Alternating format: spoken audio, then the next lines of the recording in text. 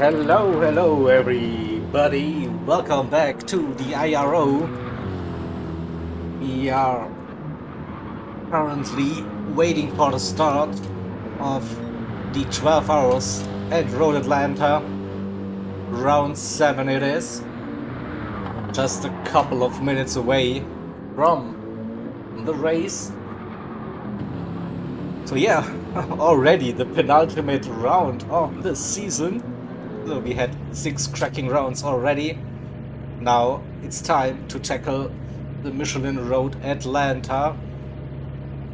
Today 12 hours of racing action in Group 3s. It is... Yesterday we had an amazing qualifying session. And what a the Super Pole top 7, the final lap showdown between the top 3 cars with Overboost Racing Team just grabbing that pole position. But yeah, very close gaps. Also the 30-minute qualifying one. You see P8, 9, they missed out on the top 7 by 0.003 or 0.006 the end, so really close. Well, that one should be an interesting race, no doubt about it. Championship standings, no, those are not the correct, are they?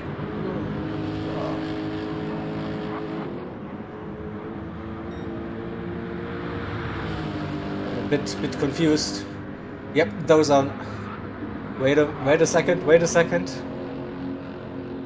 They are not updated. That's better. Oopsie. The Esports Race Asylum team, the number 44, the Corvette, leading the championship ahead of ORT and Sector 7, the number 7 car. It is top 3, really strong throughout the entire season, and the rest you see on your screen, the teams competing. Today we also have 1010th Racing. They are replacing the Apex Hunter Racing team for today. They unfortunately couldn't make it to the grid, so welcome back 1010th Racing.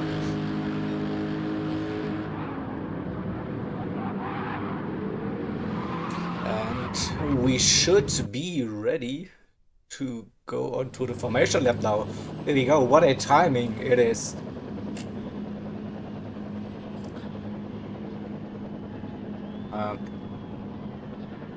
So let me quickly check I have everything set up correctly on my end. Yeah, that's looking good. There we go. First lap, as usual, we have the formation lap running. Based on the qualifying, of course.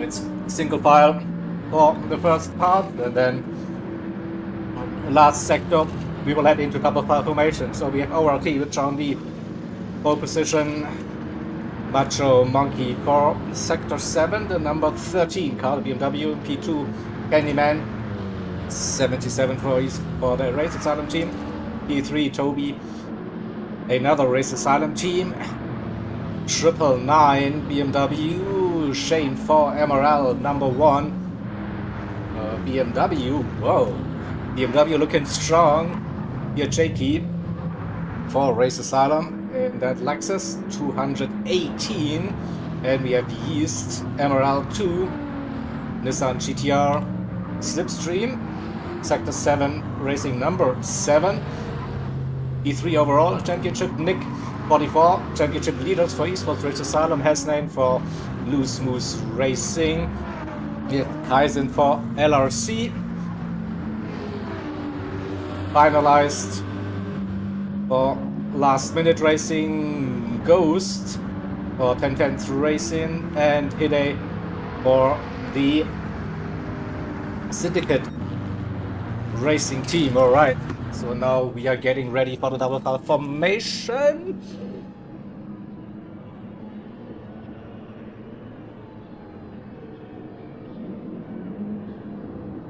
And then let's hope for a clean start. So coming through the final chicane now, under the bridge we go into double file and then wait for the pack to catch up. Looking nice so far, I think, coming around the final turn, and then we are good to go. We are ready to start the 12 hours of Road Atlanta. Here we go. Down the staying in P1, Macho Monkey P2, Candyman, Shane with a move early. Oh, someone spun already. Who was it? Someone was on the outside. I'll quickly have a look. I think it was Toby. Toby dropped a couple of positions down to P8. I think I clipped that. We'll see if it was Toby. Yeah, they were going 3 wide into the first turn.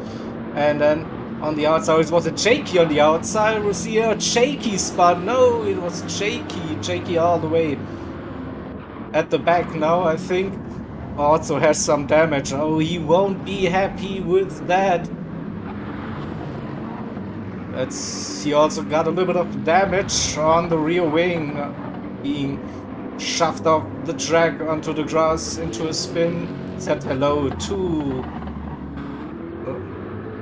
the wall. Yeah, unfortunately. And here I think the 64, they need to serve a stop and go penalty for this lap, this race. I think they'll do it after the first racing lap.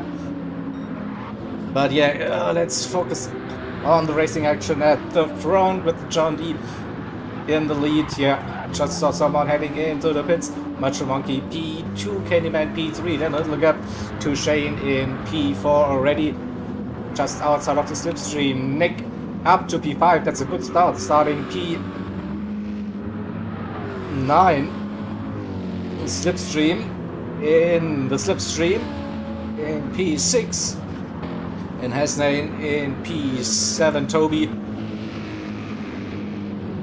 it's Kaizen finalized the battle of the McLarens. P9, P10 Ghost in 11th East, also lost a couple of positions. And Jakey pitted, repaired the damage, back out on track, but you see already 37 seconds to gap. And Hide as well, they served their penalty. Let's see what they can do in this race.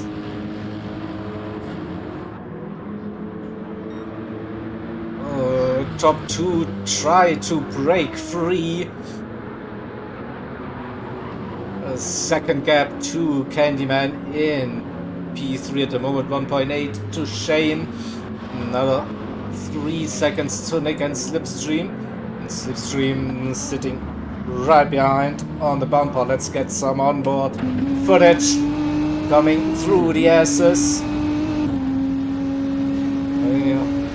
Also, we saw yesterday the drivers were pushing quite hard through the section. We saw a couple of spins.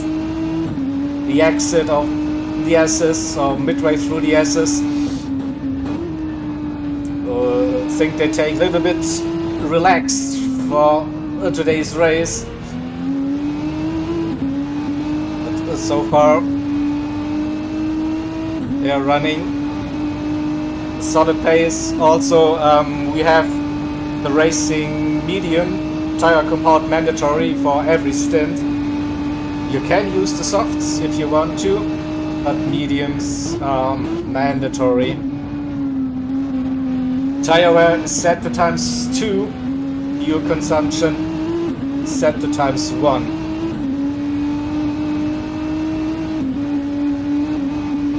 Also, Hasnain staying with Mick and Slipstream for the time being.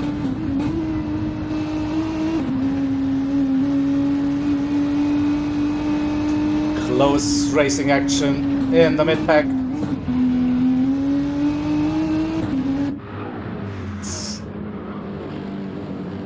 See John D and Macho Monkey, yeah, just creeping away.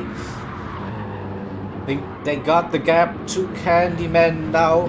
That Candyman cannot use the Slipstream down the back straight. Just on the edge. 1.4, 1.5. That's still the magic number, so it maybe gets a little bit of that extra help. But for now, it is John D and Macho Monkey both on the medium tires. Candyman also running on the mediums. You have Shane for MRL 33 car. BMW is using those mediums. Oh, I just spotted Mick has a little bit of front aero damage on those mediums, but probably not worth pitting now. Still has some solid pace. Slipstream in P6 on mediums and S-Lane as well. So looks like medium is the go-to tire for most of the drivers.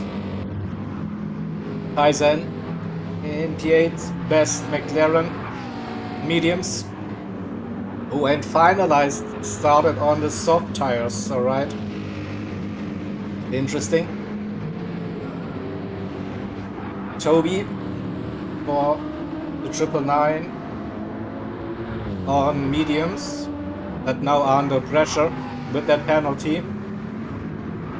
We have Ghost in that GTR for 1010th Racing.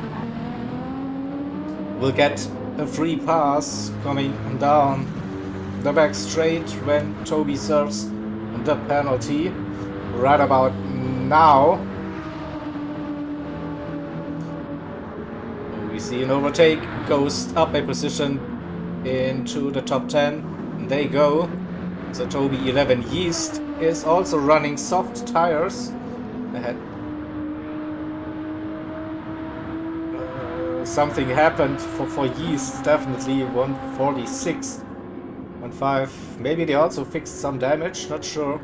Jakey, after that first turn incident and the damage, back out on the medium tires. Oh, and Hide is struggling with that Corvette. Also, they served their stop and go and also running mediums, but look at that. The leaders are already close to P14. We might see the first car being lapped just after 6 laps of racing. But yeah, the Road Atlanta pit is a tricky one, the entry, and also you lose quite some time. And then serving an additional penalty, you find yourself under pressure or losing the lead lap. Oh, well, we have the usual blue-black rules, of course, so you have to respect them, you have to get out of the way, and Hide is doing that. Nice job not getting into the way for the lead battle. So John D and Macho Monkey got through without any issues. Still close between those two cars. Oh! Hell no! What the hell? Hide completely misjudged that and took out Macho Monkey. No way. He lost the car, the braking onto the curb, and then over the grass, boom, T-boned the Sector 7 car. Wow. Oh, how unlucky can you get? Yes! Wow! That's a big F in the chat, please, for Sector 7, number 13, Macho Monkey. He's down to P6 now and has massive damage. Suspension arrow, he has to pit and fix it. Wow. That was very, very unlucky. Very, very unlucky. But good news for ORT, though. They can relax a little bit now. Don't have the car all over the rear bumper all the time. So it's 2 seconds to Candyman for Race Asylum number 77. And Shane running in P3 for MRL. Slipstream got past Nick. Nick still running with that front damage and has a 1 second penalty, so he will lose that position to Hasnain and probably Kaizen as well. We'll see the onboard. Yeah, Nick loses so much time. 1 second. It's like a massive loss down that straight. To P7 for the championship leaders after 11 minutes of racing roughly. And that McLaren doing a good job keeping up with the AMG. That first couple of minutes. Nick in P7 and finalized in P8 for last minute racing. So, where is Macho Monkey?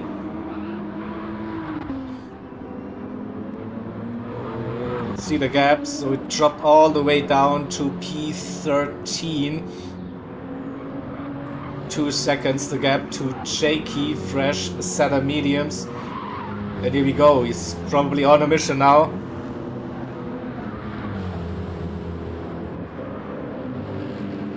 Jakey the gap, 2 yeast, 5 seconds yeast. See, they are running on the softs and they're starting to wear already. Not sure if using the softs is the go-to strat for this race. ORT 46 with the John D having the fastest lap of this stint so far. 17.6. Candyman still staying in striking distance somehow if something happens.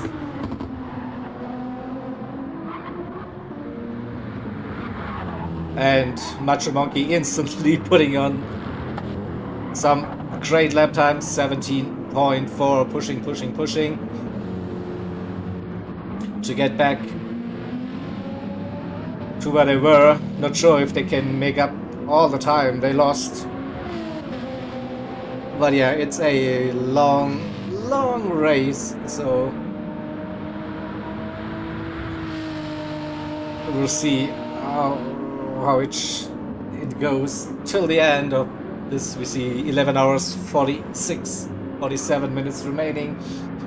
Yeah.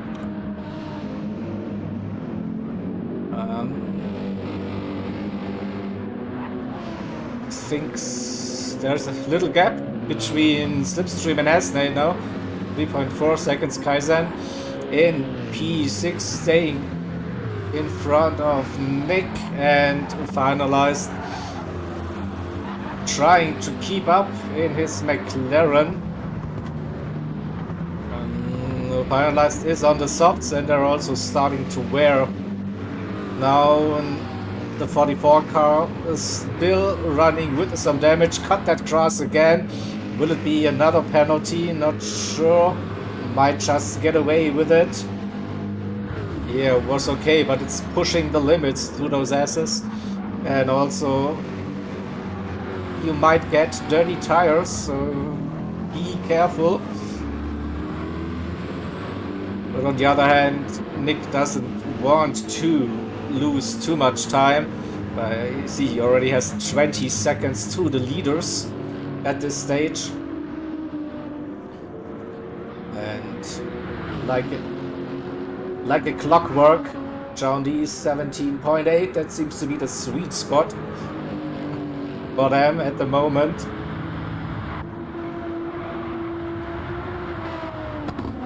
Can you also look at that consistency? 17.9 and 0.8. Oh, a half-second penalty.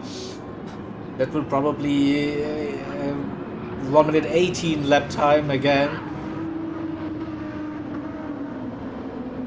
Also Shane hovering mid to low 1 minute 18s. Slipstream pushing, getting to those lower 1 minute 18s now, as then in the mid 18s.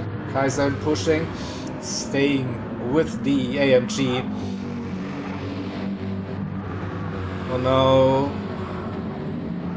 Nick doing 1 minute 19s. They had to serve some penalties, and also with that front splitter damage he's carrying since lap 3, 4, something like that.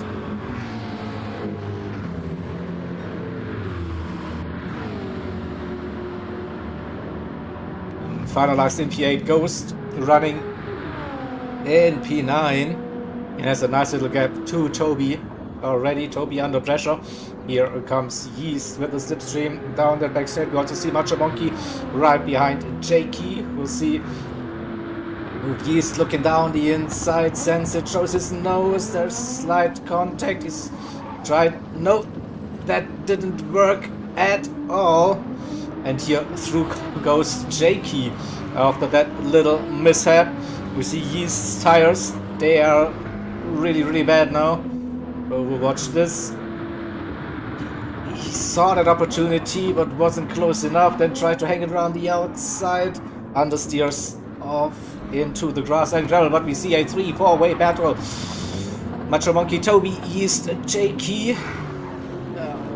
Jakey got a little bit of a gap already. He came through this group. Macho Monkey now needs to find a way. Here we go on board with them. So got past Toby. Next up on the list will be Yeast. Yeast is struggling with those soft tires. The front left is 60% down. We'll lose a bit of time on that back straight, but we'll keep that position for now, probably. See, just lost 2/10. This will be the crucial turn. He's struggling. Another 2/10 gone. Final turn, and Macho Monkey is pushing. 2/10, 3/10. He won't be close enough to go for a move into the first turn. Has to back out. I see Macho Monkey can carry so much more speed if he has a clear track, but now he has to be patient, and he sees Jakey driving away in the distance. So still, oh no, ooh, that was close, nearly lost the car. Has to find the middle ground between attacking. We know that BMW is quick, but also twitchy on the rear if you push too hard.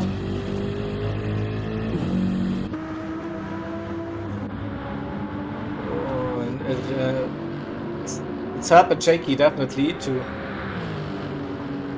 have a little bit of a gap now to Macho Monkey. Yeast, how long can they run those soft tires? That's the question. 75% down the front left. Staying out for another lap. But definitely feeling the pressure now. The next attempt for the number 13. Coming through the first turn into the blind right-hander uphill. Easy to pick up a penalty.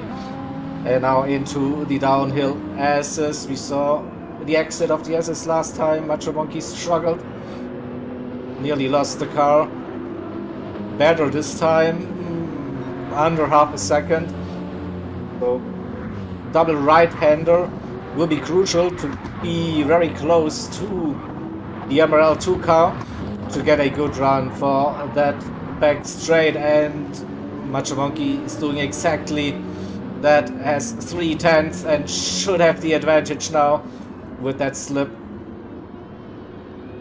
Could see a move happening into the chicane. Yes, he does.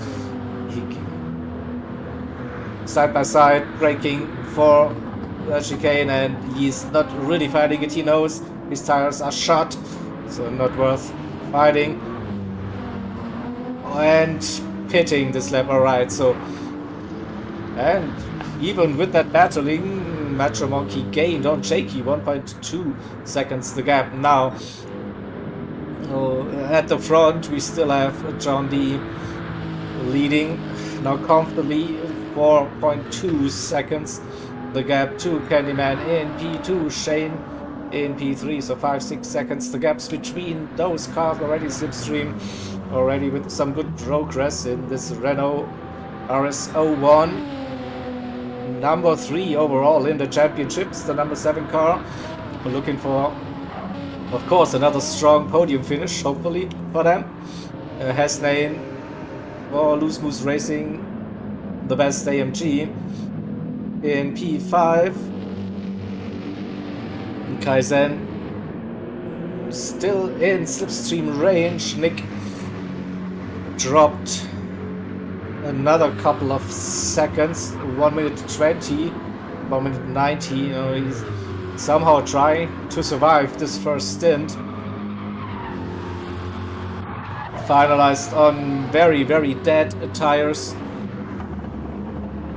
in P8, so pretty sure they will be pitting soon. Probably this lap. Ghost in P9 and Jakey versus Macho Monkey. Let's stay with this. Roses in the chat. Good morning, buddy.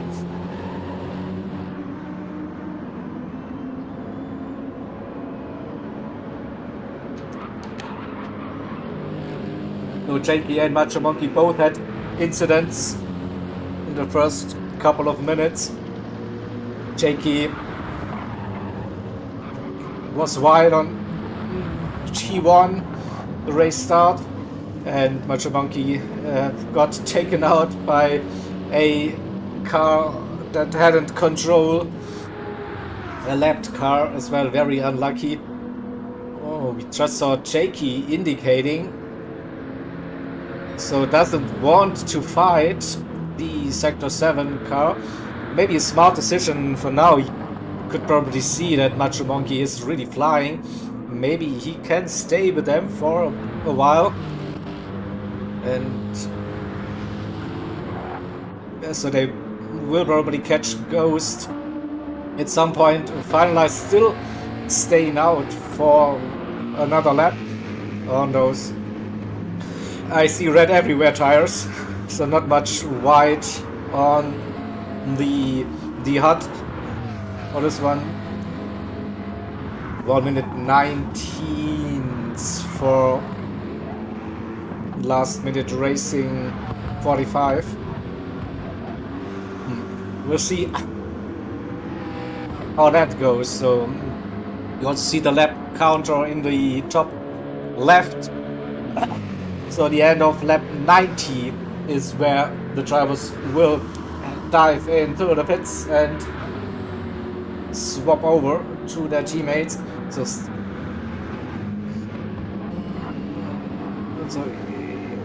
what's it gonna be? Yeah, finalized into the pits now. 19 laps. So can they run? No, they can't run mediums now to the end, can they? Don't think so. We're probably looking at a 2-stop for every stint.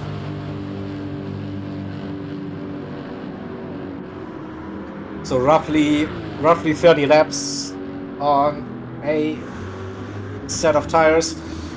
If it's the mediums, probably yeah, that's what I'm thinking now. So we have like on the mediums roughly 40-45% wear now after 20 racing laps. So yeah, could be a 2-stop. And maybe those who opted to go for a soft stint would need to stretch the medium stints a little bit longer. But yeah, it looks like a 2-stop for every stint, judging the wear rate at this stage. Do we have any close battles on track? Oh no, I'm just cycling a little bit through the grid to see the gaps. Looks like we are getting into the first phase of this race where the gaps have established themselves. You know, it's trying to find the rhythm. But we saw that gap between Macho Monkey and Ghost like melted. Wow. We were roughly 8 seconds, now it's under 3 seconds, so the Sector 7 driver is pushing. Fastest lap down to a 17.2. And Shaky not able to keep up with that pace for now. Oh, again, on his own. P10 finalized after the pit stop. On to the mediums now. Toby in P12 Yeast going for another set of softs. Alright. Soft for MRL 2, number 9 car. Interesting. And Hide struggling still with that Corvette by the looks.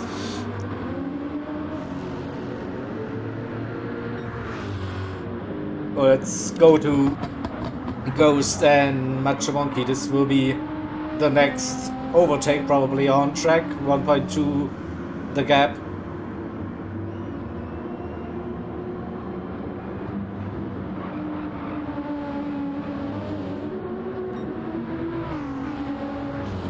And it's 0.7. Yeah, probably we see the move happening during this back straight run. Very good exit for the Sector 7 car, the 13. Already pulling alongside on that straight, and don't think Ghost will fight it.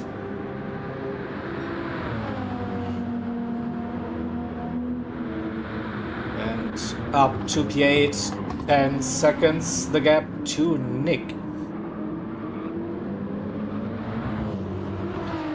Goes down to P9. Jakey in P10 with 3 seconds the gap. So have a look at the lap times. Mid-18s for Jakey and 19s to 20s for Ghost. So we should also see Jakey closing that gap and going for a move soon.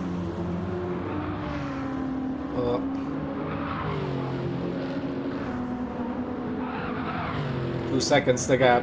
John D still everything under control. Nearly 6 seconds the gap to Candyman in P2, who just got past the 64 Syndicate Racing Corvette. Shane in P3 Slipstream, under 3 seconds. Not sure about how this gap developed, but it's so let's have a look. 18.4, 18.3, 18.5 Yeah, just a couple of tenths that Slipstream is gaining on Shane.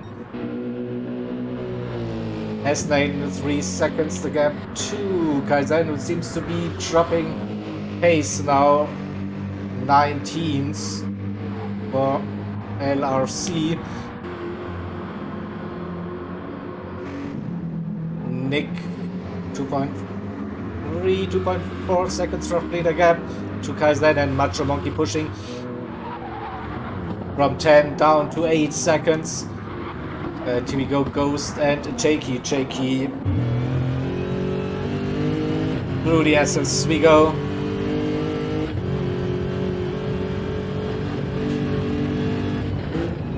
Into the left. Very, very cautious, what I can tell, to not spin the car, not collect a penalty. We have 1 second gap, so we'll pick up quite a nice slipstream down, then back straight. Will it be enough to go for the overtake? That's the question. 610, 510. It's coming down.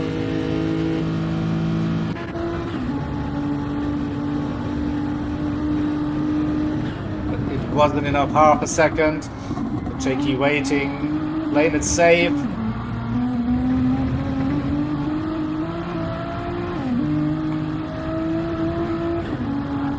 Could see a move into turn 1. Jakey with some serious closing speed. 2/10, but not close enough. Goes a bit distracted, takes the wide line. Here we go. It's Jakey around the outside. I think Ghost was distracted, looking at his mirrors, and slightly missed the apex for the first turn, understeered. And Jakey says, "Okay, thank you, sir. I'll take that."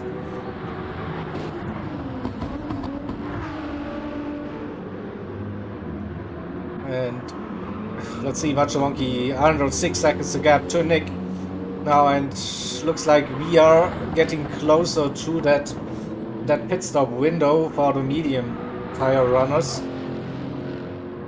That's 60-70% wear from what I can tell so far.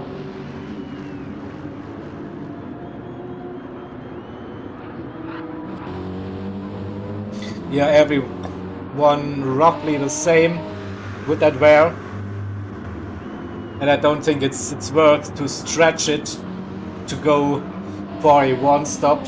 You will lose probably more time and also risk of spinning it at some place. So, but I think Slipstream is catching under 2 seconds the gap now to Shane.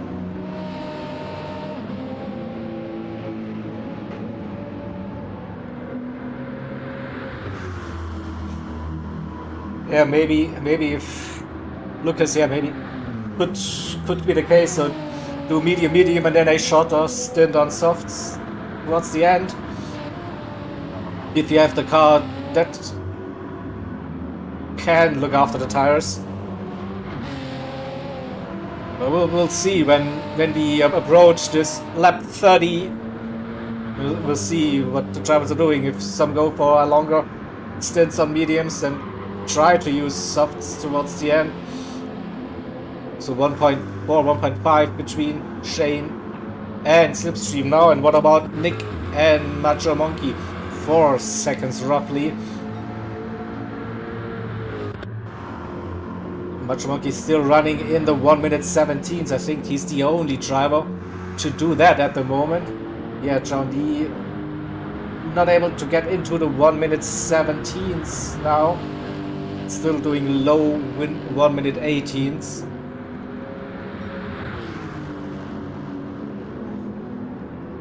Candyman dropping mid 118s now. Oh, Shane with a penalty. That's not really helpful. Oh, Slipstream will gain quite some time now. Well under a second now.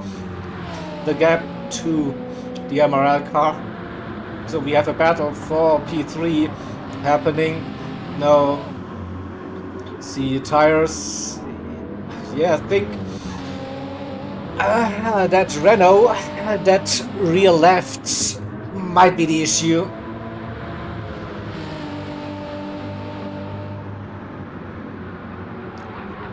I see probably 75 to 80% wear now. This could be interesting. How long can they stretch the stint? Or will they just play it safe and go medium, medium, medium? But now right behind, under half a second, 3/10, 3.5 tenths.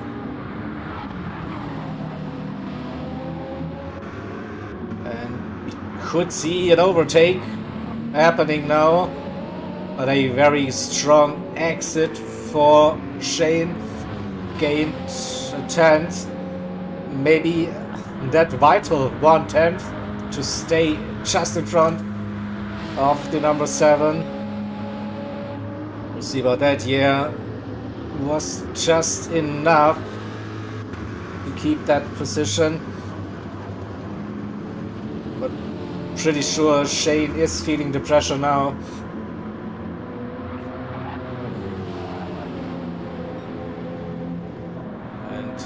Slippy is close.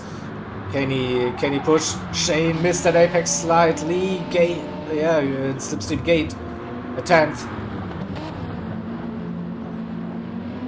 Rudy S's, I think that BMW is a bit more planted.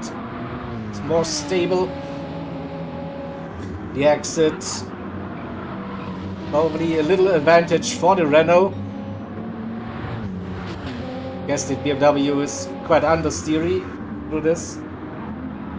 We saw last time around the double right and advantage for the MR car. Exit though, again a solid one for Shane, and it will stay as it is, half a second roughly.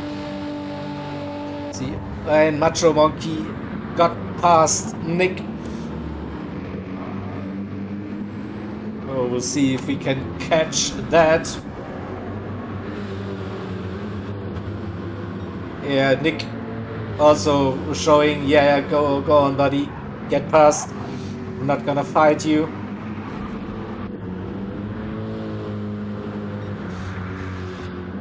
Live to fight another day.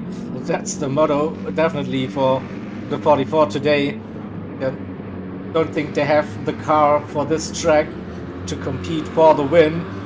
So, but you have to be consistent, you have to be steady, and we'll see. Oh, slipstream early in the pits are going for the undercut.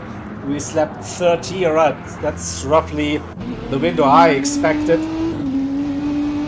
And then 3 seconds for slipstream pit entry.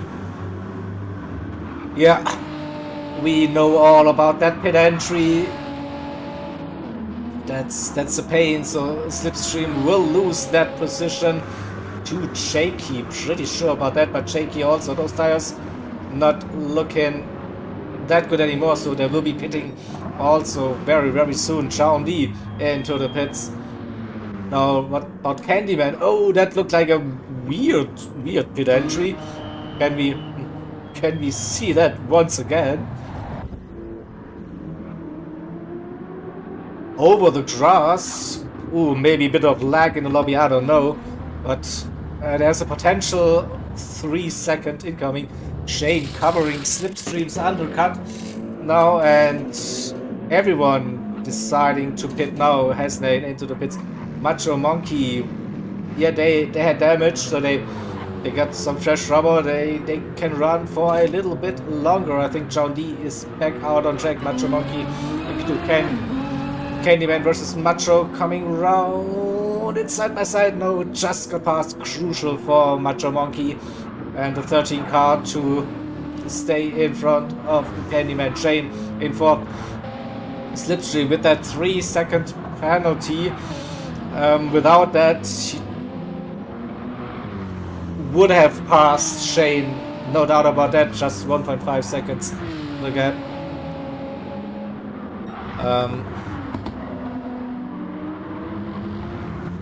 I don't know about the fuel or whatever, so luckily for Candyman, there was no penalty for that pit entry. It was just probably a spectate lag or whatever, so it was all fine for them.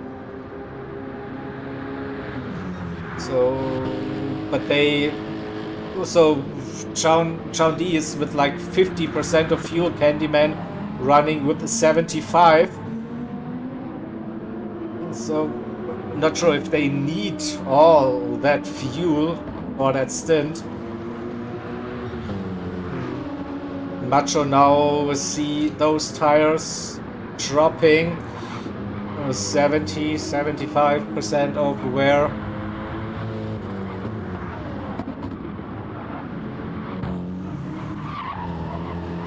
Shane and Slipstream is pushing now to get back into that slip. He completed that 1 second.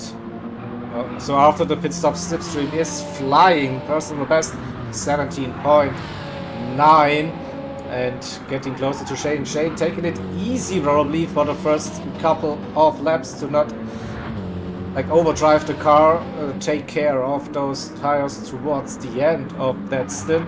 But Slipstream is definitely pushing it. And the second gets some toe down that straight. That gap probably come down to roughly a second.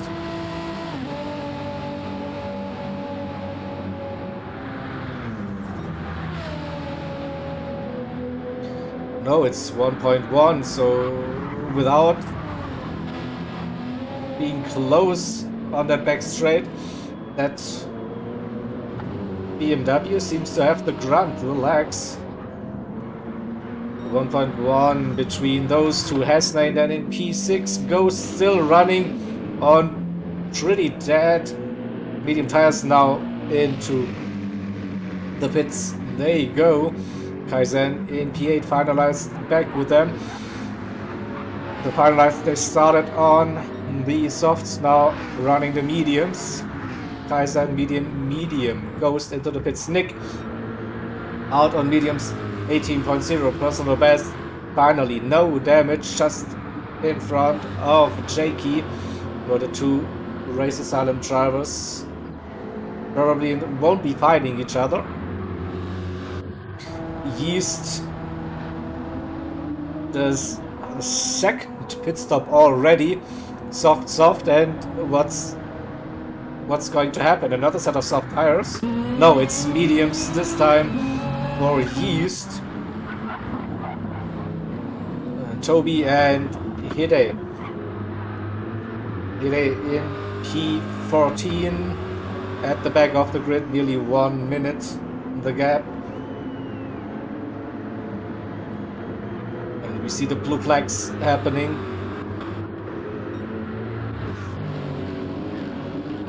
So when is Macho Monkey going to pit?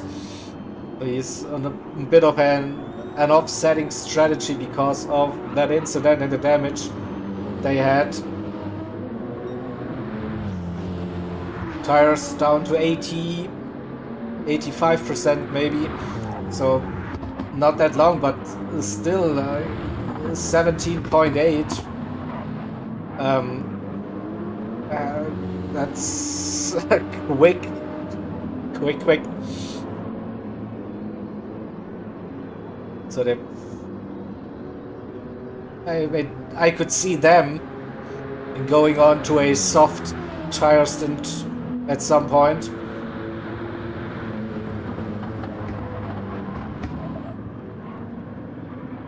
You see staying out for another lap. Yep, it's all good, but Candyman got closer, fresh tires on that GTR. And using Macho Monkey as a reference, 17.6. Chown D with the fastest lap. Last time around 17.1, but as some lap traffic, it's Hide and it is Yeast. So Hide 2 laps down. Now the 64. Probably not the race they had in mind. And those two are fighting for now. But Macho Monkey on a different strategy. I think he will be dropping. Yeah, he is dropping in pace. 18.2, still okay. And it looks like Candyman can go for a move. Oh, Macho Monkey is not giving up that position. But now I think Candyman will dive down the inside. All good, all good. I think now it's roles reversed. Maybe Macho Monkey can use the pace of Candyman. 18.9. Oh, it's close on the exit. Probably not, but it looked for a brief moment, and with that front left being pretty done, now the understeer is real, even more, and I think T1 is a scary one, and with dead tires to understeer and go off track, grass, spin, hit the wall, whatever can happen at turn 1. So I'm pretty sure that Macho Monkey will be pitting this lap. Got a little bit of slipstream. And then we will see where they will come out on track. I can't really see them doing another lap, but hey, I said it a couple of times in other events. And he's doing, of course, another lap. Why not? Because I have no clue. But yeah, I'm also not driving this car, so I don't know how it feels. But from my experience, I'd say it's really tough now to keep that car under control. You see, he's definitely losing a second now, the gap to Candyman. But they probably have a stint plan ready now, an updated one after the incident, the damage. So maybe they need to run a certain amount of laps on this compound to make that new strategy work. End of lap 37. So that will still be 43 laps to go.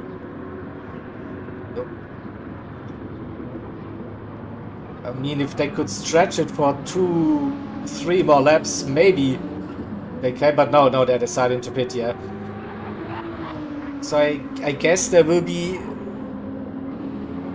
looking at the softs at some point with that strategy. This could be a very valid one. We have a yellow flag. What happened? Who is off track?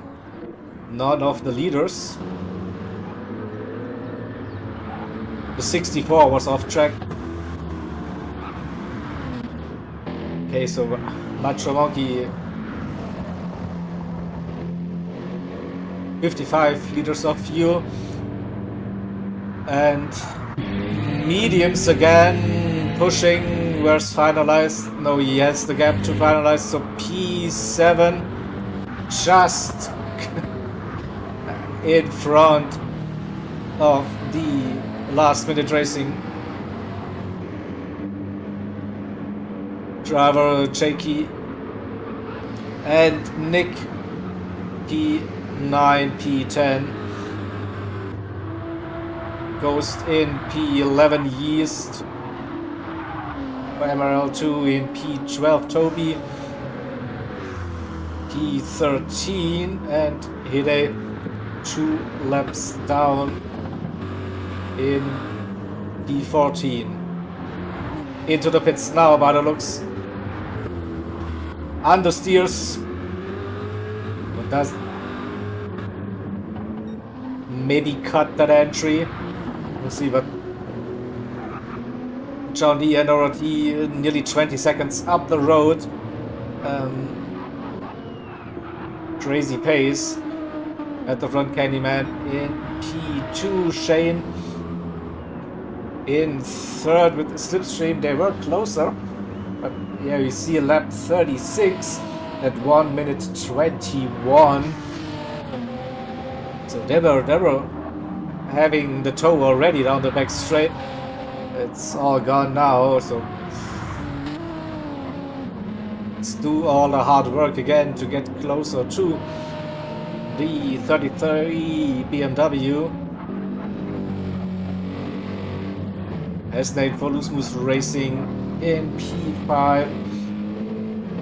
Nice gap to Kaizen in 6th, and Macho Monkey already behind the McLaren 650S. Has the tow, has the tire advantage, has the speed. Will he get the move done? Yep. Kaizen wasn't fighting it at all. So Macho Monkey up to P6, 51 seconds the gap to the leaders. So 8 to Hasnane. That's the next target for the number 13. Jakey and Nick. P8 and P9 running close to each other.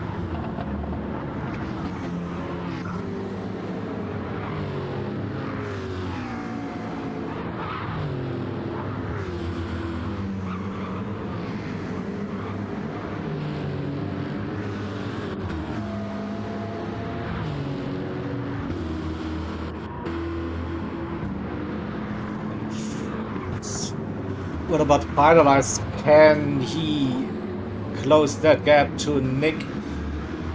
Half a second and you have some slipstream. We'll see. But a 21 last time around also didn't really help in that course.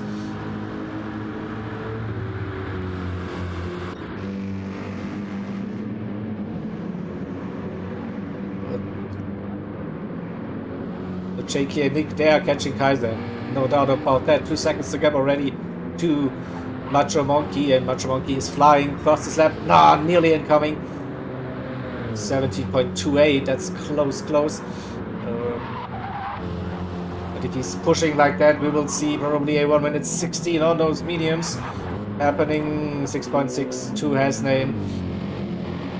Slipstream to Shane, 2.4. So gap is coming down again. Shane still okay. Running in the 1 minute 17s. That's the pace they should go, but being already 9/10 down could be a 1 minute 18, and needs to get back into the 1 minute 17s to keep that position. Because slipstream is pushing. 17.5, personal best. And the leaders right behind the number 10, 10/10th Racing. Blue flag scenario, but all good. That back straight is a perfect opportunity. No drama at all.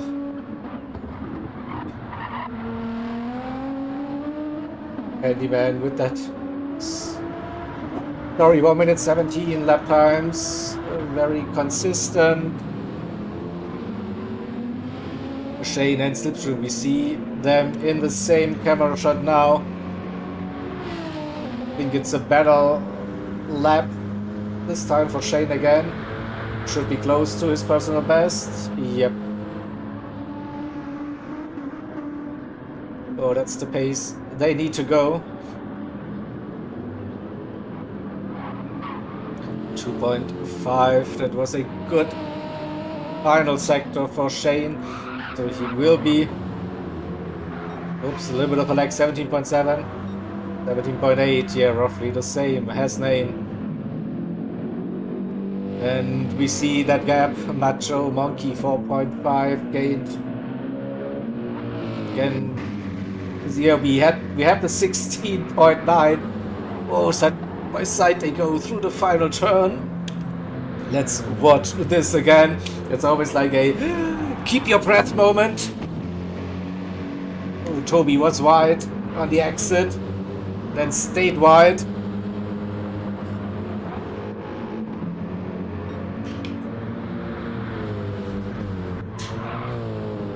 And here we go, 16.9 on mediums.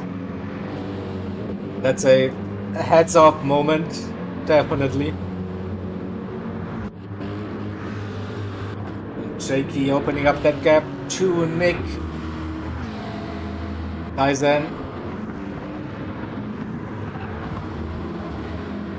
He was in front of those two cars, now dropped down to P9, finalized with a little mistake, but it looks was closer to Nick. Now 5 seconds. Not sure what happened. Lap times, last couple of ones in the 19s. Okay, was it this lap? We'll see. Oh, just slowly losing time. It looks Ghost in 11th and Yeast closing that gap under 3 seconds and catching. So we'll have a look at Shane and Slipstream. This is close, and also Hasnane and Macho Monkey. We'll run with Hasnane to see that gap. 18.1 personal best, 18.3 last time around. Macho Monkey doing 17 low at this one alien lap, 69.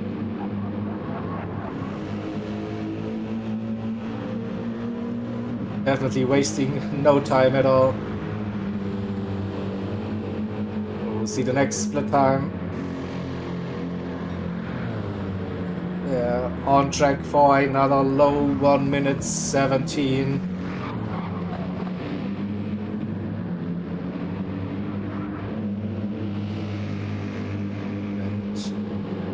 Nearly has caught up with Hasnane and gets a little bit of toe as well. 17 flat for Macho Monkey, 18.2 for Hasnane. Shane and Slipstream still roughly 2 seconds, so we are not missing anything on here. I think we'll get the close racing earlier between Macho Monkey and Hasnane. Or will it be close racing? I don't know. It's gaining like giant steps here. 6, 7, 10 gain through the first half of this lap, and gets the Slipstream down the straight.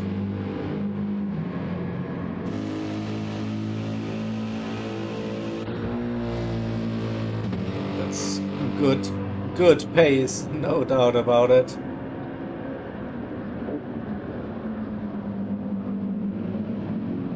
So maybe the end of the next lap we will see that overtake, so we'll have a look. Shane and Slipstream still 2 seconds now, very evenly matched.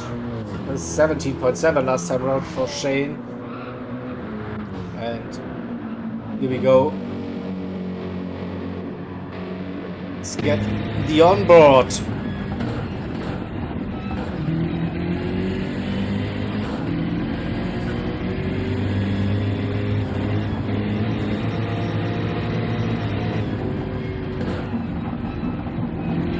Oh, he had to lift and carry so much more speed through this section. Now it looks, but I think we'll just be waiting for that back straight now. side by side or coming out of the double right-hander, and that's the overtake done. P5. 16 seconds to slipstream.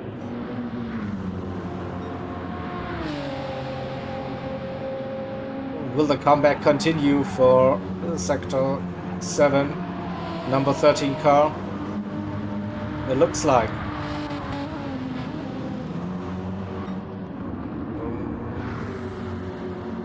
We have 21 seconds now for ORT leading. Off track. Or did the lobby just die? I think.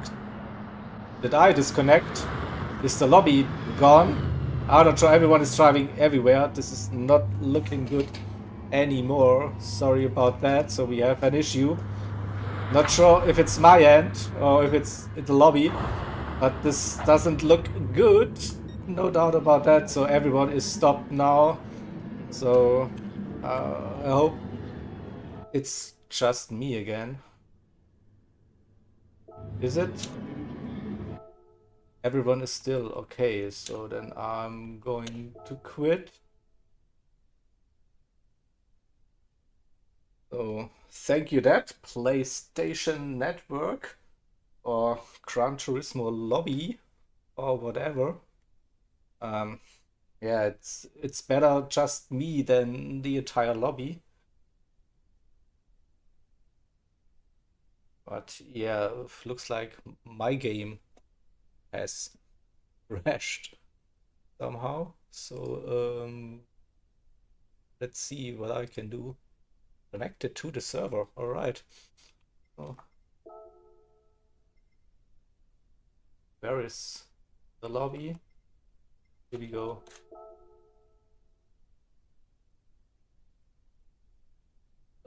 Just in the meantime, bear with me. We have some technical issues.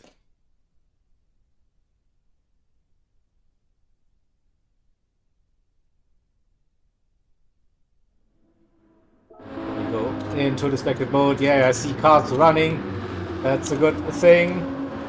So we need a couple of minutes here to sort the grid. As usual, if you join late in the lobby, you don't get the actual positions on the screen. So where is the leader? So we'll stay with them to see we get an updated timing tower on the left-hand side at some stage, so we'll get rid of that. We'll just run with the leader and hope it will update itself after a couple of minutes. So we have the race situation then presented correctly again on the stream for you. Sorry about that, but not. It happens from time to time. But as stated, better me than the host or the drivers disconnecting from the lobby. Oh, looks like we're slowly getting the updated info. Lap 50, that could be correct. With John D, we still need to wait for the gaps to update themselves. 23 seconds, that sounds about correct since the last time we left. So Candyman in P2.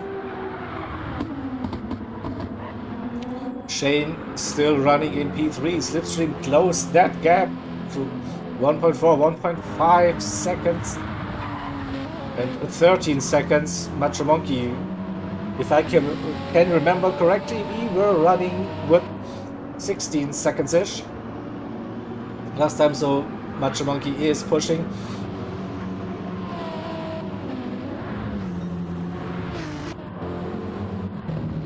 And in P6 it still has Nane, Jakey, Nick, P7, P8, Kaizen for LRC in P9, finalized in P10 for last minute racing Yeast. They got past Ghost. So MRL2 in P11, 10th racing. P12 Toby in P13 and Hide in P14. At least 2 laps down. We'll see when it updates itself.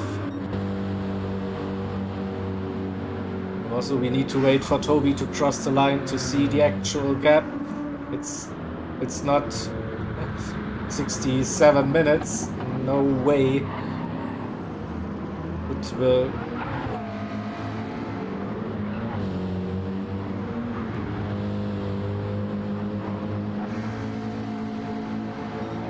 Two minutes 26 and Hide, we have to wait. Hide trying to unlap. No. Finalized into the pits. What's happening? Oh, still 39 racing laps to go. Another pit stop for the McLaren. This is the third stop now, I think.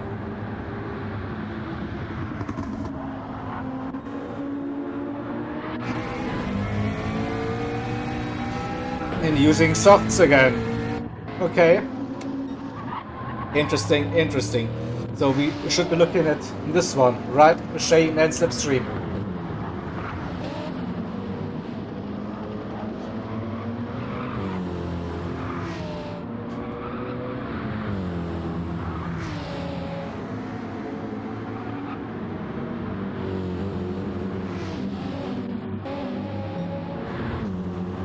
Bit of a tire comparison.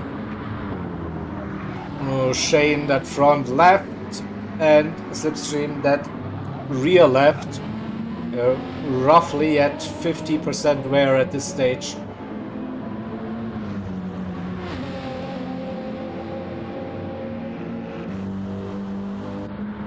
Also fuel getting to roughly 20%, maybe a bit less than. We are probably looking at lap 60 for the next round of pit stops. Oh, and Macho Monkey 10 seconds now, that gap. Front still trying to recover.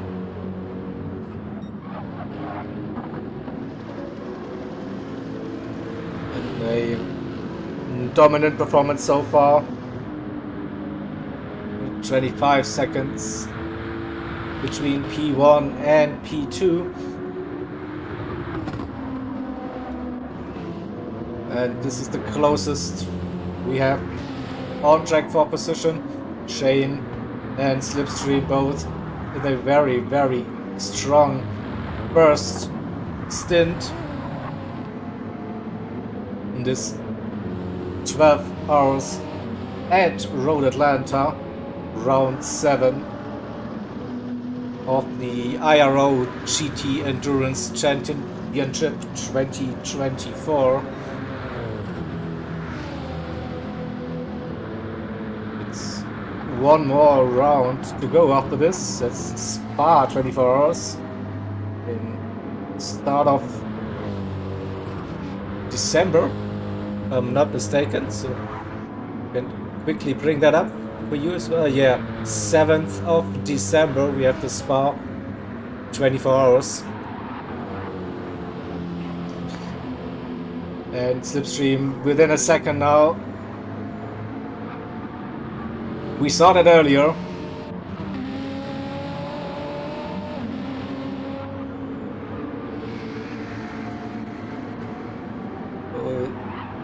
Is that opportunity this time for Slipstream?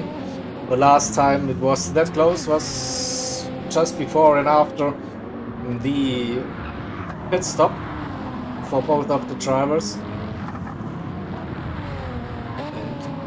Slipstream was going for an undercut, but then collected themselves a 3-second penalty for pit entry track limits, or pit lane cutting limits, whatever you will call it. I think without that they would be running in P3 by now, but good for us. So we have a close battle on track, gaining through that final sector now, under 1 second, 8, 9, 10th, roughly 1. And Shane feeling that pressure again, but so far he didn't crack, kept it steady, and I think the MRL team will be very, very pleased with that performance today. Also yesterday they had both of their cars advancing to the Super Pole into the top 7 for the qualifying. And now running in P3 on this opening stint, 12 hours, so it's 6 stints in total. We can clearly see Slipstream approaching, closing that gap, 6, 7 tenths now. Last lap we saw the final sector was better for Slipstream here. Gaining again.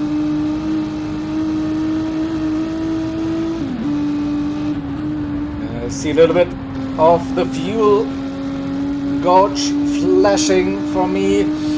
So we are getting closer to the second pit stop during the stint.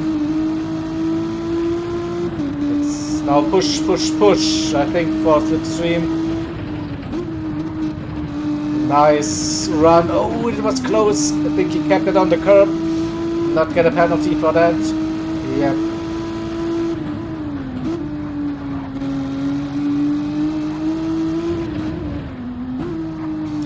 Oh, good turn. Good run out of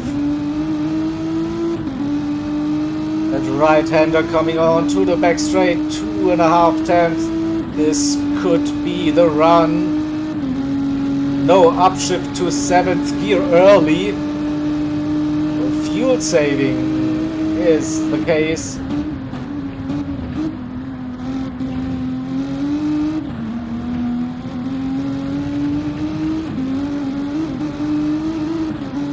Still feeling good about the pace, I think. And doesn't want to risk the race with a silly overtake attempt. So those two are still running very close on track, lap 57. Let's see, maybe 2 more laps to go before the next pit stop. Let's quickly have a run through the grid, shall we? Only 28 seconds up the road. Candyman in P2 for Race Asylum.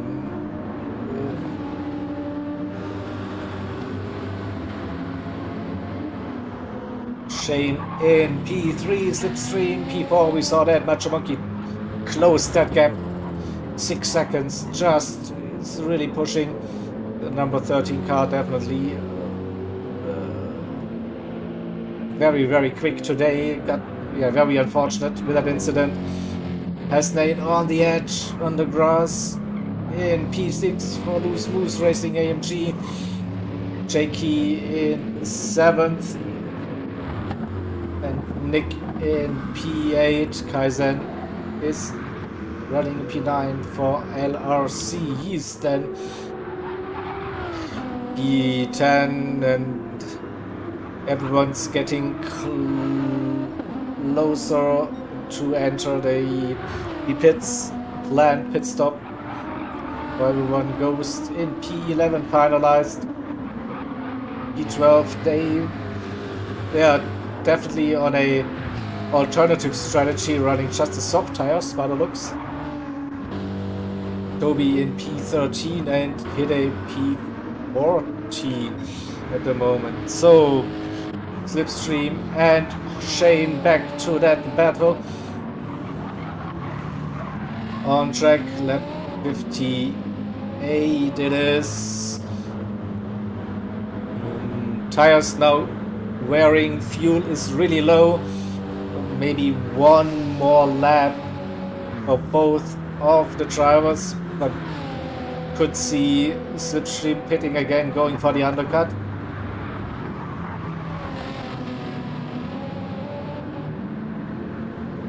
What's it gonna be? No, staying out for one more.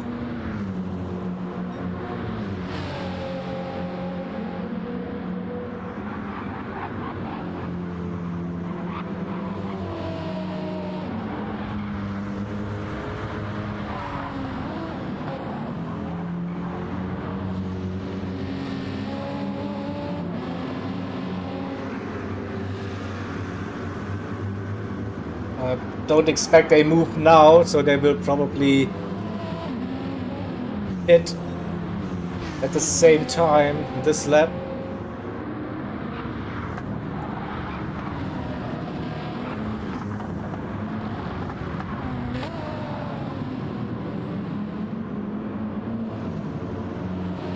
Wait for it, it's still close, and Slipstream picking up that Slipstream down the main straight.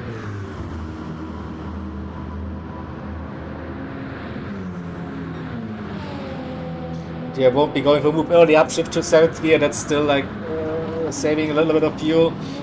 And now I'm pretty sure we will see Slipstream hitting. Shane maybe staying out for another lap. No. So that fuel indicator is tricking me like crazy. I can barely see any fuel left in here, but maybe it's just enough to do one more lap. Oh, looks like both are facing now lap traffic. It's the 999 BMW Toby getting out of the way. That's an unusual position to let travelers pass, but it worked quite nicely. So Hasnain, the first driver to pit this window. John Lee now pitting as well. Candyman will be probably doing the same. Shane and Slipstream still very close.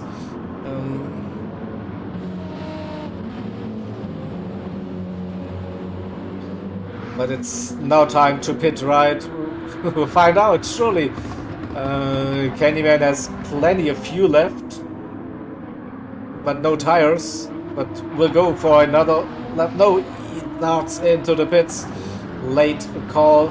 Shane indicating that he will be pitting. The same goes for Slipstream. So it was announced in the drivers briefing that to avoid any incidents while pitting, you have to use the indicators early. Back straight already before entering the final chicane to make your intentions clear that you want to pit, because that entry is tricky, we all know that. So good job everyone doing that. Jakey also in the pits, Nick into the pits, Kaiser staying out. No, fuel is very low. He will, that could be a cut, not sure about it. Hasnain is out. Yeast running another lap. Ghost staying out, and Finalized right behind Finalized with the move. Ghost defending the inside line. Finalized looking around the outside. Will we see a move happening? They go side by side into the final chicane, and Finalized makes that move stick around the outside. Nice one. We'll watch that one. No, I can't watch it. We don't have the replay because I retried the lobby. Damn you, game. I wanted to see that move, but a good one. We saw it live, so all good. So Macho Monkey, he will be running for, I guess, 5-6 laps with tires and fuel. And maybe there's an opportunity to go on to a soft tire compound for that final part of the stint. Shane and Slipstream both still running really close after the pit stop, so nothing changed between them. They basically put in the same amount of fuel.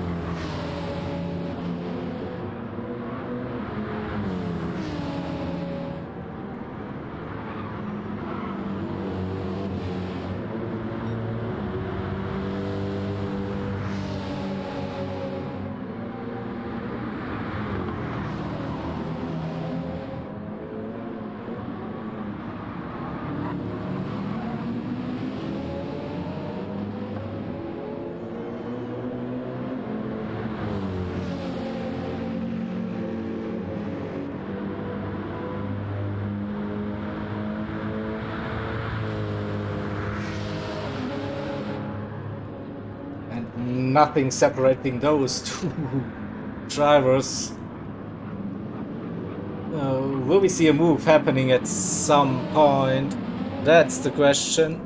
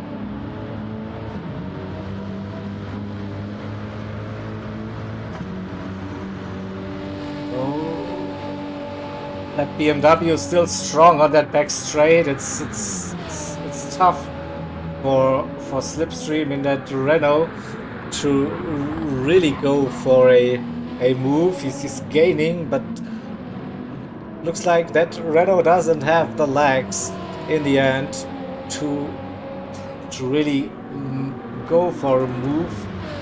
So probably it's coming down to tricking the opponent into a little mistake, collect a track limit penalty, a track cut at some point to go for that move. Oh, Shaky right behind Hasnane. Is there a different strategy in place? No, they're on the same mediums and the fuel as well, so it will be a battle for position between those two drivers.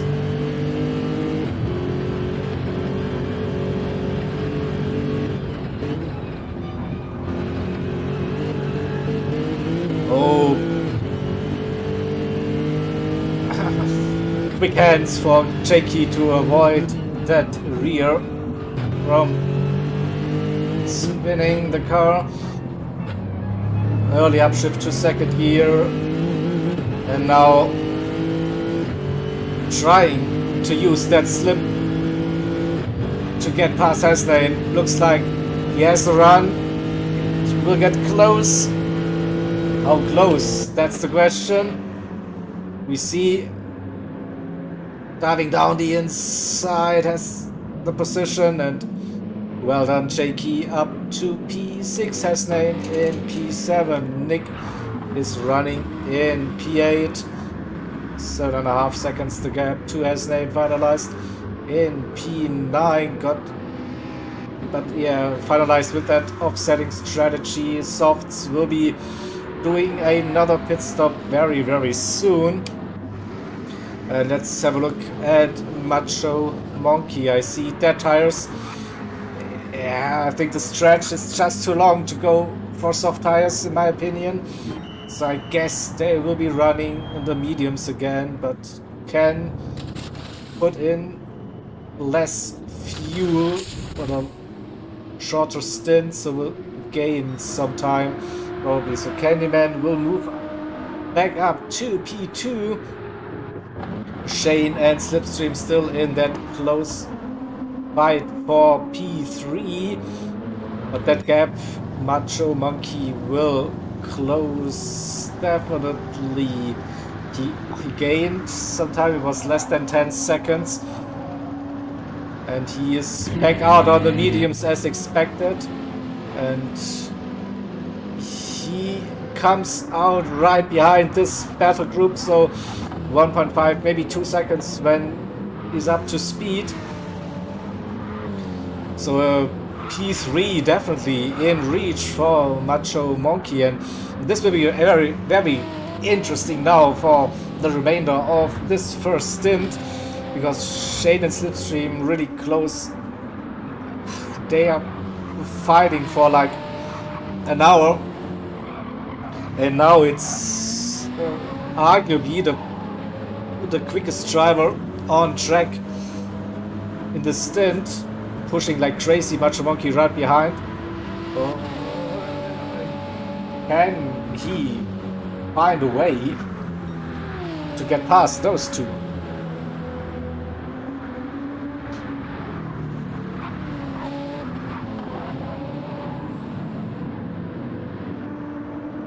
I think with P3 they will be quite happy.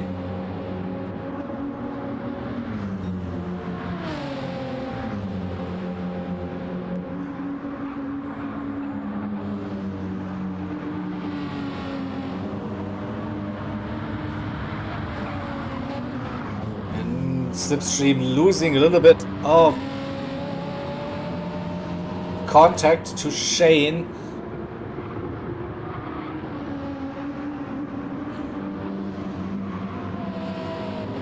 So what can we expect without that little bit of tow from that BMW? That Renault might be a sitting duck on that back straight compared to that BMW behind them. But we'll see. 7/10 and getting down to under 7, 6/10 roughly.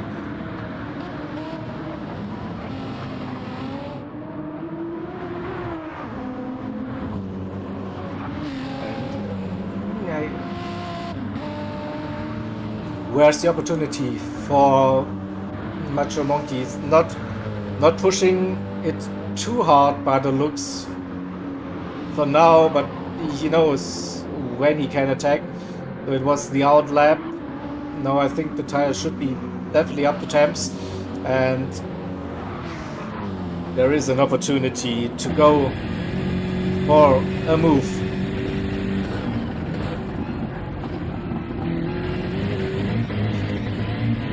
Half a second. I think if you can bring it down to 4, maybe 3/10, and he has a good opportunity to go for a run. Yeah, he's really close now. Good exit. That's the run. That will be the move.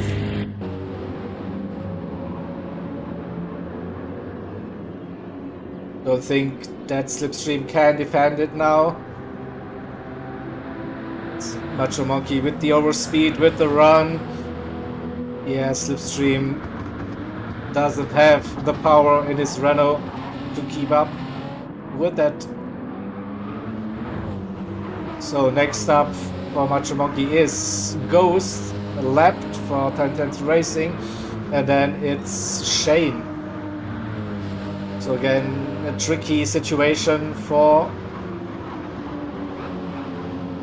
Macho Monkey and Slipstream. So they have to be patient through the S's now, I think. So we'll be losing a couple of times. Oh, so Ghost is still staying front now. Exit of the S's. just move to the side. Let the drivers pass. No, oh, don't think the drivers will be happy with that blue flag situation. Now Ghost is staying out for too long. Oh, and Macho Monkey nearly lost it. Also think blue flags, this is always like a hot topic. On some tracks it is difficult to get out of the way, but I'm pretty sure that it could have been handled after the S's in a better way. In the end, no one really lost that much. I think Macho Monkey lost half a second to Shane. He can still catch them. Ooh, Slipstream got some tires. Aggressive, maybe trying to stay with the number 13 to get back to Shane at some point. At the front, we still have John D. Comfortable lead. 25 seconds to Candyman for the 77 Race Asylum, Nissan GTR, Nismo. Then Shane another 21 seconds to gap. Macho Monkey opening up that gap to Slipstream 8 seconds, 8 tenths already, not seconds. 1.5 trying to grab that toe. Jakey in P6 has nearly 3 seconds. Nick in P8. Finalized on the in lap, probably now. Again, tires shot, completely dead.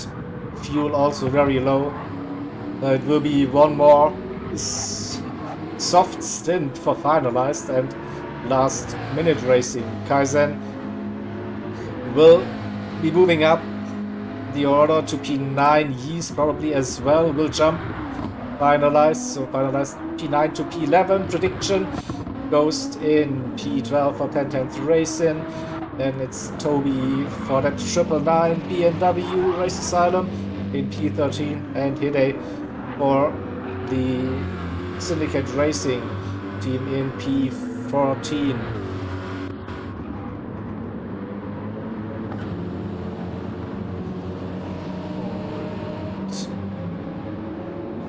We'll stay with this, see if Macho Monkey can catch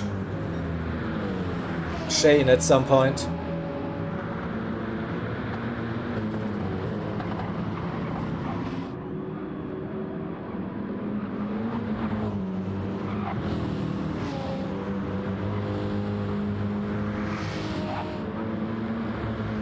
.2 now. The trend still says that Macho Monkey should catch Shane, and we should see a position swap happening.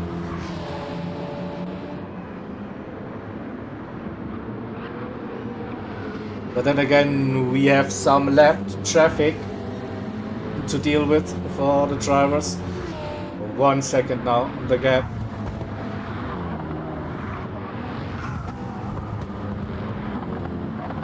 And that's what that's finalized on. Yeah, a fresh set of soft tires. So I think he should just have the pace to stay in front, but will be interesting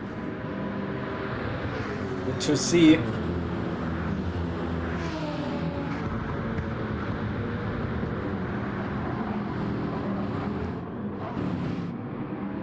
Coming onto the back straight into the final chicane.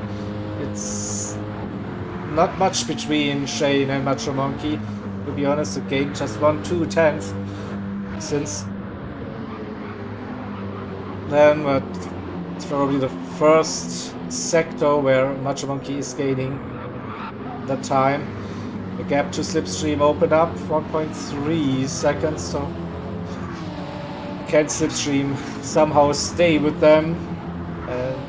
Maybe slipstream is hoping for a little bit of fighting going on between Macho Monkey and Shane, so he can be a bit closer again.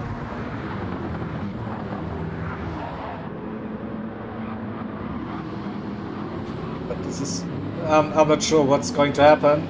Here's definitely a good exit for Macho Monkey, gained a little bit, and now has the slipstream, and the sector 7, number 7 car with the slipstream just on the edge of losing that one. 3.5 times the gap between Shane and Macho Monkey. Now what about finalized the left car in front?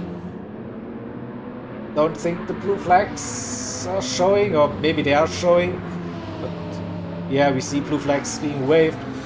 But the pace on fresh softs is good enough to stay in front. I think they're not impeding this one, and here we go. Let's get into the racing action. Shade a little bit deep, but brought it back down the S's. Macho Monkey is pushing. This distance would be perfect to get that move done. On the back straight, 1.6 to slipstream. Oh, bit too close. 3/10. 2.5. I think it's still good.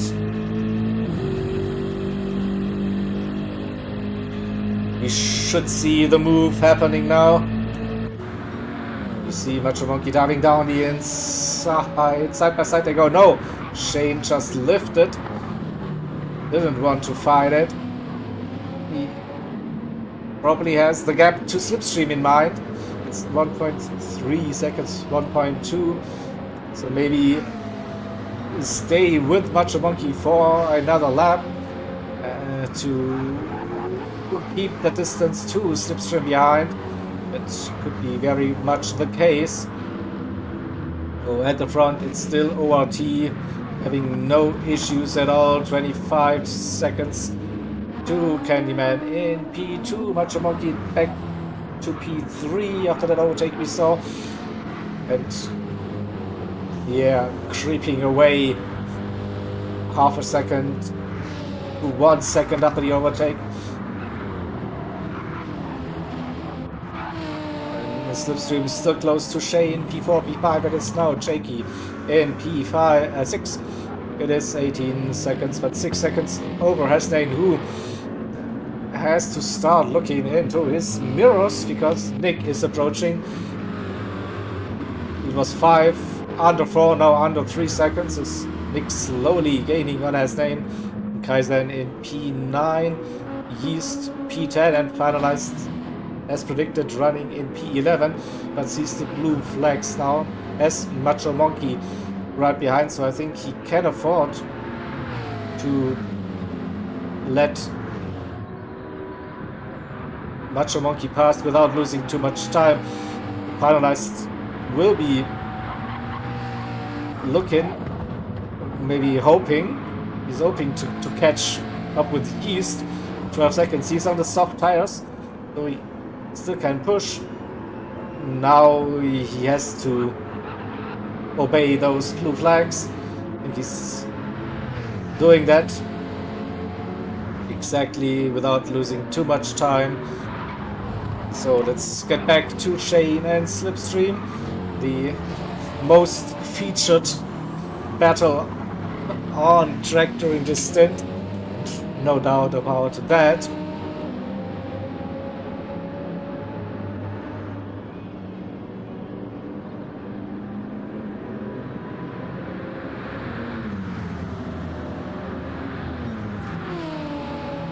Six, 7 tenths, roughly that gap, and yeah, I've been there, done that. Probably thinking like again, so close, those two drivers in that fight. So it's getting a little bit of overcast conditions, cloudy, conditions. But yeah, there is no rain today because there is no rain at all in the game for Road Atlanta. It's just random weather all the way. Sunny and cloudy conditions. What we can expect. Oh, a little wiggle for slipstream coming down the S's, but all good.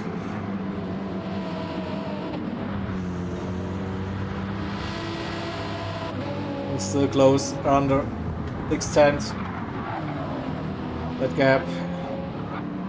Will we see a mistake happening at some point from one of these drivers?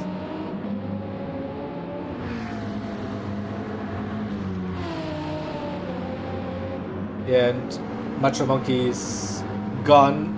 No way Shane could keep up with them. So what's the gap to Candyman? That's 20 seconds. So Shane versus Slipstream. The half a second roughly the gap with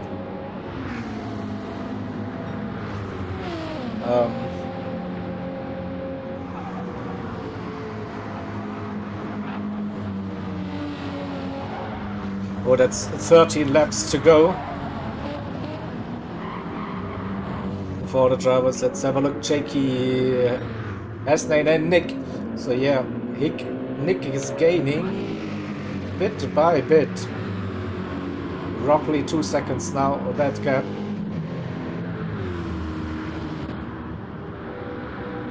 Let's have a look at Yeast and Finalized. No, Finalized not really gaining on Yeast.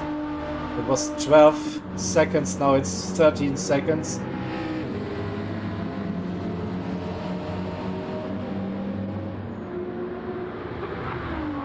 Ghost all by himself now in P12.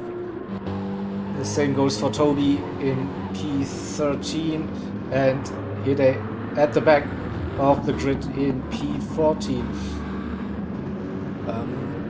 Also like dead tires, the front left, trying out the soft tire strategy. So we will see Hide pitting now. Here comes the leader again, cutting through the field.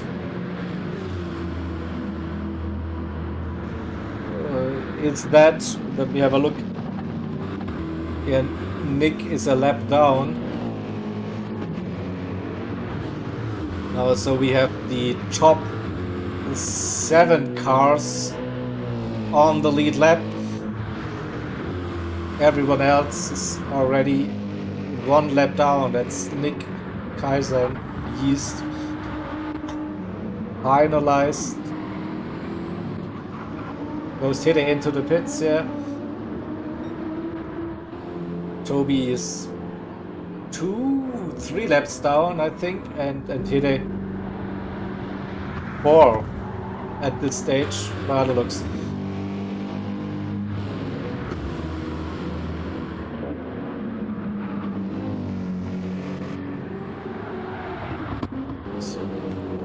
So this is our battle of the stint, Shane and Slipstream.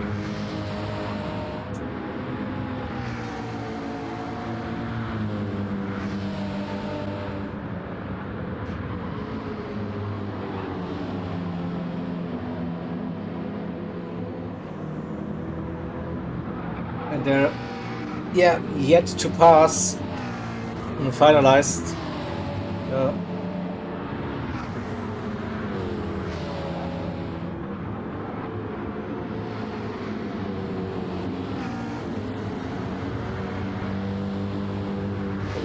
Where is the opportunity for the Sector 7 car?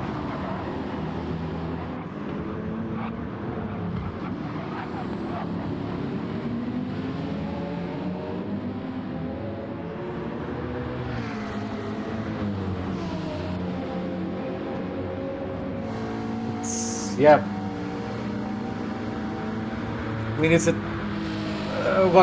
what is Slipstream's mindset here? What is it? running that close behind another car, but not able to make a move. Is it just like hoping for them to make a mistake at some point? And it also looks like they're getting closer to finalized now.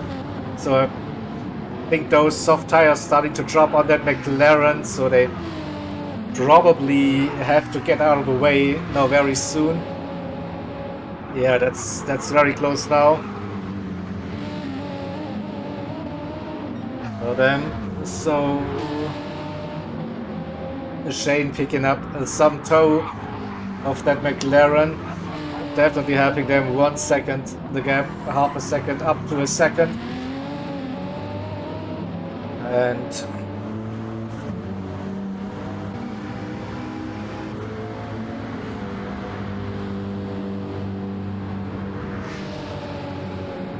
I think it's one more lap before they will get past the last minute racing car. So again, crucial moments for this battle for P4.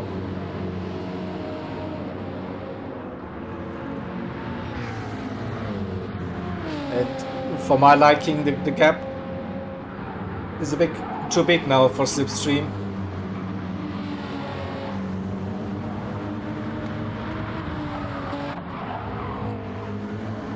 It's 1 second, and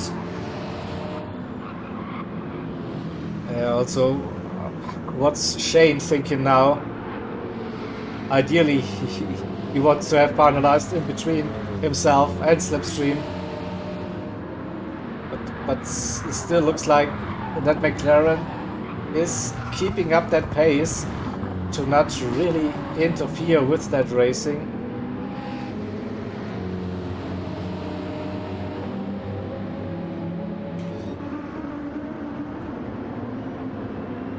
Quickly go through the grid order again. Johnny 27 seconds to Candyman, another 17 to Macho Monkey. So Macho Monkey gained another 3 seconds since the overtake, which put them into P3 to Candyman. Shane in 4th, with Slipstream right behind in P5. Jakey in 6th. Nick got past Hasney. We missed that, unfortunately, but yeah, Nick in P7, Hasney in P8. And Kaizen in P9 ahead of Yeast, and finalized for last minute racing in P11. Now Shane is really close. This is the time where Finalize is backing out. Yeah, he's lifting, he's getting out of the way. And let those two continue their fight. Well done, well done. So 6/10 now between Shane and Slipstream. Again, we saw that plenty of times, so we just were running with the grid. I don't think we miss an overtake, so finalized in P11, Ghost in P12. Toby and Tide at the back of this grid, so this is where the action is.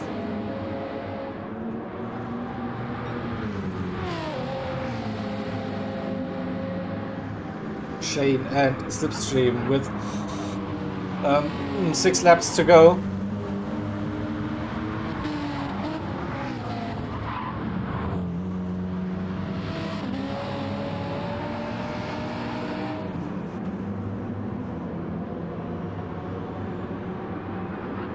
And that gap is hovering between half a second and a second.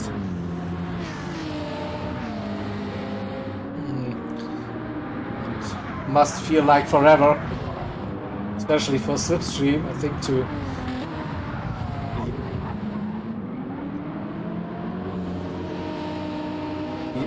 definitely how the rear end of that BMW is looking. That's we can get that view.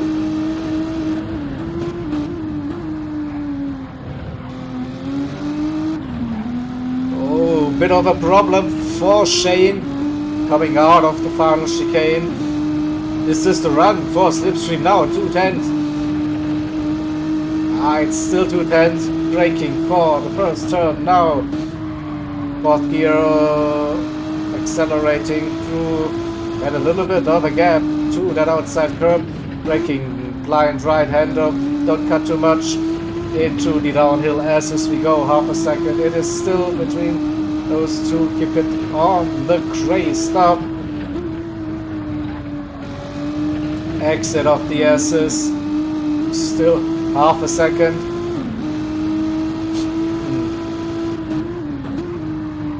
To the double right-hander, half a second. He needs to be within 3/10 to have a good run.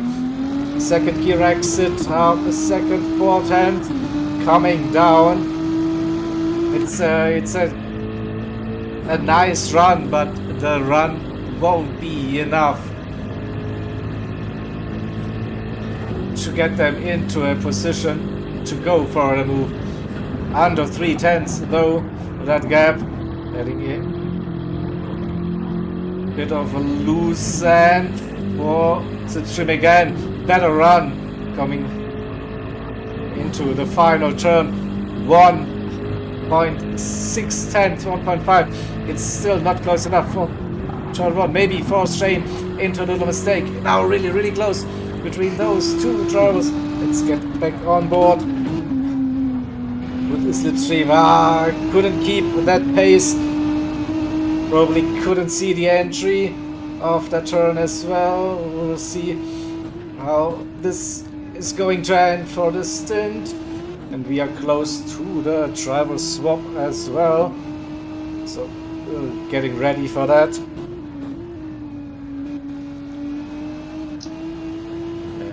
Hey Nikki, how are you?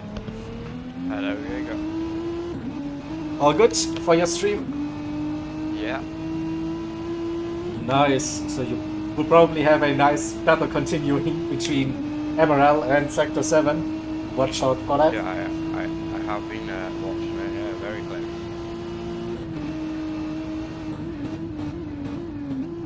It is alright. Just no. Your link, so I will integrate that.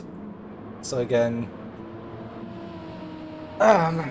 doing stuff on the fly, that's always like a good thing, right? That's what we do. Huh? Let's hope.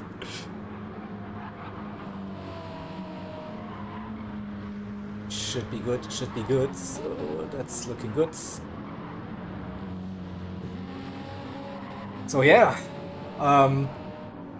dominant performance so far from ORT, 30 seconds up the road. That stint. Yeah, and can't even. very dominant. Yeah. Yep, but very unlucky for Sector 7, number 13. Did you see that incident? I missed the start. No, I missed the start, unfortunately. Macho Monkey was like, yeah, with John D, they were like within a half a second for that opening couple of laps. Then they had lap traffic, and the lap car lost control. That double right-hander, right? And then the car went loose, went over the grass and T-boned Macho Monkey on the exit. That was so unlucky. Yeah. I was like, poof. But hey, good to see that they're up in third. Yeah, really pushing like crazy. And I mean, I just see now a 16.8 on mediums. That's crazy pace. Yep. Definitely. So, but so you will be doing a stint, or so you know about what pace you can do probably with comfort. That's but good. That's very good pace. Yeah. That is very good pace.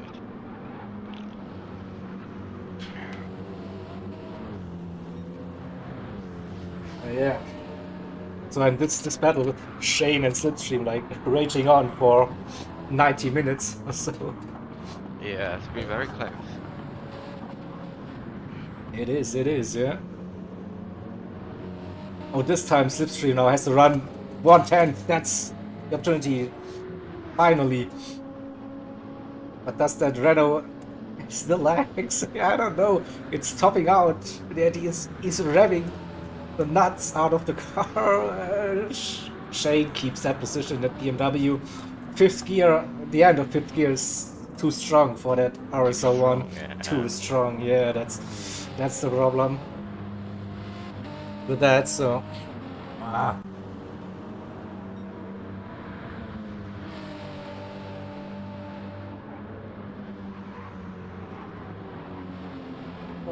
keep an eye on that, so I need to prepare now this swap thing. I got.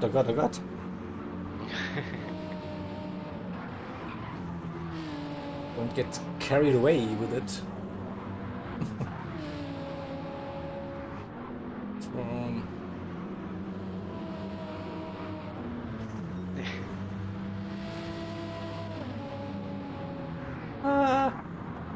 These drivers do something good, so I can prepare everything without worrying too much.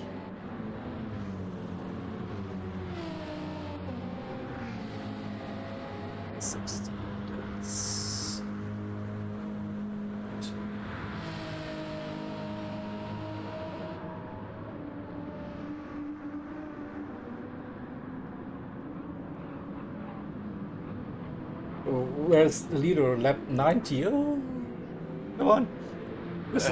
Do something. Do something. Yeah. That's cool. That's cool.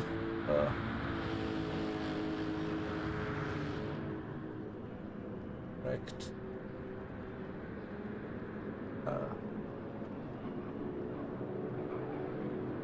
I don't think I have picked up the correct link, Nikki.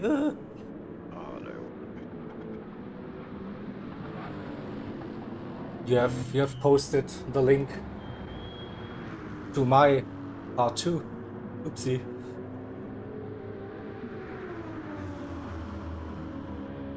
The leader is in the pits. 30 seconds up the road.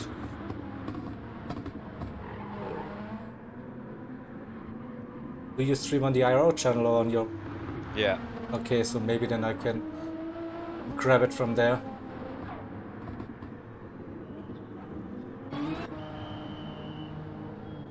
Wait a second, yeah. Do you have it? I have a link. Let's see if that works.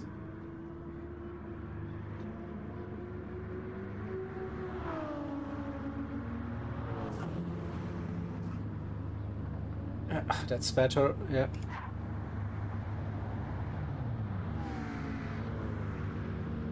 Oh, bear with me. It's all good. Quickly, that but one, so we see something happening. There we go. Here, better. Oh, it's still like a bit blurred. Not sure about the transparency setting, but it's all good. We won't be staying long. I think with this one, we will be doing the full screen transition in a second. So bear with me. We're getting there, no worries.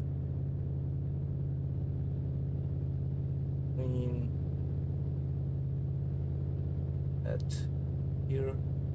It's on. Boom. Keys on, off. Next. You can carry on talking about your race. Yeah. We are finishing. Well, this everybody one. is just doing their swaps at the minute. They all seem to be out. That gap between Team MRL and Sector 7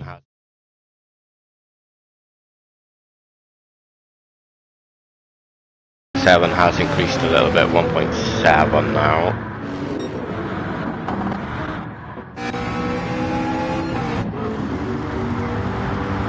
That's a interesting moments, I think, on pit exit with lapped cars coming out a little bit later than the leaders. We will keep an eye on that as well. The leaders coming round the last section now. Cars here on the first stint. That's Toby and Hide.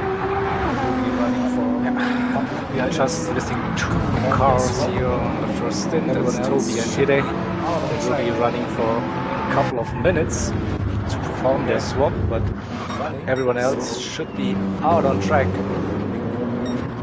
Should be all set up now again for you and running. So yep. Enjoy your stint. I'll be back. Should be all set up now for you. Awesome, thank you very much, Jaeger. Stint. I'll be back to cover stint 3. Awesome. Again, so have an interesting stream and talk to you soon. Thank you, Jaeger. Here we go then, let's get into it. Let's go through all the new drivers in for stint 2. So we have player. Oh, we got a spinner. Hold on. I caught that late minute. Mr. SBS has had a bit of a moment and has heavy damage. Oh no. So that will probably be an early pit stop for that team then, right, as we were. Right, let's go back through. So we got player in for team ORT. We have blue in for one of the race asylum teams.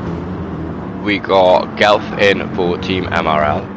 We have Ando in for sector 7. That gap was very close all of the last stint, so we will keep our eyes on that one as it develops.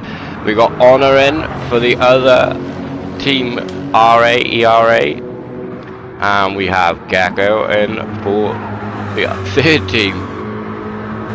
And then we got Mr. SBS, who is coming into the pits to get rid of that damage, so has lost a position to the second sector 7 car.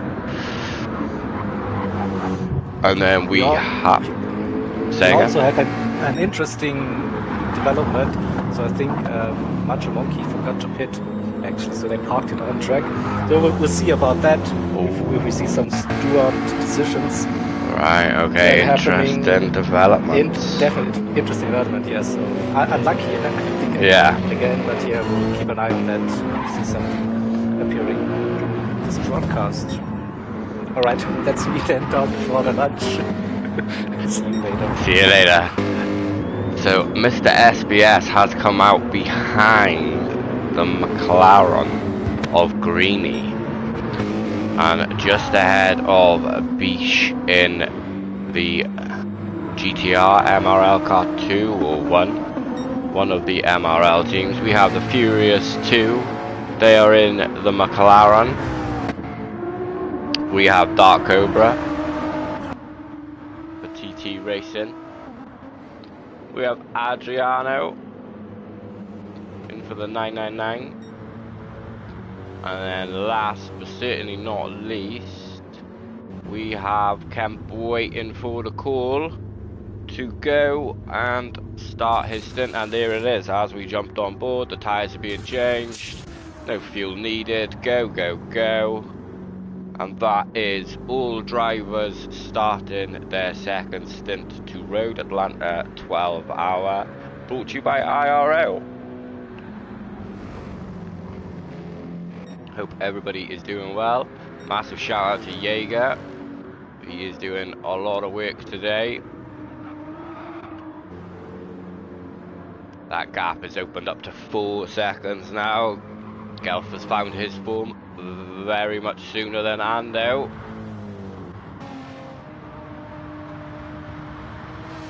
What's this gap here? 37. Oh, blue must have had a little moment there, I think. Maybe a little slip of traction on exit. We got Gecko and Honor down in 5th and 6th.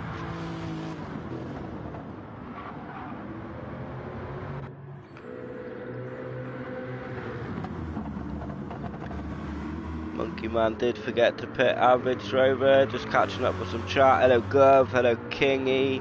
Kingy said 16.8 is ridiculous on mediums. Corvette is like an oil tanker here. Best I could do on mediums was 18.2. That's why I'm not racing. But that is a very good point.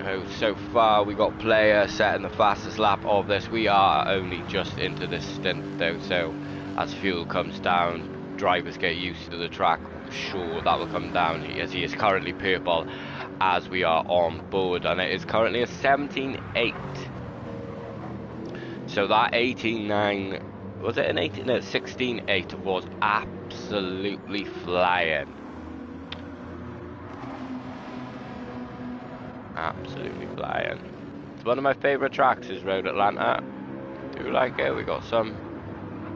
Is this a battle position? No, this is some blue flag action. The race has opened up as endurance races do. You just got to start finding your own rhythm, your own lane. And instead of looking at the car in front of you. Oh, blue flags again. Oh, getting a bit tight. You've got to focus on your own race, look at the left hand side, watch that delta and hopefully see it come down. You don't have to focus about the red one, you just got to focus on the car in front of you. Don't worry about your gap to the leaders. We are only 2 hours into a 12-hour race. It's just about finding your pace, finding your rhythm, settling in nice and early. Mr. SBS will certainly be wanting to settle in nice and early. He has found his rhythm now, set at nice 18s. Just a bit eager on the outlap, which we've all been a victim of sometimes. Sometimes you just want to get going and you put your power down a bit too early, and the next thing you're looking at your rear end. And I don't mean in that way, I mean the rear end of the car.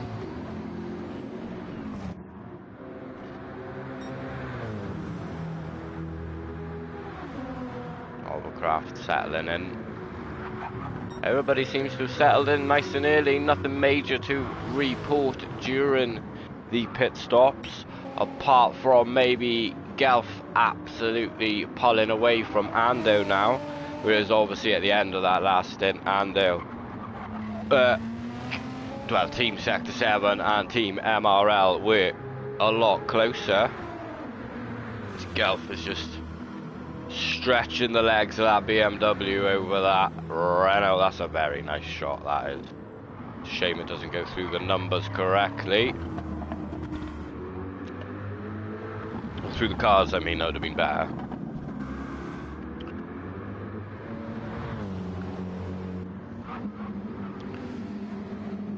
Nothing major to report. Very nice opening start to the stint. Cannot complain at that. Makes my life a little bit easier keeping up with everything. Player's now done a 17.6.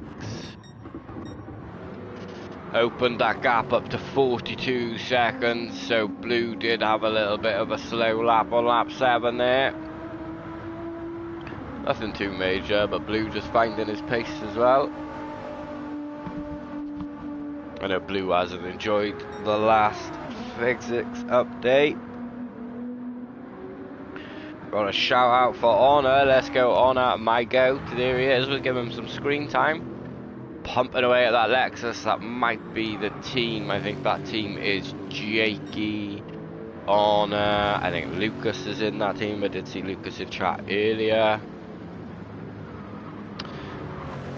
Very strong teams all across the board. All drivers, all teams are very competitive, very strong. Do not think just because the team is at the back and maybe a few laps down that back by any means that they are slow, because they just simply aren't.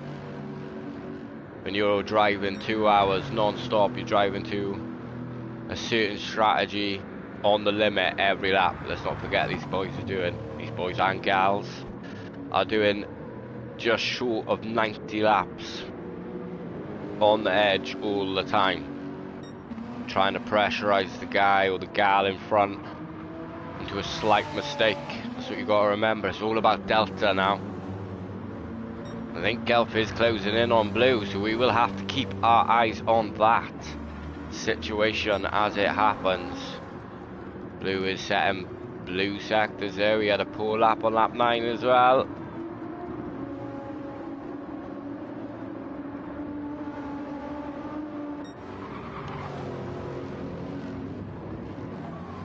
Just curious as tyre wear. Yeah, nothing really major to report about. Some of these guys at the back, so Kemp is now finally properly underway into his race. And the Syndicate car, very close to the Race Asylum colours, that one. That was fun stuff out there. It says GT45 Gaming. That is the TT team. We will jump on to Dark Cobra, who's now in the driving seat of that GTR. Putting in some solid lap times, as long as consistency is key over pace as well. That's another thing people forget about endurance racing. Doesn't matter if you can set a 17.6, can you set 17s all the way? It's all good doing a 17.6, but if your next 2 laps are a 20 and a 19, what good is that realistically? You just need to be consistent, you just need to find your pace and not worry too much about anything. And so far, most of these drivers are doing that. We have a bit of a congested field here then, so player coming up against now his first set or a lot of traffic. Obviously this is a new stint, new people on board. I heard the McLaren let off, that was very nicely done. Could you hear the turbo swoosh? But it is getting congested at certain parts, and this is also another key factor to endurance racing. You have to be able to let me rephrase that. You have to be able to get through traffic efficiently and as quickly as possible. You don't want to cost yourself time, and also you don't want to cost the back markers time. Not that they're back markers in that regard, but you're both in a race here, so you don't want to cost each other time realistically. As we got a drag race of the GTR, I expect the TT gaming car will just lift a little bit. He does indeed, and blue gets through. But with endurance racing, it is nothing like a sprint race. You have so much to think about over the course of the 12 hours. Anything could happen. Mechanical failure, aka a disconnect, and then you've got that's the strategy completely out the window, and you've got to go again.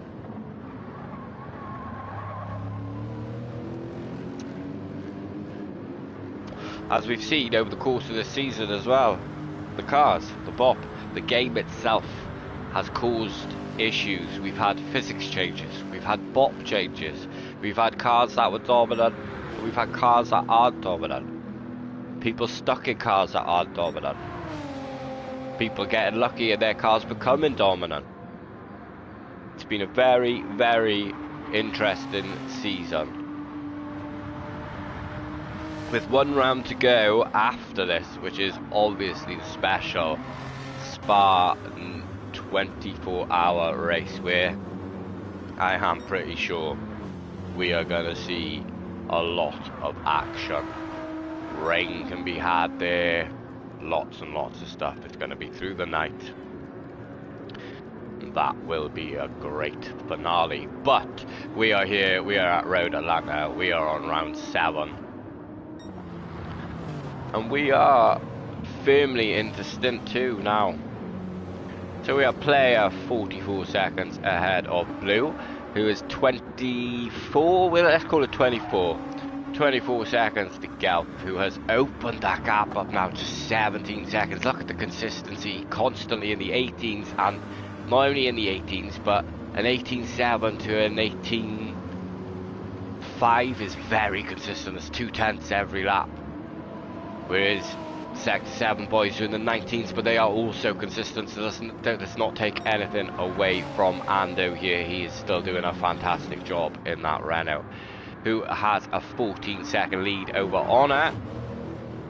Also very consistent. I'm liking what I'm seeing here on the right hand side by a lot of these drivers. There was a 7.5-second lead to Gecko, but Gecko is always Mr. Consistent. Tire, fuel, everything. He can drive it to a specific, well, time. Who has 11 seconds over Hovercraft in the Sector 7 car.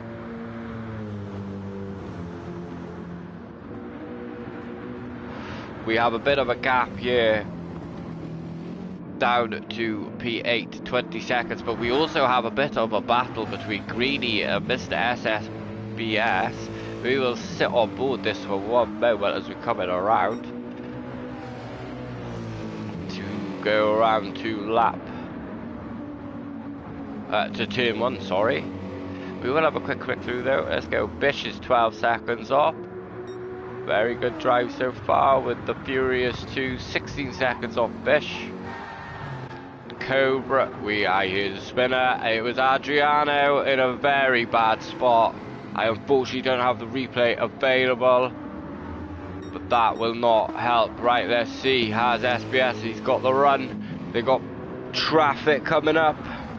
I can see that somebody's saying P1 blue flags. I will get to that when I can. Let's not forget though that I am a broadcaster and not a steward. Any problems, you know what to do, guys. Get it into the stewards. As a broadcaster, I cannot do anything myself other than watch the action. This is going to get very interesting here. We got a back marker ahead of Greeny, who's ahead of Mr. SBS, who is going to want to get going. Loose Moose Racing made that mistake in the early opening stint. Let's keep it nice and friendly in chat, please.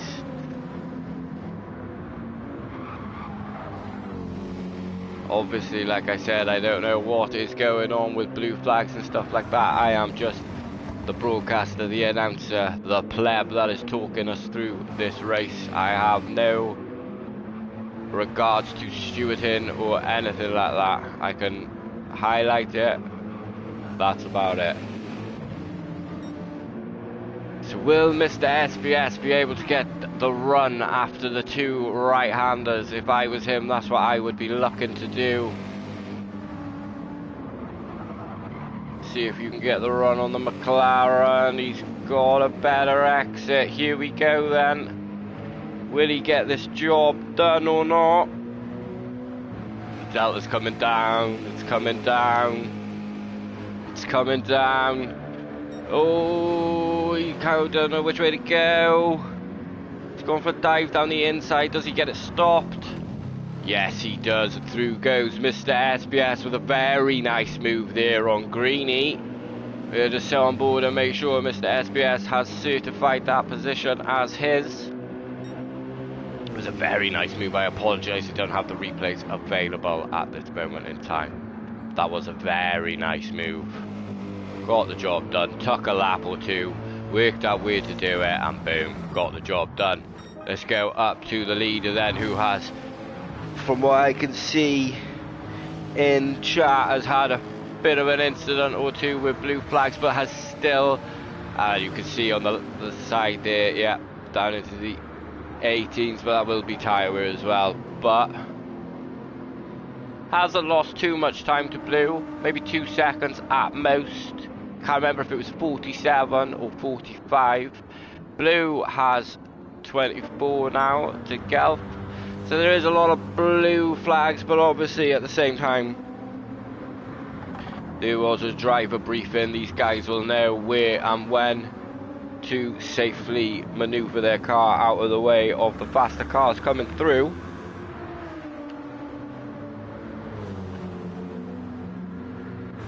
Was that the race director or was that a DC? Yep, that was race director leaving. Had a panic on then, seen someone left the room and I thought we had a DC, but thankfully we don't. I think it's just the race director leaving. We got Adriano's got a blue flag.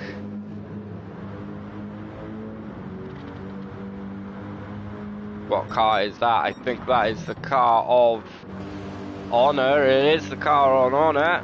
Can we see Kemp for a split second, please? Yes, we can. Of course we can. Here we go. Syndicate Racing. Doing very well, putting in not as consistent lap times. Has obviously had a moment on lap 11, but maybe that is dealing with the faster cars coming through, so we cannot definitely say that there's been a moment there, but certainly had a slower last 2 laps. Currently blew through the sector though, so Kemp's certainly found his rhythm, but obviously dealing with the faster cars coming through, sometimes you do have to physically lift your foot off that right loud pedal, which obviously is going to slow that lap time down quite significantly. But he's holding firm. For some reason, I don't get a delta to the gap to Adriano. I assume it's a... Oh, there we go. 58 seconds is the gap, so it is under a minute to the gap in front. Right, who shall we have a look at? Adriano obviously had that moment, didn't get any damage though, thankfully, and is currently purple. We will stay on board then. Let's see if Adriano can pull this purple lap out. Driving angry, I suspect. Not best pleased with the spin. Not quite. 17.7 certainly wasn't far away.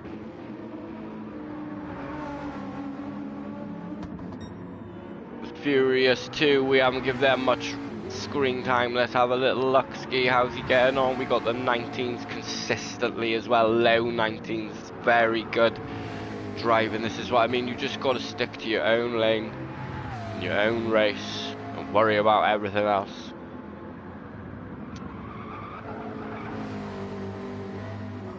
So other drivers could come into the fold. You could be a good sprint racer, you could be a good medium race, you know. I don't think they get talked about enough. There are racers out there that aren't quite an endurance but aren't quite a sprint. There's people that are quite good at them. Endurance racing is a different kettle of fish. It's a team effort. Not only is it a team effort, you have to just stick to your drive.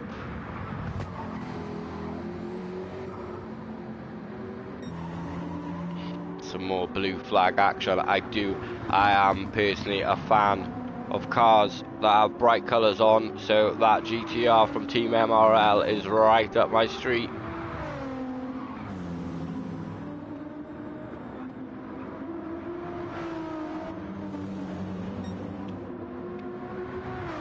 How is everyone's Saturday going then? Let's have a little conversation with chat.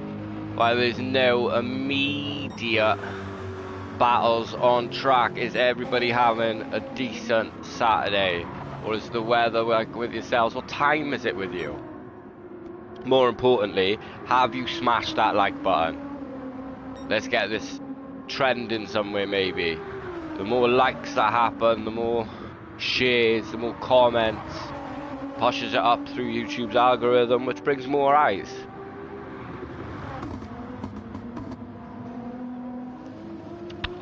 Anybody else in chat going to be doing any other stints?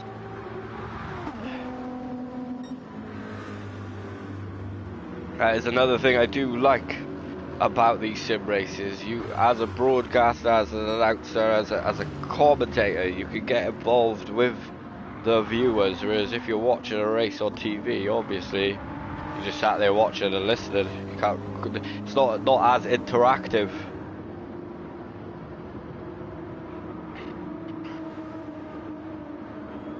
Coming up to the other MRL car, so I highly doubt he will get held up too much. If anything, there'll be a slipstream.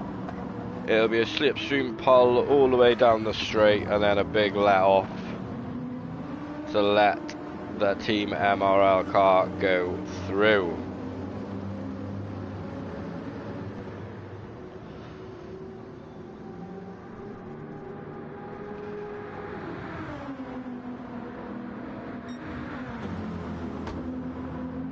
as expected, that move done very swiftly, very nicely, as expected from team cars. Probably about halfway through this first stint, looking at people's tyres, looking at people's fuel.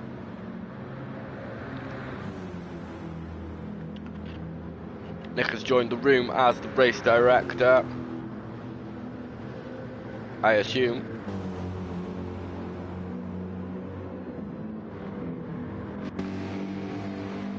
Ooh. The gap is still around 1.1. I thought that gap opened up at one point. Greeny's been on it. SBS, look, had that 19. This is what I'm saying about consistency.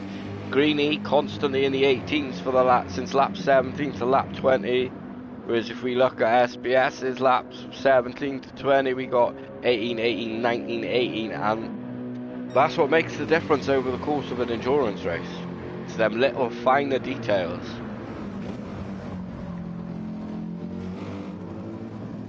We will sit on board this. Let's not forget as well, SBS had to come in because obviously he got that damage earlier on, so he's a little bit out of strategy really.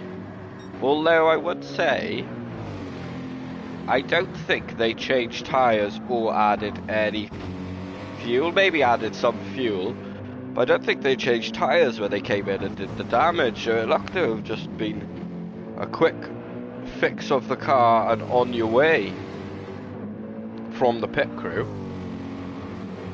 That might be crucial to the strategy, because it does keep your strategy in play.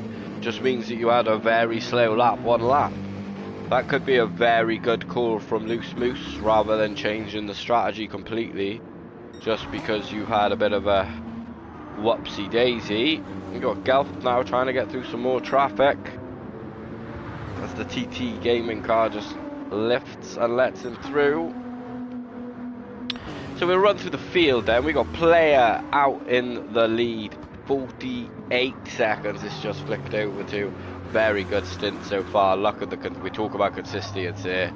18 1s, 18 1s, 18 3s, 18 0, 18 2, 18 4, consistent. And then we got Blue Racer, who has settled in now, very consistent as well, as expected from Blue. Down to Gelf, who's obviously been dealing with that traffic, so them times will be slightly less consistent, but not. Let's have a look here. Let's see what happens now as he comes across this timing line. A 19.2. So yeah, just a few tenths extra that you could do without, really.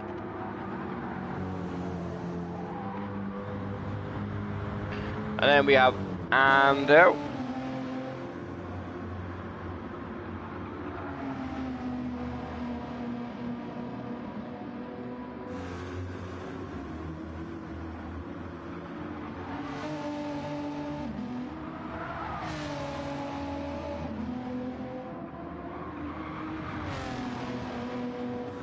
Who is 10 seconds off Gelf. Honor, who is 5 seconds. Gecko has closed that gap down. That gap was a lot bigger than that at the start of this stint. So Gecko's on a charge. We have our first pitter then. Oh, Hovercraft had damage. So obviously had a moment somewhere, maybe that was coming into the pits itself. But we are at that stage where they are pitting.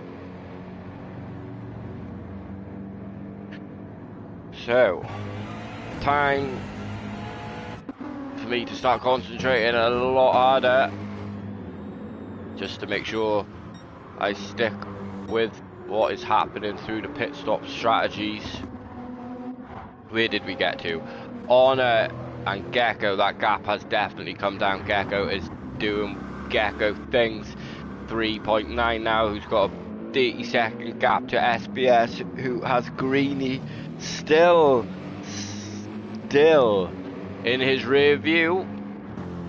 Hovercraft then, who is obviously out of sync now, coming in for the pit stop, who is 9 seconds in front of Bish in P10. Furious 2, I think that gap has come down to Bish a bit. That gap, he's doing a very good job so far in that McLaren. We got the TT Gaming car of Cobra, who is about to get unlapped by the Syndicate car. Maybe? No. I think so. I think that's what's just happened there. We got Adriano, who also had that moment, that spin. And it was the Syndicate car. So the Syndicate car has got a lap back on the TT Gaming car. 49 seconds now. Kaizan says he's really happy with his stint. It was a good stint. Should be happy no matter where you finish, really, as well. I would say that. I know we're all in it to win. We're not here just to take part. I know every single driver in this lobby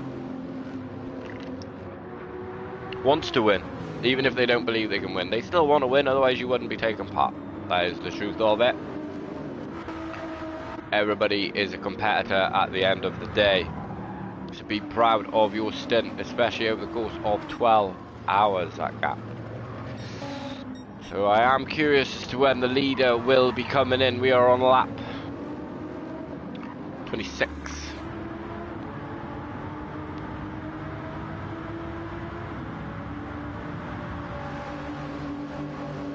Yeah, that is very good. We got the TT boys in here. I will jump back down to them now in a minute, as I can see some people in chat. Just curious, I don't think the leader will come in this lap, but I will keep an eye on it. No. There is a bit of a wiggle on exit. Had a lot of cars around him late in the last few laps. That is another thing about endurance racing. I say you've got to just stick to your... That's out the way, straight out the way. And now he can just focus again. He has a nice little break. But that's the problem. If you are one of the cars that... Ooh, wrong button. My apologies. If you are one of the cars that are a bit further back, and you're just pumping in lap after lap after lap after lap with no cars around you, and then all of a sudden you've got 6 super fast guys all swarming you, trying to get around you, and sometimes you might think it's an awkward place, then you start panicking. So there's lots going on all throughout the field. You've got your leaders, you've got your mid pack, you've got your rear gunners, and every single racer on this racetrack is got things to think about constantly. And you hope that your competitor in front has a little bit worse luck with the traffic, so you can gain some free tenths here and there. It's what we love endurance racing for.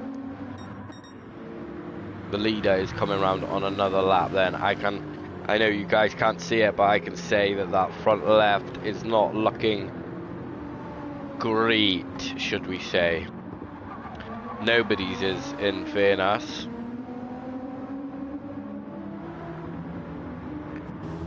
Fuel is pretty much the same. Ando and Gelf. Gelf has done a superb job this time. He has just increased that gap continuously. This stint before the first round of pit stops, let's not forget, we are nowhere near this stint being over. We're only half an hour in. But that is when these guys will be coming in for their first bunch of pit stops. Gelf has just increased that gap. It has been very good drive so far. And even though the gap has increased, it's still good. You're still sat there in P4. You have a 12-second gap up the road. You have a 16-second gap behind you. You can just do what I've been saying. You can just pump in them lap times. You can just stick to your script. You got Honor, also been doing a good job, but will be conscious that Gecko has eaten away at that Delta, and will be able to see him in his rear view coming down the long back straight. Mr. SBS, who had that moment, but also has done a very good recovery drive to this point as well. Has made positions back up, is on it, as we like to say. Open that gap up to Greeny now. And Hovercraft was our first pitter, so he is trying to get the undercut on a few people. Let's see where he ends up once all the pits are done with Bish. In a nice gap, 14 seconds in front, 14 seconds behind. It's very nice. Furious too. Solid gaps in front and behind with TT Gaming. Got that BMW of Adriano over him. I thought the poor fella was going to have a bit of a gap, a bit of a break from being lapped by the faster cars, but unfortunately Adriano's pace caught up to him very quickly, so he only had maybe half a lap of spare time. But once these cars get by, he can get back down into them 19s, as we do have the leader in the pits then. This is the leader on the first stop. Is Blue going to join in or not? Will we see a lead of change, even if it is momentarily? As where is Blue? We won't. That gap is too large. Will Blue be joining then? Does player come out in free air? He didn't. He hasn't come out in free air, which is unfortunate. These guys have designated places to get out of the way. It is very unfortunate. That is the Lexus of Honor. Or Gecko. I think it's Honor. And there he goes. There is the leader released then. As we have Greeny coming into the pits. So he will be hoping to get the undercut on SBS. That might work out. No fuel, just some tyres, please boys. Gelf has come in. Oh, here we go. This is where it gets interesting. Let's see where people end up. Little tipple of fuel needed for the Gelf, for the team MRL. Ando is gonna leapfrog on pit exit, is he? Yep.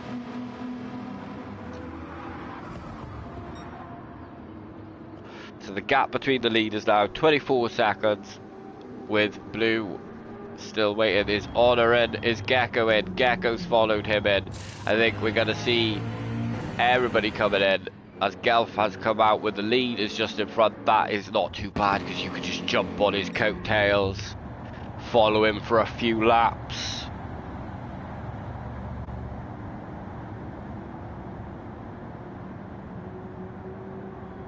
And hopefully make up some time. Is he gonna have a nice pit exit? There is Blue, I assume. Yes, it is. Gecko comes out. So Honor managed to increase that gap then in the pit stop. And one thing we haven't seen so far, as Mr. SBS has come in then, where is Greeny? There he is. I think Greeny... I think Mr. SBS has done enough to cover the undercut from Greeny. Ando's into the pits now, so we will pay attention to that battle. He has. So Ando's into the pits now, so where is Gelf in relation to Ando?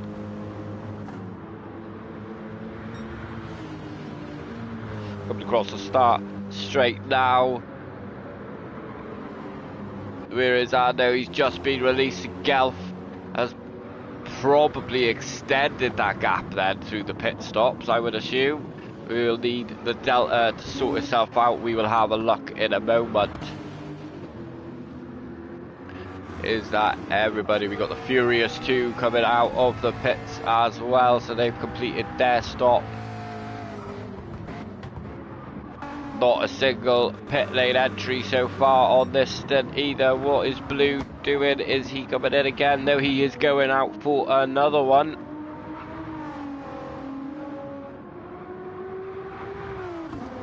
Problem Blue will be facing now though is that gap to the leader is already increasing and you haven't pitted. That'll be in the back of the brain. Team ORT doing a fantastic job here at Road Atlanta.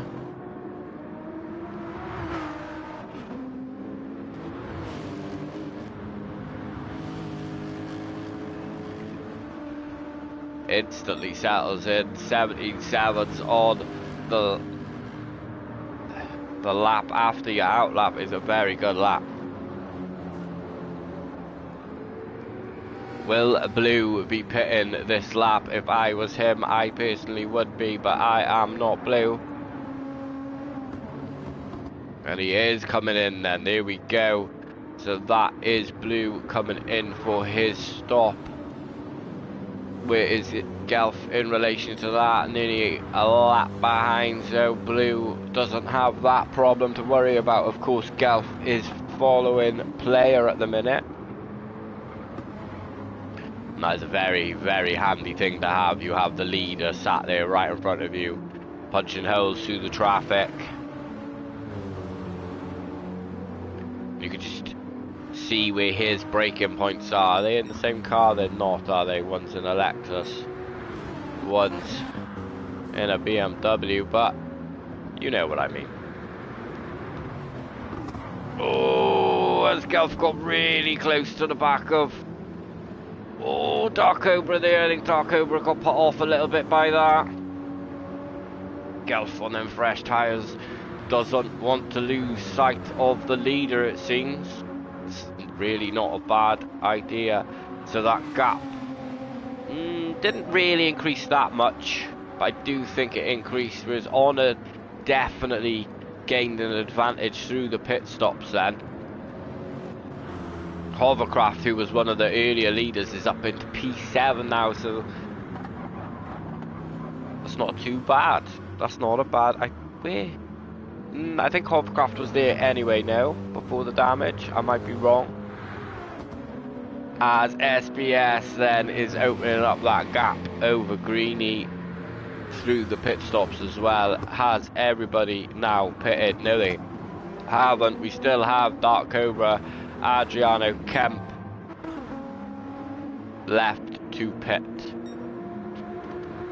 So, with the pit stops done, as the leader is gone 2/10 purple. I was just about to run through the order. We will sit on board and see if he gets the 17.4. That is a statement to the field. He does indeed. Player is not here to muck about. Player is here to put in some solid lap times to absolutely run away from the field. It sounded like a spin, but it wasn't. I think that's Gelf pushing hard in that BMW. He's also done a 17.8, so track's getting faster, but obviously these boys are now, and gals are now on half a tank of fuel, so the lap times will come down. Right, let's run through the order. Let's see what the gaps are looking like after the pit stops then. We have a 55-second gap between P1 and P2. 24-second gap between P2 and P3. We have a 9.5 second gap between P3 and P4. We have a 17 second between P4 and P5, a 5-second gap between P5 and P6, and another 6 seconds between P6 and P7. We have a 19-second gap then from P7 down to P8, who is extending their gap over P9 to 5 seconds, who has Bish 24 seconds behind in P10, who has the Furious 2 12 seconds behind in the other McLaren car in P11. We have Dark Cobra, it doesn't give me a time, just under a minute I would say, behind the Furious 2, who is now on fresh rubber as well. All these last boys have come in for their fresh rubber. We have Adriano 57 seconds behind Dark Cobra, and we have Kemp. I don't know if that is very close or not.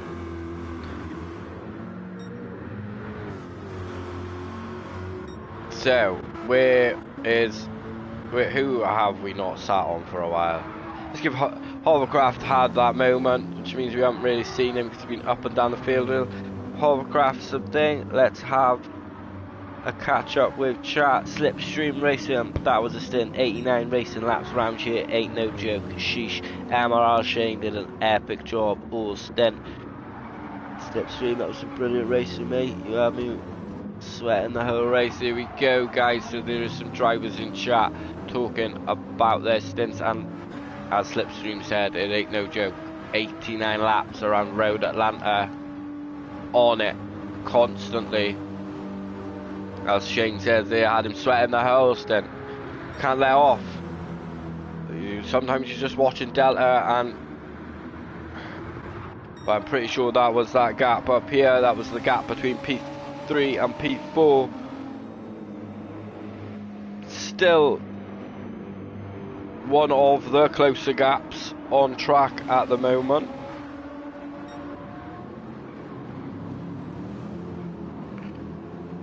Bit of a wiggle on exit from Gelp there, coming out the second right-hander.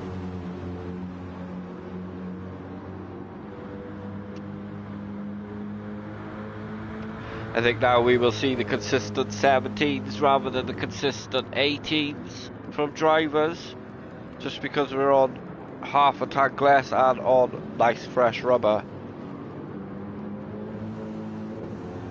We haven't really seen many penalties either this stint, this race.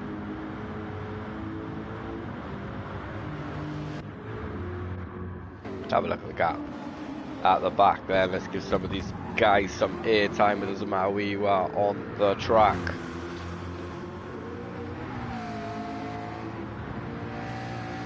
It's a very nice livery.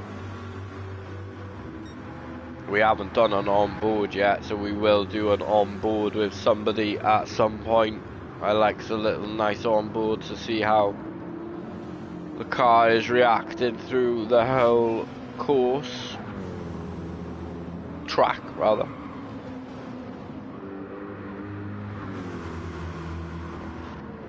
I don't think that gap is... Yeah, right. Let's jump on board with the leaders then. We'll give them a moment actually. Wait, and we'll do a whole lap rather than jumping on board midway through.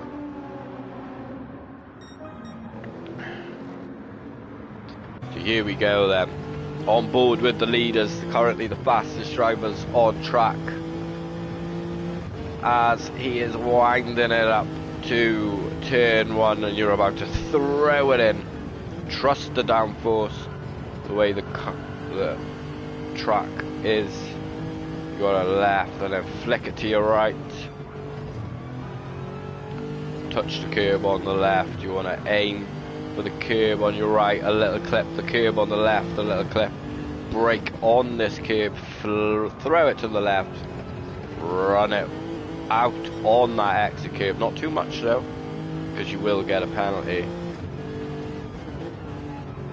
Down a gear for the first right-hander, down another 2 gears for the rotation, as the second right-hander is a bit tighter and will wind it up down the back straight to come to the left, right. I'm sorry, I don't know corner names. Adriano has actually pipped the fastest lap. As we cut that curb, run it out on the exit curb, keep it wide, and then come in, clip the curb on the right hand side. That is a lap on board. Team ORT, our current leaders around Road Atlanta then. As you can see, it's a there's a lot of different levels to the track. It goes up, down, left, right, side to side. So the car is never just steady, apart from down that back straight, but even then it's got elevations on it. But it is never, the car is constantly on the move, the car is constantly wanting to let go. Adriano has currently set the fastest lap then. down in P13, flying, maybe a little bit of help with slipstream, but Adriano is an absolutely rapid driver himself, so not necessarily. Like I said, these lap times now, everybody's starting to find the 17s, the low 18s. We have Gecko has closed up on Honor then. That gap is 2 seconds. That is the closest gap on track at the moment. That seemed interesting, but it was just a back marker.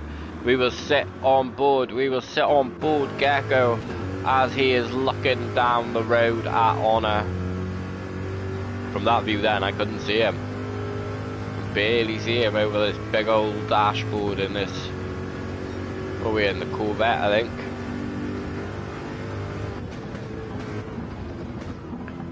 Jump on board Honor. Look out the back window, and there is Gecko. You lose sight of him as you come down the hill, but there he is again.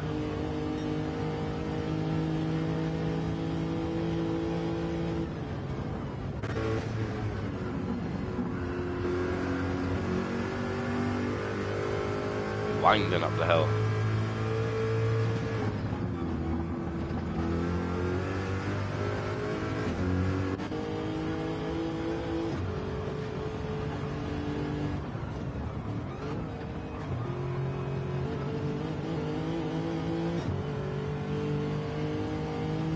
Gaps that are steady too.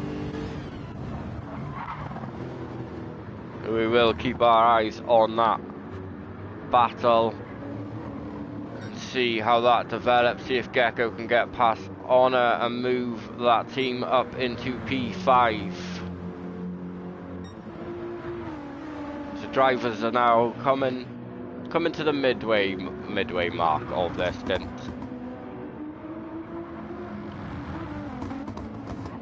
Blue is in the 70s. He'd be very happy settling in.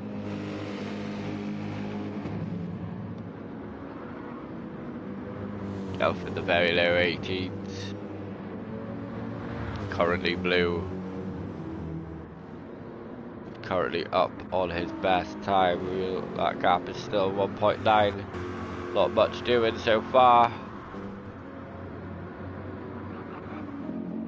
SBS is increasing that gap all the time over Greeny. Keep an eye on that gap there, because the Furious 2 are only 12 seconds behind Fish now.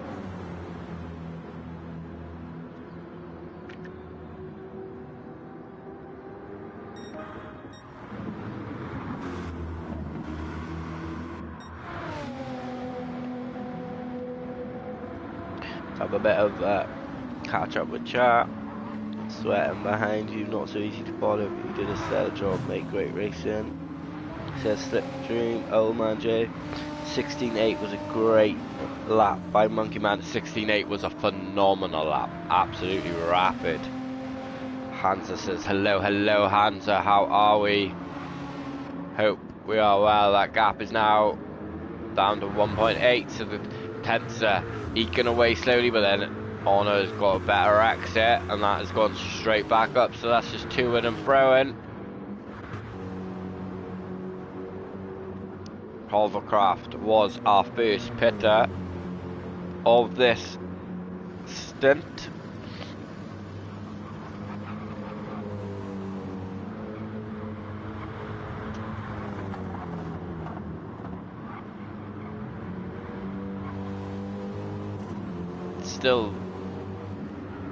Still putting in very good lap times too.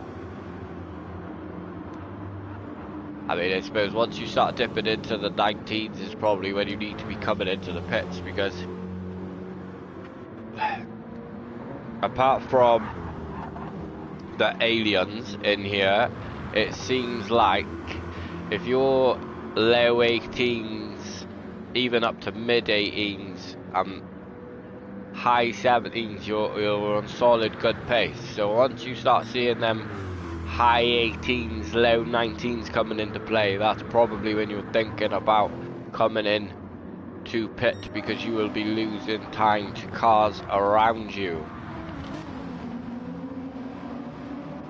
I must say this gap, so the gap between P3 and P4 has been consistent the whole time. This little battle here, we have Gelf in P3, Ando in P4, Honor in P5, and Gecko in P6. They are, and even Hovercraft, they are all within a decent range of each other, where one mistake, one crash where you get a little bit of damage, or a spin out, or even a pit lane penalty at this point is gonna put you under some real pressure, and in some of these battles you're gonna lose a spot.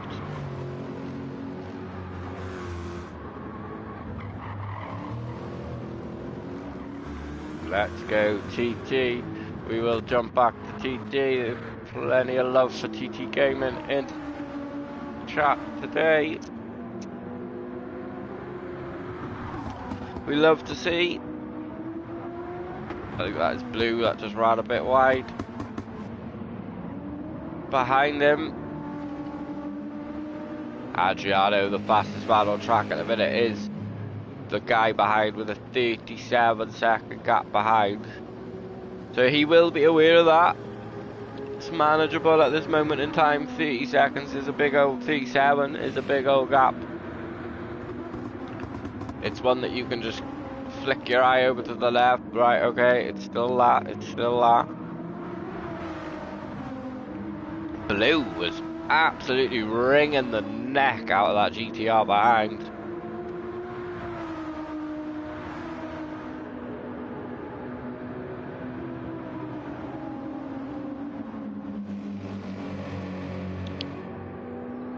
Just come over this is this section here is the section where it could all go wrong for you. This is where the race could be all over in an instant. I did a CTC race around here, and right there, it all went wrong for me. The back end just came round. Blue will probably get the lap overtake done coming down the next straight then. Yeah, there we go. TT Gaming race car has been very good at getting out of the way of people. How are we, Ian? Right, let's catch up to this gap up here. There it is, it's 1.6. Will Gecko be able to do anything in this little stint here in between pit stops? That is the question. We are back into the 18s now that tyre wear is coming into effect. Unless you are the leader, look at that consistency on the right hand side. Let's just give that a moment of appreciation, shall we? Lap 38 to lap 47 is a 76, 74, 75, 75, 77, 76, 75, 76, 79 and a 17.8. That is consistency at its finest, and not only consistency, it is fast consistency. And you put them two together over the course of an endurance race, and that is what will win you endurance races. Great job so far from Player this stint, and a great job in the last stint from Jan himself. We have the main man Nick in chat. How are we, Nick? How did you find the first stint?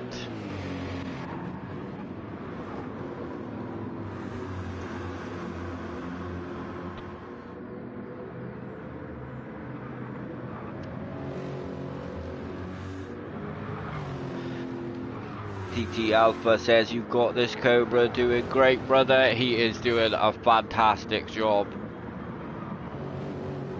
Like I said, I've got respect for every single driver that takes part of this event. It doesn't matter where you are, what position you are, you all have a job to do, and at any time, especially with endurance racing, it can change in an instant.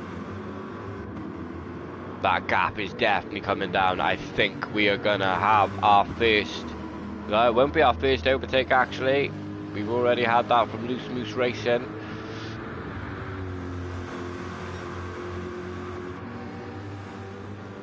Good first stint, minus first bumper from the start, cost me 15, but hey ho, Gecko doing okay. ORT rocking it. So there is Nick saying that it lost some time due to the damage, but they are on a recovery drive now. They are coming back through the field. We still have 9 hours of racing to go. So anything can still happen at this point. We are going to sit on board this battle. This is the closest actual battle on track for position. Gecko hunting down Honor.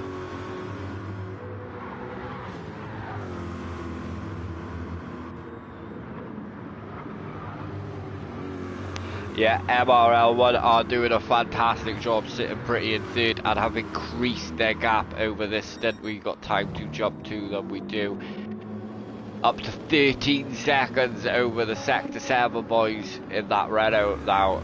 So that is an absolute fantastic drive from the MRL boys. This little midfield is going to start spicing up, I feel. The gaps are coming down.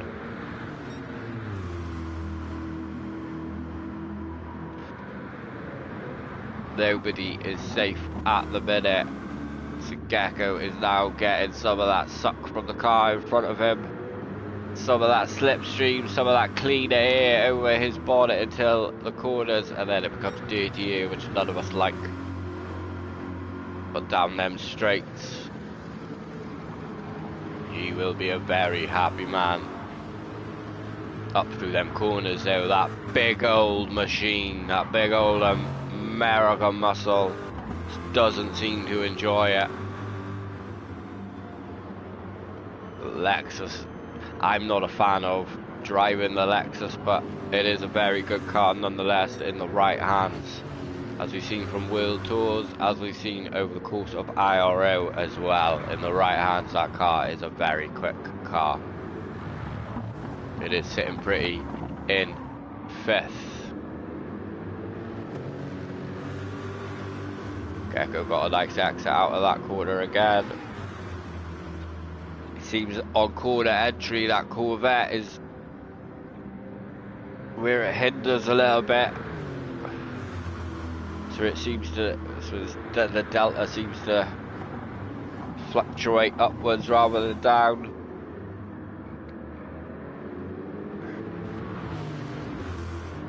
Gecko kept it planted that time. Bit loose coming over that curb. We will have a quick flick through. 1.2 now, still in the 17s, still pumping in them rapid lap times. Just don't want to miss action.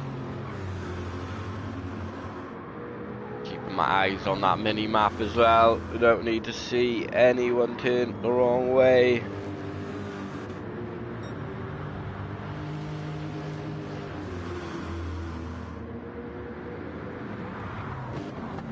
Will Gecko be close enough this time down the back straight? Visually, he seems a lot closer. The closest he has been all stint. I still don't think he'll be close enough to make a move coming into the little chicane at the end of the stint. At the end of the straight, sorry. But the next lap, he could very well be there and in prime position to pounce.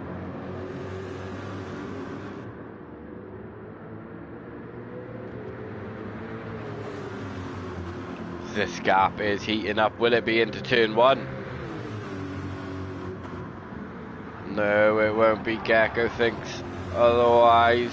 Not surprising as well. You don't need to send it this stage of the race. You need the move to be almost like a move on a back marker.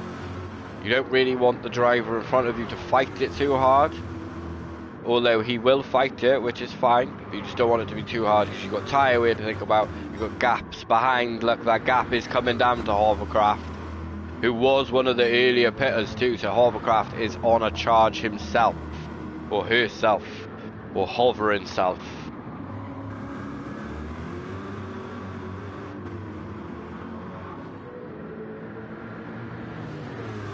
Be my guest, mate.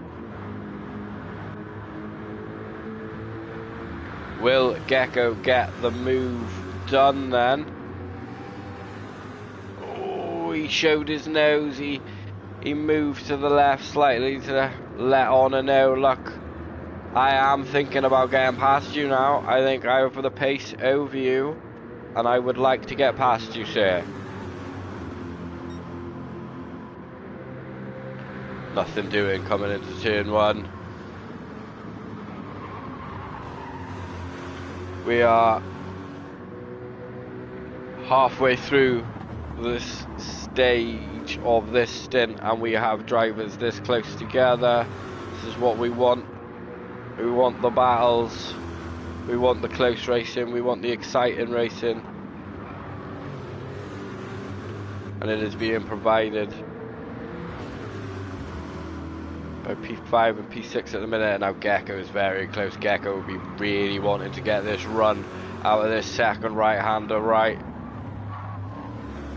Will he get it done this time? Oh, as Honor has a little loss of traction on exit there. Let's see then.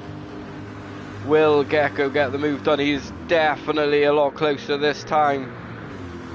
Pulls out to the left.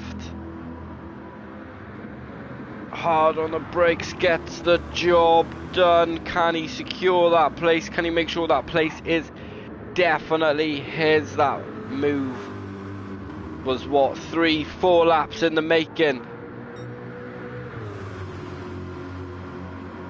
Patience was a virtue there.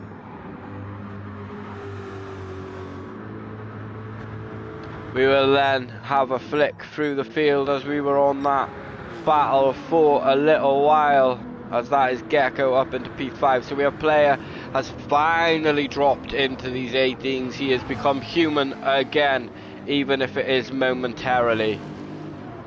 But I assume, let's have a look behind him, he did have traffic, so there is that to consider too. But he has over a minute lead, I think I saw just then. Blue hasn't come through the timing mark yet. Yeah, a minute and 3 seconds gap to P2. So Team RRT are sprinting away in an endurance race at the moment. Team MRL1, there they are. Sat pretty in P3. Doing a stellar job extending that gap to P4 once again. Who will now have seen that the player behind is now changed. It's no longer Honor, it is Gecko that is chasing him down. Sometimes that makes a difference, because you know that there's suddenly a driver on the charge in the field. When you're in endurance racing, the gaps are usually 20 odd seconds around here, there, 15 seconds. So when you start seeing names changing, that isn't happening because of pit stops. You do start realizing that there is a driver on track that is making a charge. But nonetheless, he has a comfortable gap at the moment, but will be very aware that Gecko is on a charge. So that was the battle. So we got Honor now sat in P6 with Hovercraft only 3.3 seconds behind, but will need to be pitted soon. He was the first pitter, so he was out of sync, but he's doing a stellar job, because he's looking, he might well be in P6 come the end of his stint before he has to pit. We have Mr. SBS, who had that moment, who has also now done a stellar job. We watched him get that job done on Greeny and has increased that gap up to 10 seconds. So this midfield is starting to, I know the gaps seem big, but in reality they're not. They're really not. Anything could change. The next driver could be slightly quicker, could be slightly slower. So these gaps are relatively close in the grand scheme of things when you think of how many laps, how long these drivers are driving for. MRL2 in P10, then rounding off the top 10 with a comfortable gap, but in front of 27 seconds, 11 seconds behind. So that gap has been slowly coming down. the Furious 2 pushing along, and there is TT Gaming. That gap to Adriano has come down to 12 seconds, so we will have to keep our eyes on that as well. A lot of love in chat for Dark Cobra, the TT Gaming car. Adriano currently holds the fastest laps, is one of the only other drivers that has been consistently in the 17s. Had a little moment on lap 45, could have been lap traffic, we do not know. But consistently in the 17s and now in the 18s, and Syndicate Racing bringing up the rear, but that doesn't take anything away from their driving. Had a little bit of a moment coming through. Oh, and we've caught our first penalty on stream. Is that commentator's curse, pushing hard in that Corvette, the other Corvette in the field. So, I know you guys can't see it, but a few of these drivers have the red light flashing at them, saying, I want some petrol, will you give me some petrol please? Which means we will probably be coming up to our final, is it a 2-stop strategy? I forgot, I've been getting all excited. I'm sure it's a 2-stop, so we will be having, it'll be their final stop. If I remember rightly too, there was a car in the first stint that was running the softs. And I will just have a flick through and confirm for everybody in chat. Nobody is running the softs this time round.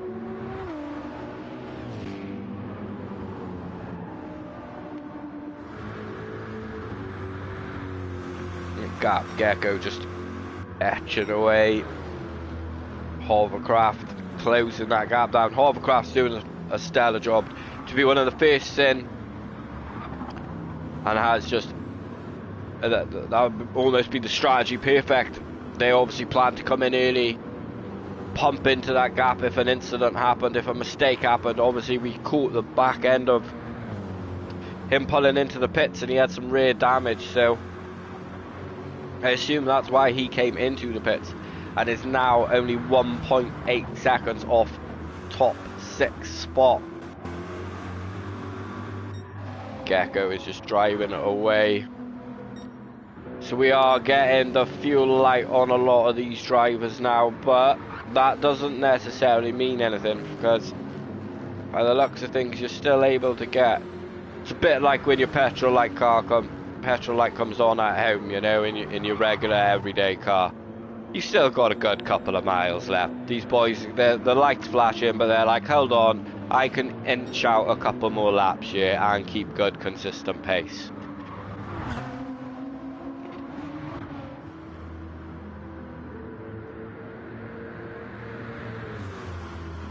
Hovercraft is only 1.2 now, really on a charge. Yeah, he is the lowest on fuel though, I will say that.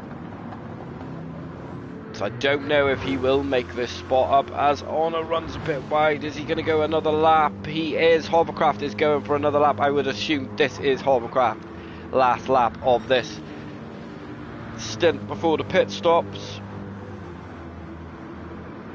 Very consistent times. That's what I said about the 18s. If you're lapping mid 18s to low 18s to high 17s, you're good. The second that start dipping, get in them pits, you're just losing time. Even on worn tyres, it seems you can still hit them times consistently, and that's what's happened to Honor. Look, a couple of 19s here and there, a couple of high 18s, and the drivers around you can just inch away lap after lap after lap after lap. It's a short lap here too. It's only 118, 117 as a lap time, whereas most tracks you're up in the 130s, 140s. Some laps, you know, the Le Mans, for example, it's 3 odd minutes. Bathurst is a 2 something lap. So, you know, most racetracks are a pretty long lap. This is a relatively short lap. You can't have tents coming and chipping away at you lap after lap after lap, because by the time you know it, you've done 10 laps and you have a change. There we go, as predicted then, Hovercraft, that was very tight on pit entry, but is coming in and will be the first. So when all is said and done, we will have to pay attention to where Hovercraft ends up. Is this a good play or is it not? We will have to see, as he is getting some petrol. Then where is the leader? I know they will also probably be coming in now. We've got SBS has also come into the pits. The leader is coming into the pits, as I would thought. Blue has a lot of fuel though, so I assume Blue will keep going for a couple more laps. Blue did extend that first stint. The problem is them 19s are there. This is what I'm saying. Oh, as we caught a little bit of a moment. Is that the leader? Okay, so Gelf is 131, so he has unlapped himself then. Hadn't quite realised that LRT had got all the way up to P3 of lapped cars then. We also have some of the, so Hovercraft has come in, so we'll have to pay attention. We've got SBS has come in. Just keeping an eye on who has come in and who hasn't. As player once again didn't have a clean exit on pit exit. It's twice he's unfortunately come out into a little bit of traffic, a car on exit. That is the problem with this track. Pit exit and pit entry are really not your friend. You have to be super aware on pit entry as you come up over that brow of that hill, not to touch them yellow lines, or you will get a penalty. As Greeny comes into the pits then, and then on pit exit, as I was saying, that left hand mirror, you just got to stare at it, because there's cars coming around turn 1. That banking of turn 1 super fast. You've just got to be prepared. Got to be as well as the driver. So there is Team MRL in. Then is the Sector 7 boys behind going to be coming in, or are they going to be trying to leapfrog? We will see. They are coming in as well. What about Gecko? Gecko will probably be coming in as well, looking at the fuel.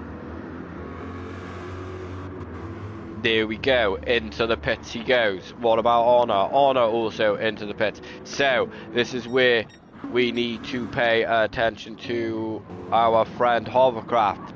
Will he get the jump on Honor? Was it the right call to come in a little bit earlier? I am proper interested now in what this will be. I don't know if it was a solid outlap or not. I don't think so. Honor is there. I don't think that undercut has worked. There is Hovercraft coming onto the straight. Honor leapfrogged Gecko in the pits then. So Honor is back up to P5, Gecko's back down to P6, and Hovercraft is flying on nice warm mediums, chomping at the bit. Okay, interesting. Didn't see that coming. Bish is into the pits then. How's Blue getting on? Blue will be coming into the pits, I assume, shortly. Ando has come into the pits. That gap is still the same. Need to keep an eye on this now then, as Gecko lost out during the pit stop. I don't know if that was because of fuel. Let me have a look here. Let's use some. Yes, it was. So Gecko has more fuel than Hovercraft, but Hovercraft has more fuel than Honor. I don't know if that's a car thing. It may well be. Or was it down to the pit boys? Was it the pit crew? Will Gecko be having stern words with the pit crew after the race? If only that was possible. Because I'm pretty sure every single one of us would be like, why does it take you so long to do things in this game? Blue is in a bit of traffic here then. Ando trying to unlap himself. 29-second gap to the leader. But the leader is already pumping in them 17.9s as expected. So we got a nice little battle here, three-way little battle, 5th, 6th and 7th. We'll run through the rest of the field back here and just see if the gaps look any different. Bish increased his gap in the course of the pit stops. Oh, okay, so we will have to pay attention to see if Adriano will get the jump on TT Gaming. Kemp also needs to come in, so there is Blue then into the pits. I assume, I don't know, will this be the final stop? Is there another stop? Can somebody please tell me in chat if there will be another stop, as this battle is heating up for round 2. Gecko is saying, why am I back here? I had created the gap. I now need to get out in front of you again, my dear friend. While Hovercraft is thinking, please do it in a really awkward position, because then I will jump all over that and have 2 for the price of 1. A super duper deal is what Hovercraft is looking for, but I don't think he will be close enough because Gecko is all over on her already. Gecko is not mucking about at the start of this stint. Push, push, push. That will be the call on the radio. Will he be looking to get the job done already? Very good pull down there. Oh, thinks about it. Thinks better of it though. Thinks better of it. I don't want to lead this battle, but I also want to look at TT Gaming and Adriano. I don't think Gecko would make a move up through there. TT Gaming and Adriano, that I think Adriano is going to get the move done. I'm glad I knew that Gecko wouldn't go for a move up there. It's handy knowing the driver. Sometimes you can semi-predict certain things. Obviously Gecko got to surprise me and absolutely sent it up the inside turn. Oh, poor entry. Well, mid-corner there, but still made time on her. That Lexus very slidey through that part of the corner. Who is Hovercraft? He's licking his lips. He wants some of this action. He's now in the slipstream as well. Here we go. Three-way battle. This stage of the race. P5 to P7. They all won a little bit. Gecko still wasn't there, but he certainly showed his intentions. He is now saying, oh, Honor, mate, I am now coming under pressure myself. I could need you to get a move on, or I'm going to have to put the move on you.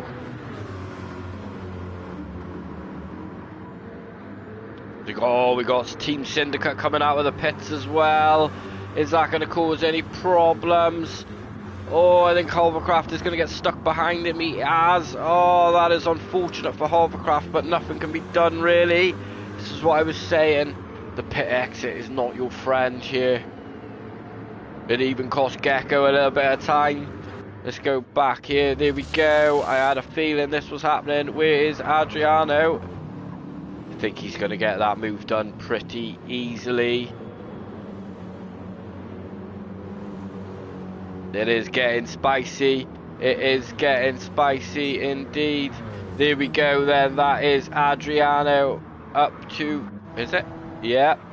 Adriano up to P12 then. Dark Cobra loses a position through the pit stops. Let's jump back up on this battle, which has already closed itself back up. You could throw a blanket over these guys.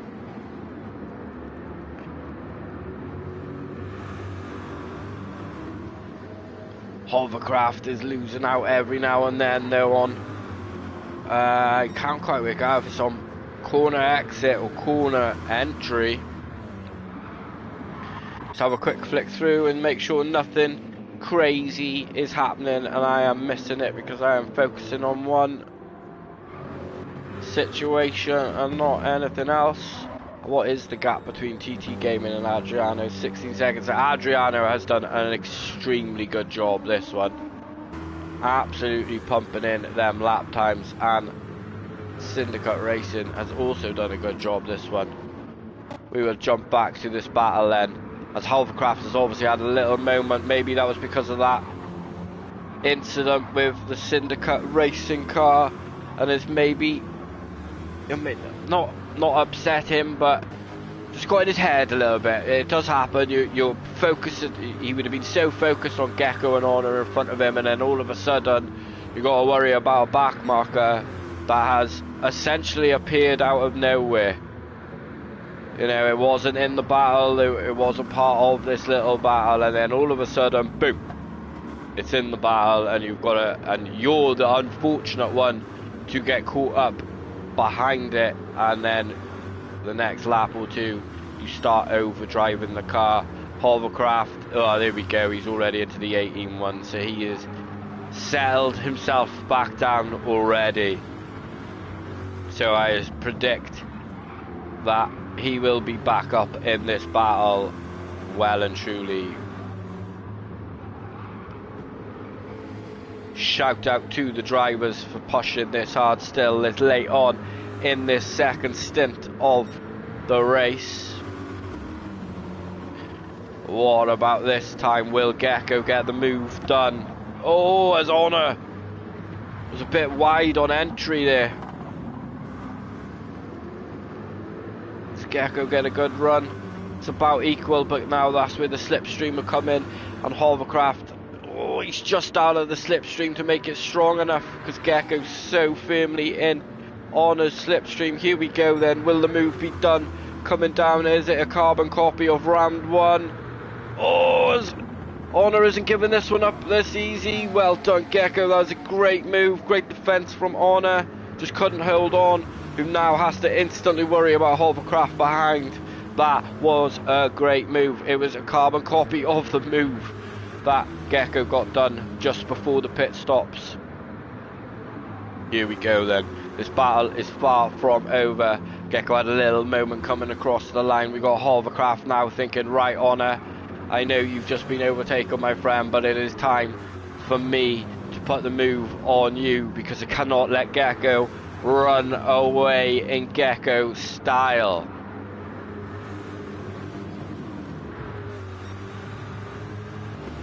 Here we go then. Hovercraft, if he's smart, he will just wait for the back straight and use some of that BMW grunt over the Lexus. Here we go. Will he be close enough? Oh, I don't think so. I don't know, we will have to see.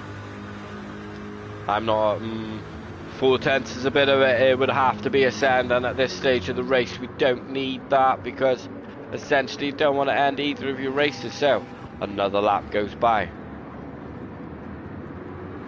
Hovercraft just waiting. Gecko happy now because he can punch that gap to the 20 seconds in front of him, and he doesn't have to worry that Hovercraft followed him through.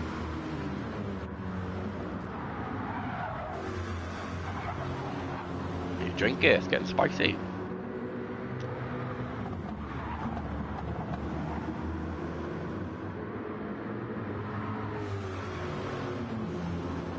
But it's still very close. Gecko isn't pulling away, isn't running away at all. Honor is now closer to Gecko than Hovercraft is to Honor, so this battle is raging on. I mean, as long as they don't fight too hard,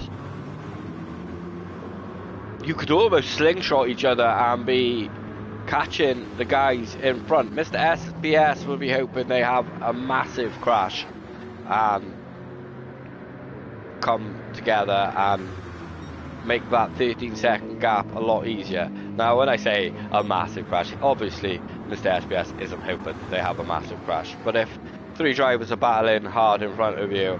A little ding-dong between them and a little incident certainly doesn't harm the cause to your race if you are the driver that is behind.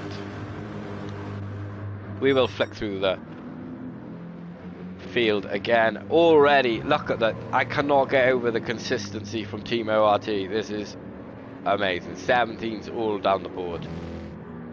Blue is finding himself in the 17s now, 30-second gap. And Gelf, sorry, in the 18s, the low 17s. He's extended that gap to 13 seconds. Let's not forget, when the handover between me and Jaeger happened, this was the battle that was raging on, and Gelf has just extended the gap to 13, nearly 14 seconds. And then we have the 3 guys going at it for P5, P6 and P7, Gecko, Honor and Hovercraft. We have Mr. SBS, who had that little moment at the start of the stint but has got his head down and just gone. Did a great move on on Greenie and has extended that gap. We have the other MRL car who is now extending that gap over the Furious 2, pushing into that 30-second gap ahead. Very good stint from the Furious 2, just consistent lap times, consistency is key. Adriano with the current fastest lap, the other driver other than the leader that is consistently in the 17s, who got the move done on Dark Cobra, the TT gaming car, which has had a lot of love in chat.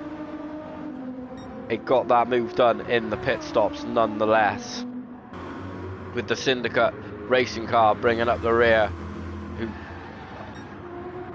Who was that?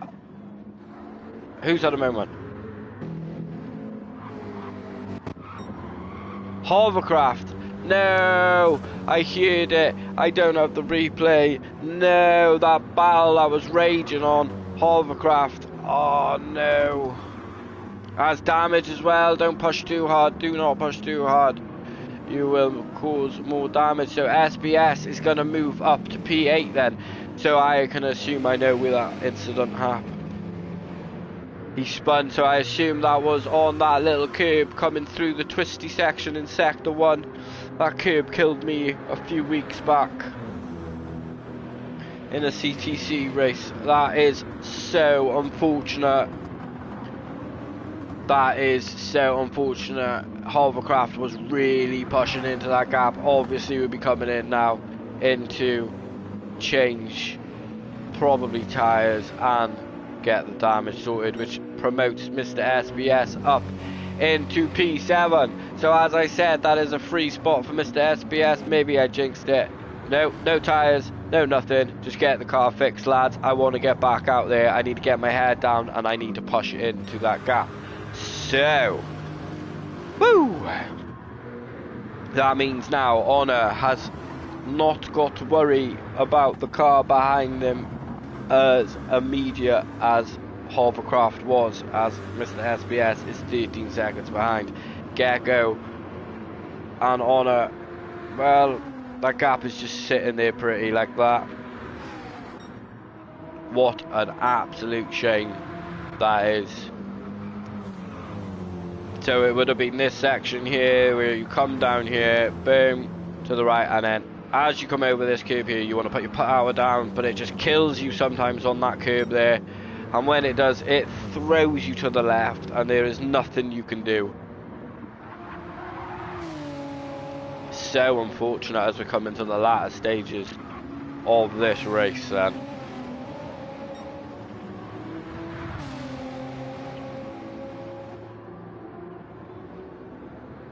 Gelf is still increasing that gap. Consistency, just plugging away, 10th after 10th after 10th. He's got himself a 14.5 second gap. Cannot complain at that. Same as player. That gap is just now 1 minute and 9 seconds.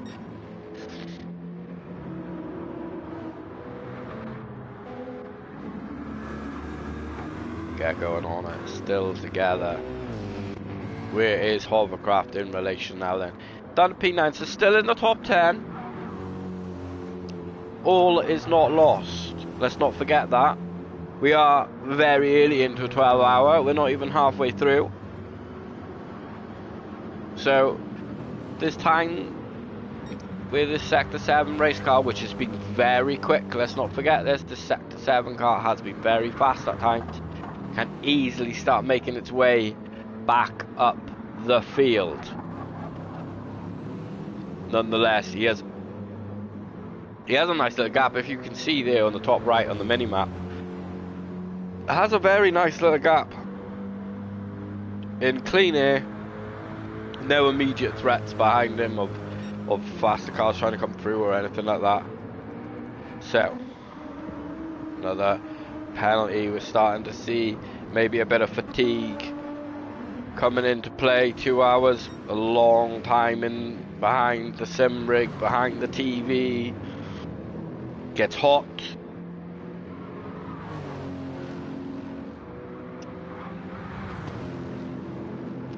It's a lot of laps.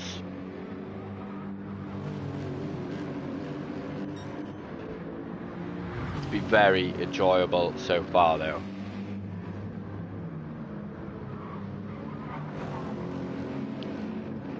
Very enjoyable indeed.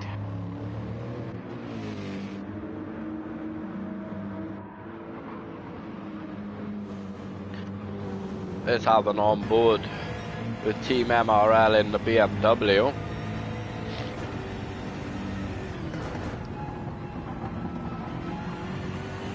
No immediate threat behind.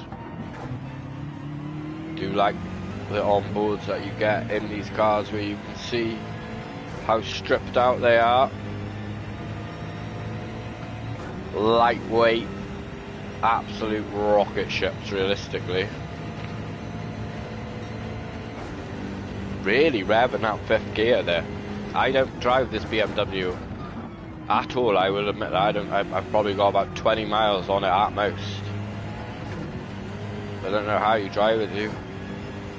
By the looks of things though, you give it the beans, you certainly rev it out. 17.9. Very nice lap from Team MRL 1 then.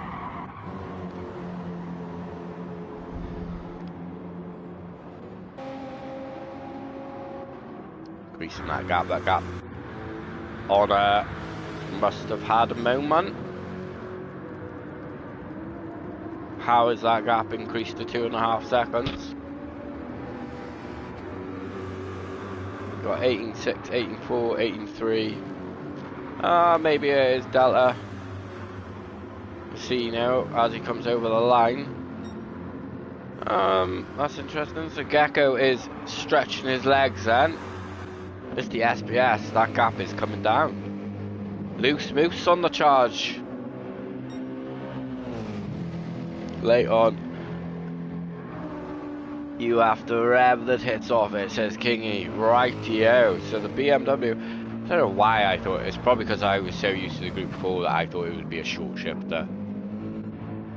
But the BMW, rev it to high heaven. Drive it like you stole it. Hovercraft has settled himself back down now then and is starting to put them lap times in. An unfortunate, such an up and down stint for Hovercraft. Such a shame. Very nice paint job. I like the mirrors. I'm a weirdo. Them mirrors, I like how that's colour coordinated. Very nice job. Shout out to that livery creator. Shout out to all the livery creators. I do like all the cars on the grid. There's not one that I don't like. They're all very much up my alley. I like a lot of bright colours.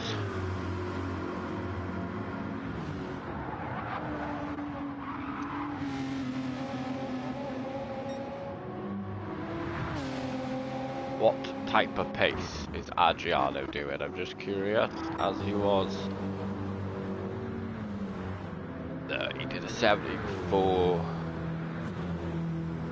Anybody close to, what about Player? Just curious about that fastest lap. Obviously there is nothing for that, especially during, it might be, no there isn't anything for fastest lap, but it is bragging rights nonetheless. See you with the fastest man of the stint. I'm just curious if anybody is gonna get closer. That 17.3 is a very good lap time. I know we had, I think it was an 18.6 in the first stint, which is phenomenal.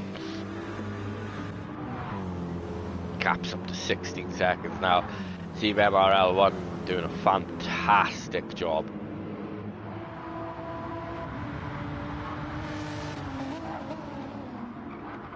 And though for Sector 7 is also doing a great job though, because that gap to P5 has stayed that. The only thing that so he hasn't lost out to guys behind, but has lost out to the car in front. That's not the end of the world. Like I said, you have different pace, different levels of drivers jumping into your cars across the 12 hours. So you have to take that into consideration. Some drivers like to chase people down. Some drivers like to be chased. It's, you know, lots to think about. Lots and lots to think about. As we are, that this is flown by, but we are coming to the end of the stint.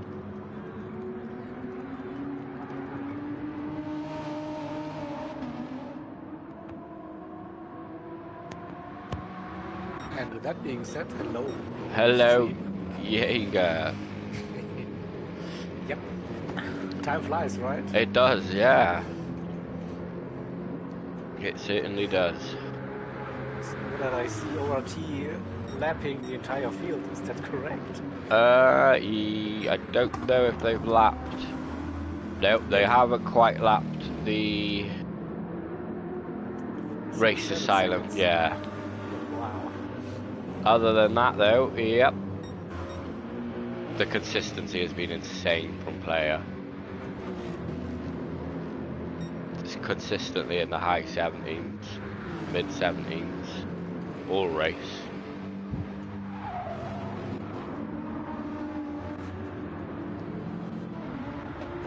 We had a very nice battle from P5 to P7, but unfortunately Hovercraft lost it and had to come in and change some damage. But it was a very, very interesting battle for a while.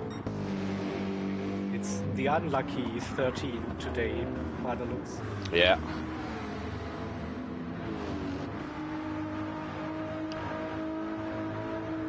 Nice gaps all across the field now though.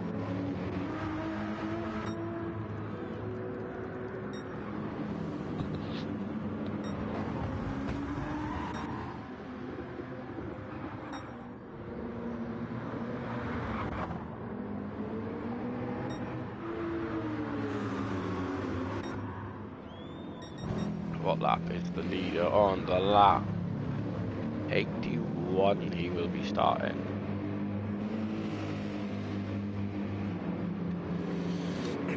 But it's nice to see 14 cars still in the lobby. Yep. That does. Just had that one little scare that I disconnected from the lobby. Yeah, I did see that, yeah. Yeah.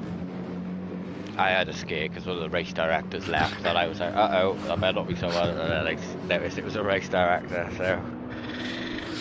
Yeah.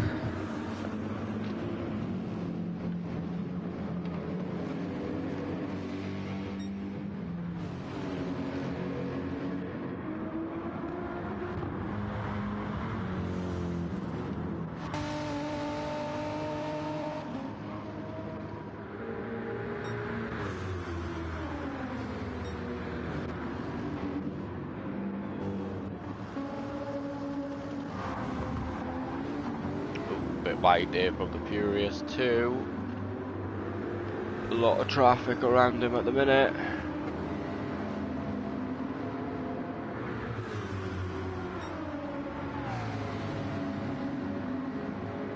That is opened the gap up between Gecko and Honor. Yeah, Honor being stuck behind 2 lap cars. Opens that gap up to 2.5, possibly 3 by the end of the lap. Possibly 3 by the end of the sector.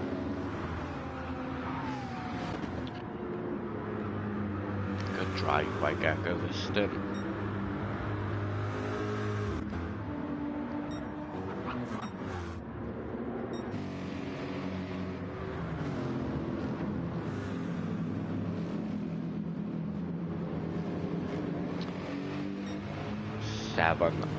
Well, 6.5 laps to go then from the leaders at least, who will possibly lap the whole field by the end of this stint. Amazing job by Team ORT. Good car as well. Yeah. Lexus.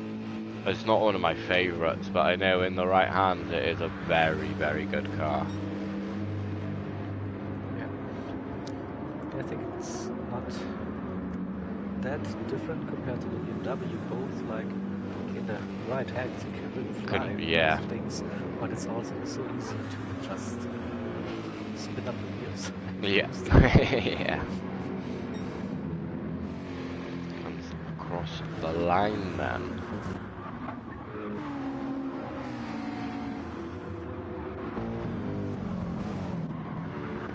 Nice gaps all the way across the field now.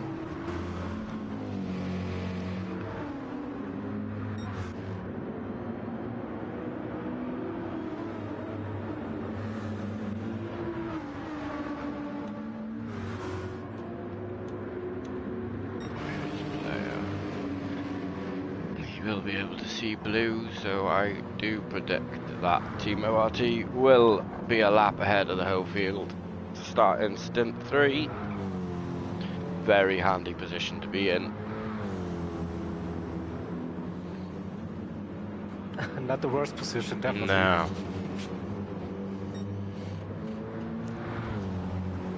It gives you room for mistakes, it gives room for things that go wrong. Yep. Exactly. And so big shout out today for the MRL 33 car. Yeah. Right? What a race they have. Gelf has just extended the gap as well this stint. Obviously that was a close one when we handed over the last time, and this time he's got a 17-second gap at the minute and increasing still at this stage of the race. So yeah, massive shout out to Team MRL 33 car on the BMW. Hasn't lost touch of blue either, that gap 30 seconds. It was about that, relative round about that when the handover happened too, so can't complain at increasing the gap behind and keeping it steady to the car in front of you as well. We are very early in to this realistically.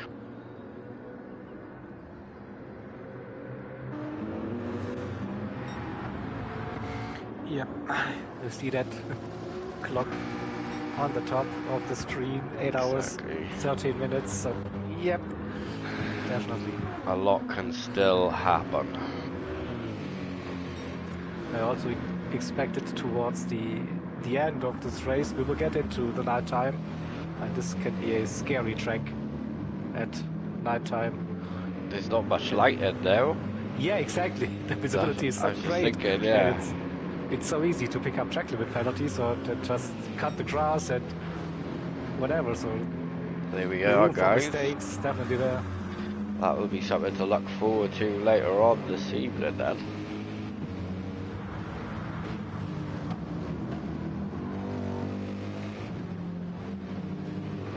Four laps away from Team ORT coming in to end. Oh no, there must be a lap ahead.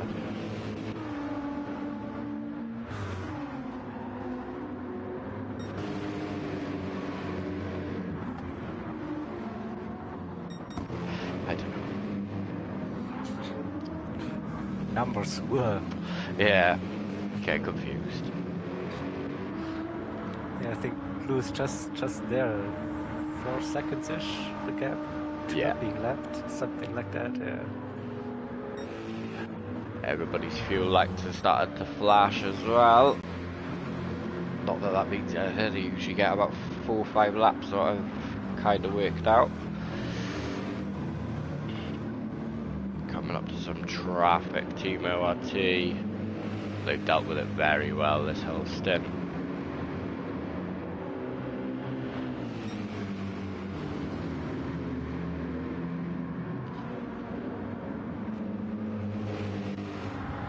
Not pushing too hard now though, so maybe just bringing it home for the changeover rather than risk making a mistake. No need to push too hard, I suppose, at this stage.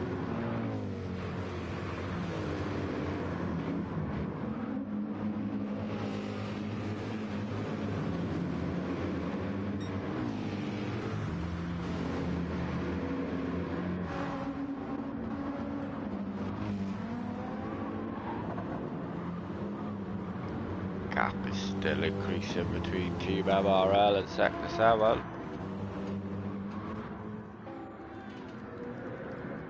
That gap has increased to 4 seconds between Gecko and Honor. That traffic really helped Gecko out.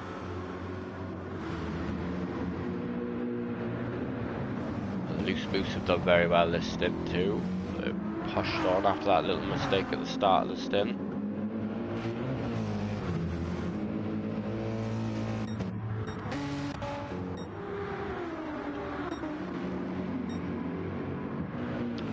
Two laps to go then, until the changeovers will be happening, and we will be starting stint 3 of Road Atlanta 12 hours. Yeah, looks like the cars are way too quick. So we might have to extend 1 or 2 stints with another lap. What the hell? Hello. Hey, Welshie, evening, afternoon, morning, whatever you are, yeah. Whatever time zone we are, yeah. Getting ready for the next travel swap. And you must be pleased with your team's performance so far, right?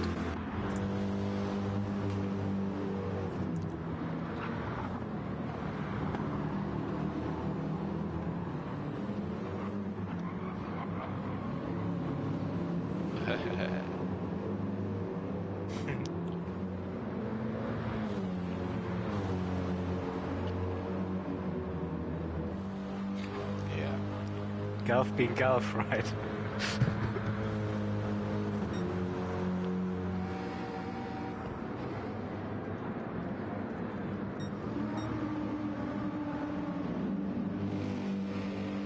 Looking strong for today, yeah.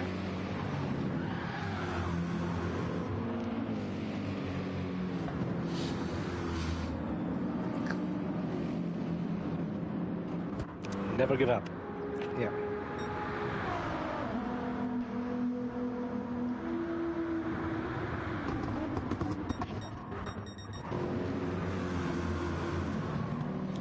I'm better prepared this time for the swap, trust me.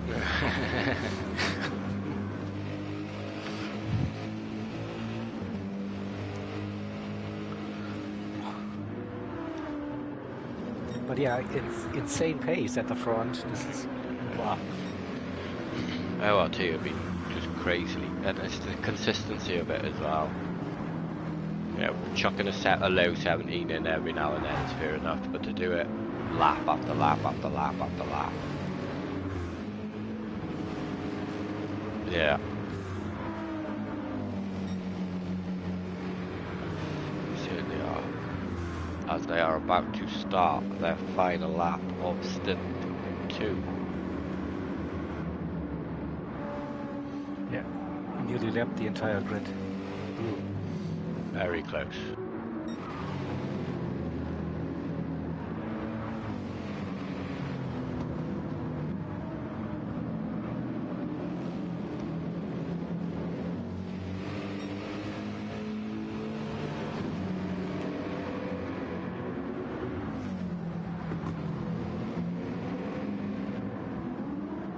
Just caught up behind the TT Gaming car. Been very good. Has been a back marker though, moves out the way very nicely.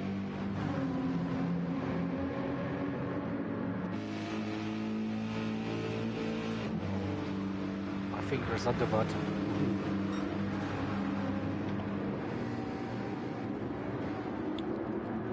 Coming through the last chicane now. Yeah, Yeah, look at the time remaining. 6 minutes ahead of schedule.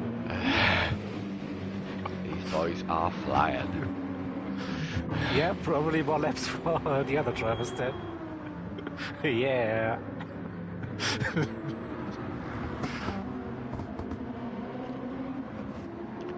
That is ORT Here we go. completed. Yeah. Picture in picture. Let's go.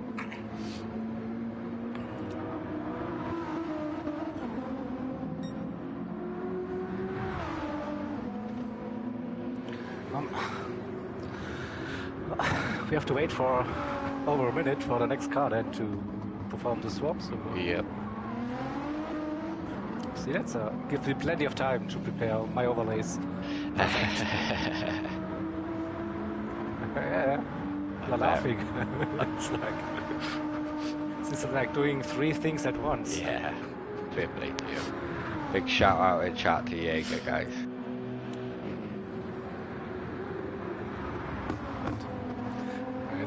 It's all just preparation.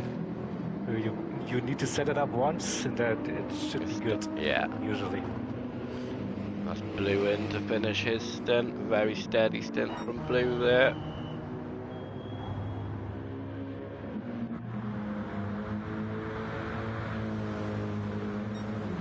Yep. Yep.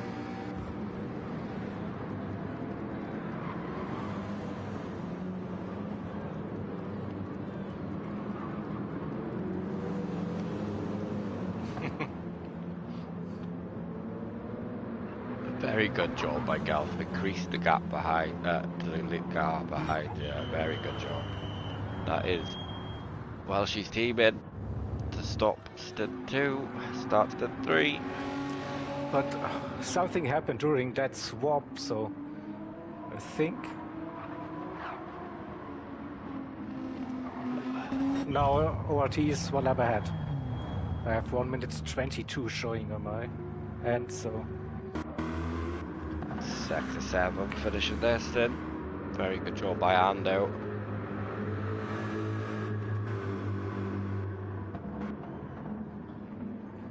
Gecko. Yeah, definitely. Nice to see it on the grid too.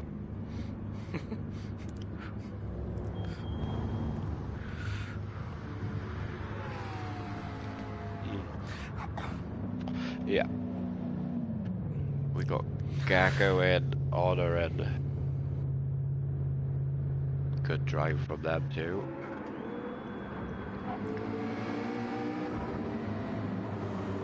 yeah, it was, I think, quite unusual to see Sector 7 picking that car, but then it worked out pretty good for them for last round. This one here as well, being competitive in that car.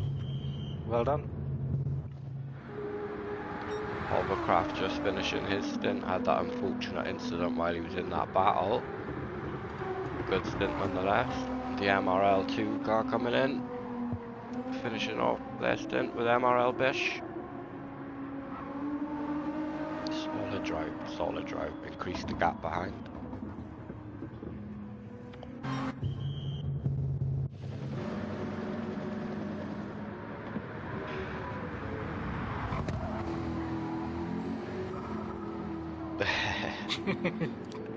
A casual 3 hours race. Yeah. Furious 2 coming in to finish their stint. That was a very good drive from them too. We've got another little wait now for the last few cars. Yeah. Right, I think this is my call, then I will switch over to full screen for stint 3. There we go. So wait a second, I will prepare everything. And we are live with stint 3. Thank you, Nikki, for covering stint 2. And we are back racing here, approaching the 4th hour then of this 12-hour event, with ORP crashing it so far, being 1 lap clear of everyone else by the looks. I Just need to confirm. Yeah, it's 1 minute 25. That's a huge gap so far for the team, and they are looking to close the gap on the 44 car in the championship if it continues and stays like this. Seems like the gap has dropped between third and second, so I don't know whether tyre change is done. EOA Candyman. Yep, 5 seconds-ish, something like that. Yeah. Getting into a groove early looks for Magnet.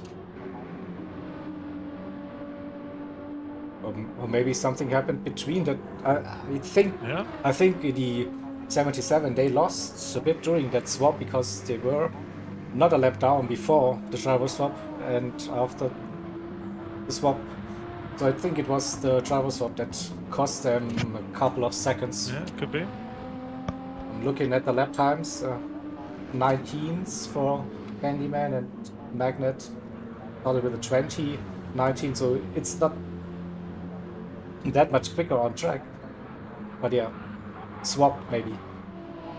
Maybe took it easy, I don't know. We don't know about the communication channels or those swaps. And That could be a bit of a delay.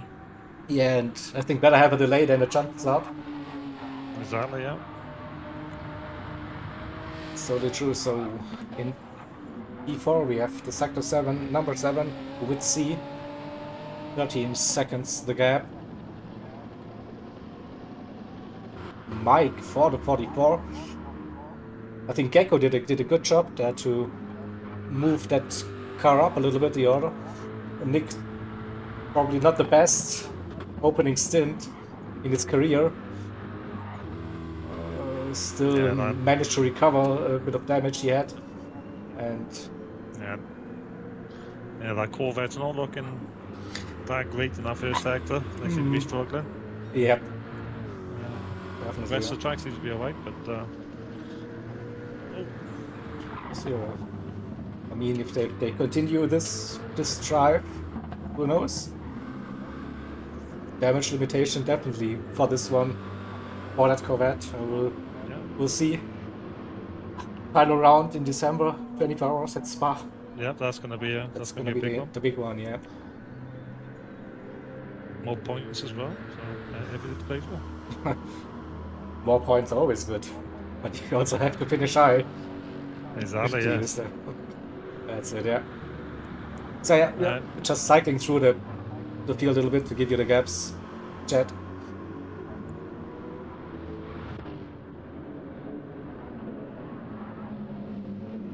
You're wondering?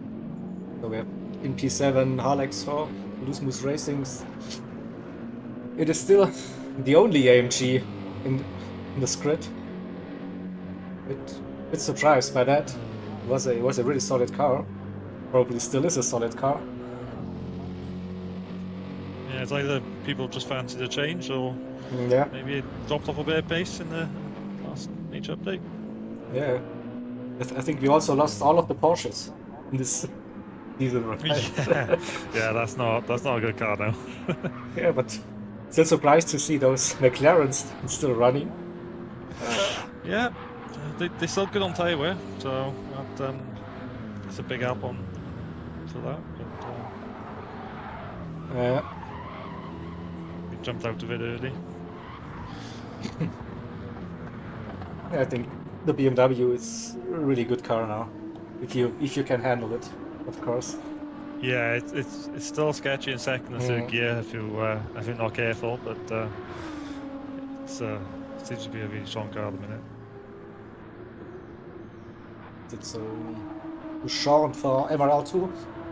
They're running in P10 in that. How many colors do you want to use, livery? All of them.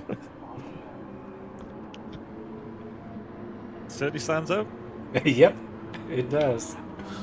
That's I believe that was Johnny. I did that livery, so later on. A shout out to Johnny as well. Yes, I think Nicky also mentioned it. Shout out to all the livery designers. Yeah, it's I can only appreciate the work you're doing because I'm not good at it. So it's just like, yeah, whatever you do, it looks so much better than what I would ever come up with the ideas. And as usual, like great designs on them cars.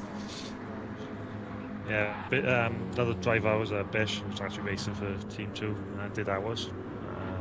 Give him a brief on Monday, and fair play, he got knocked out. I just look at the car and go, nah, no idea. Give it to someone else.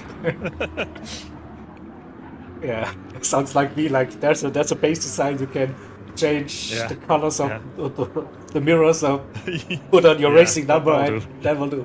Yeah. Something like that. Yeah. I'll focus on the racing. Yep. Racing and doing comms for me now. Yes. Right, but not deciding liveries, definitely not. So we go, yeah, as stated in chat, thank you, Lil Nikki, for that commentary stint. We will be seeing Nikki behind the racing wheel at some point during this event, so watch out for him.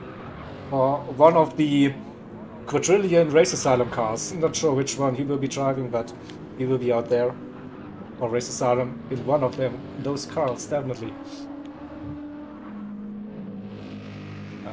Let's have a look. The gap between Candyman and Magnet, 25 seconds still.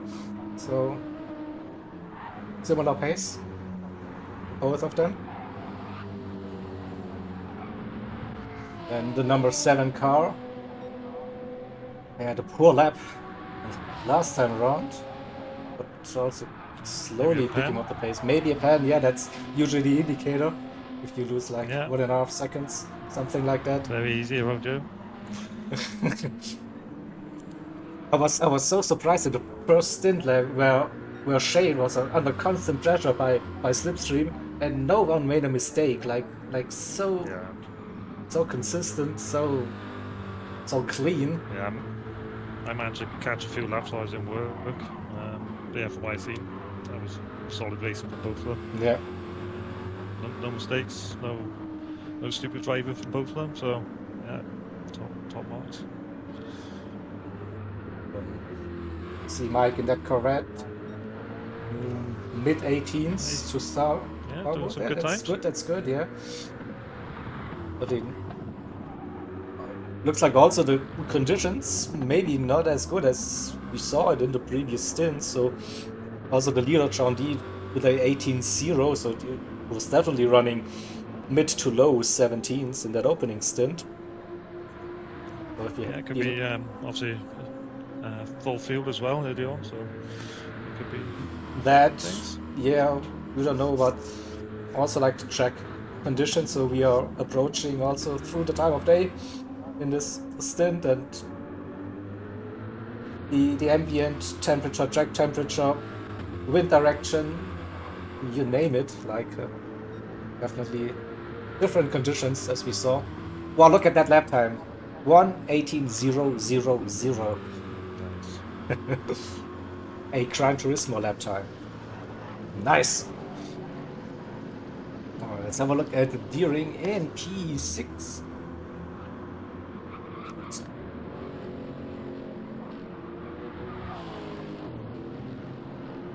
5.5 seconds to that 44.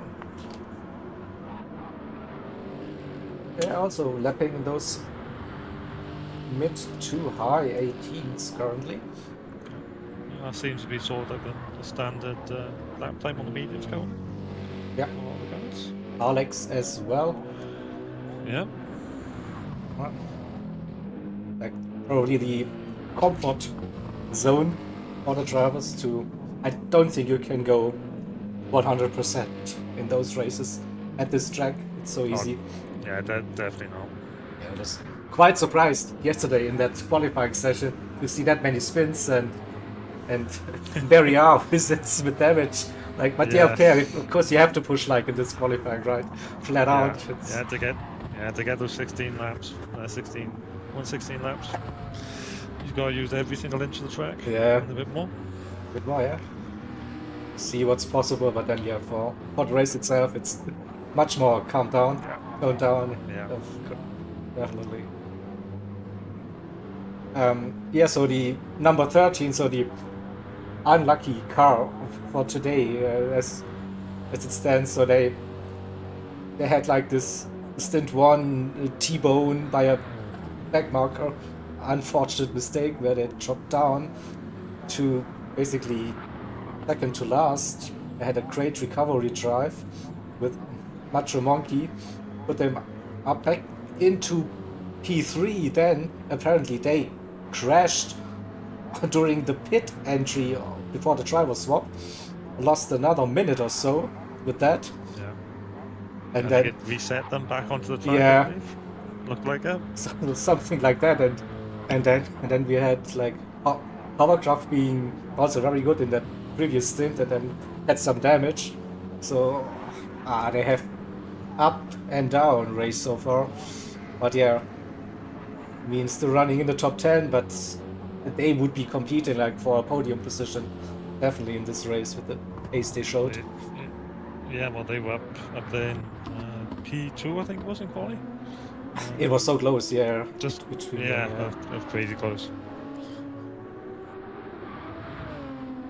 And also like I think we saw with Macho Monkey doing a 16.8 on the mediums and that stint. Yeah, that's crazy time. Yeah. Absolutely nuts.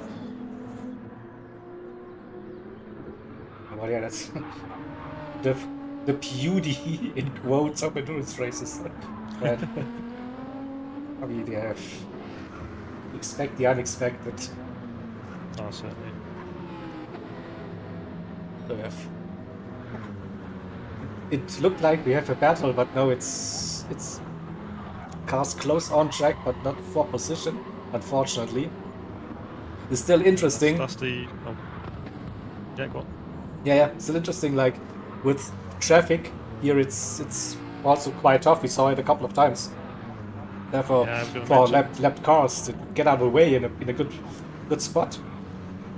Yeah, and with the track being so, the lap time so small, you constantly always either catching someone or it's a lap in. There's always traffic, so if you can manage that well and time pit stops right, and you can gain a lot or lose a lot. Yeah, it probably won't get boring, even if you're not fighting for a position in the first place. It's still like action all around, and this is what it's like crazy in real life if you see the Petit Le Mans race, like having 3 or 4 classes out on track on this circuit.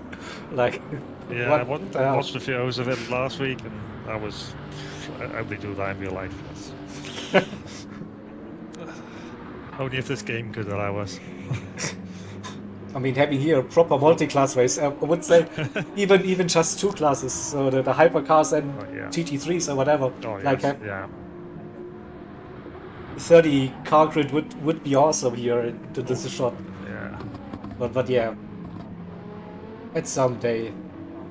I don't know. Maybe even the DLC pack. The DLC. I'm sure people will be happy to pay for it if you get the content and increasing grids and whatnot. Yeah, but just to allow us to like have custom servers to decide the grid size ourselves, what we think we can run, like. But yeah. Yeah, certainly. Yeah. Hopefully, one day, maybe. We'll see. Or maybe it is another game at some point. Well, maybe a GT Sport 2. Yep. Maybe. Yeah, no. GT8. Or maybe Assetto Corsa Evo, how it's pronounced. Evo. The Italians. Yeah. We don't know if there's potential there to do something. Well, we'll see. Yeah, it's a long way to go. I've driven a few laps of ACC. It's got some benefits over this game, but other ways it's what you're used to, really. Like, to be fair, GT7, the one good thing with it is that you can just jump in and play. Yeah, easy to hop on. It's such an easy game to jump in and race and get involved with leagues, communities up there. So it's, hopefully they give us something one day. Yeah, and as you mentioned, I think some of us doing those league events and stuff would also pay for some extensions and get this kind of extra. Yeah, I'm sure there's enough demand out there. It is, yeah. So for now, no real battle on track for position. Just Looks like Sean's maybe catching up a little bit. it's 26. 22, 23 seconds is still a long way to go. Yeah. Wasn't sure about the gap. In the first place, let's have a look at the lap times. 1:19s for Sean and high 19s for Stick. So it's a bit Closing slowly. Yeah. Could be half 10 to that. It is, yeah, and but yeah, really surprised that we don't see any 1:17s so far. Maybe the higher track temp affecting the tyres.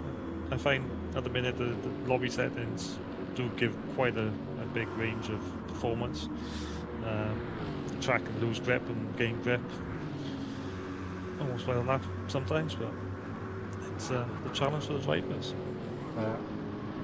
Yeah, I mean, you can still see the consistency here. John D putting on like 9 laps straight, hovering around 2/10 his lap times, and he was definitely running mid to low 1:17s earlier on. Don't think he just lost a second in pace. So yeah, if you see track conditions do have an effect. Can we see the back field, please? Yeah, we can. Of course, we have in E14 the 64 Another pen with another penalty. Story of the race for some of the drivers, definitely. And that 1 second, that's harsh. You lose like 2 seconds probably at least on that back straight. You get deserve the slowdown. Then in P13 you have 10/10 with a J set. Now it's 7 minutes and 6 to the leaders. The gap to Shadow Chef is 1:36. Wow. Math. Not that easy. But it's still a lap. Struggling. Yeah, definitely for today. Like they're struggling with that Corvette. Yeah. Then considering a few races ago that was the car to have. Yeah, I think at Le Mans that was quite the go-to car. Yeah. Yes. But, yes. I think the BMW was the slowest there. Yeah. What sort of reversed.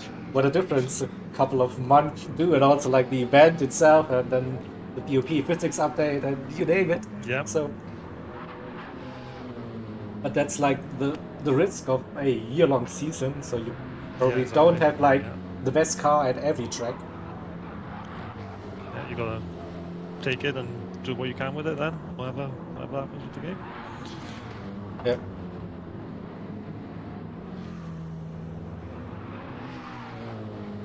So I think the 12, 13, 14, the big gaps between the cars. So they were just trying to, I don't know, keep on driving, stay on the track, and see what can happen with some mistakes happening or whatever. But yeah, you always always have disconnects later on. And don't say that.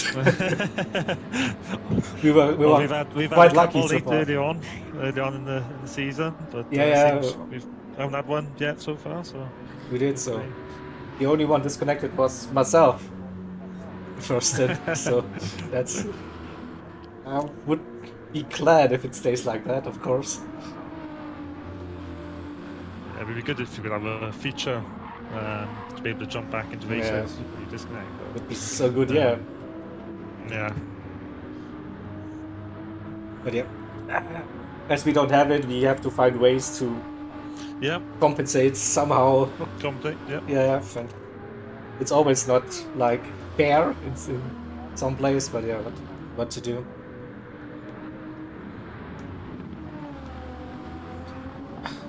Can we see the back? Can we see the podium runners?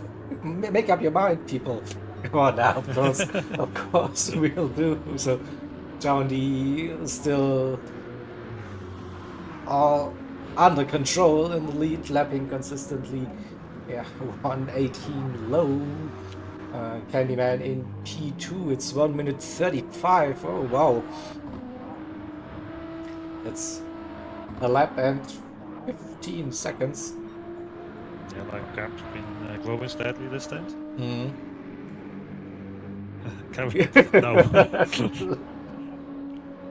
Yeah, today it's also a short stream, so no singing, sorry. Only for the 24-hour events. Apex Seems like the Magnet. gap is around 10 seconds. Come down. Too bit, yeah, come down. He lost a little bit to Candyman as well. Yeah. 3 seconds, Maybe I think. traffic. It could be, yeah. Yeah, John's a bit of a stalwart of MRL. He's been in there from the early days, and he's doing well. So. Yep, definitely. But yeah, no, he's always you can always count on him. Yeah, I think he's to keep it steady, to keep it pace up. Always there, always really being mistakes, involved, so. like in those MRL events where it's outside of the community, right? If it's like the endurance races or the team versus team events, stuff like that, he's always ready and he's always there. Them, yeah. He's always happy to race. It's good to hear.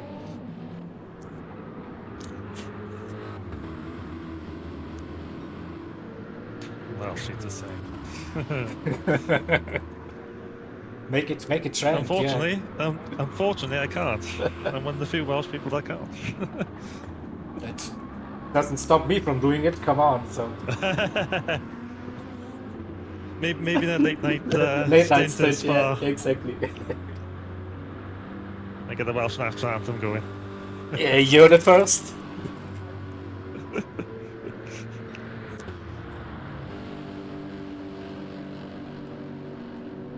Like also with those conditions, looking a bit at the tire wear, it's more tire wear now. It will be tough to get those 30-ish laps on them. Maybe an extra stop. And, yeah, could be like try in and those gain conditions. back with the fresh mediums. I think maybe the softs are wearing a bit too quickly at the minute to really make use of them, especially the longer pit stop around here. Yeah, it's still a long pit stop right here. Yeah. It's been on about 26 seconds just for tie stop. So. Yeah, and then with that awfully slow refuel rate. that's quick for us. It's quick. Is it? I think it's 4. Oh, well, we've had one. Yeah, we've had one before in our Monday series. 1 liter, you're like. Yeah. Okay. Yeah, that was interesting.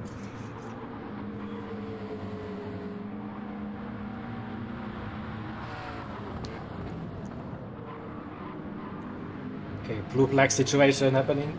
HPR for LRC, and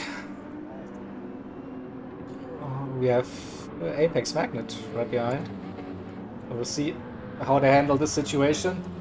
Well done. Just drive over to the right on the straight off the racing line, and we continue.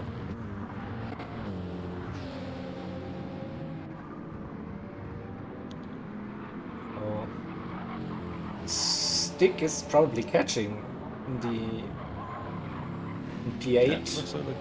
Yeah, time seems to be stabilizing between himself and Sean. About 25 seconds now. Yeah, probably gone up a little bit if you're looking at it from Sean's perspective.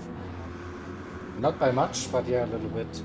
And maybe the tires are starting to drop off now. By the looks of it. I was also so surprised to see Yeast using softs for the first stint and did like 3 stops or something like that. So it was going for an aggressive soft strategy at the beginning, but don't think that it paid off. To be honest, that I think he had softs a were bit very of damage in the. yeah. I think he had a bit of damage from the formation lap. It looks like so. Cost him a bit there.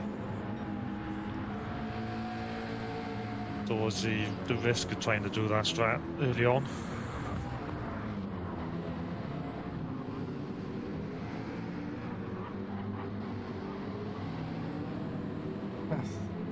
Also, yeah, interesting the difference in tire wear. To be honest, so,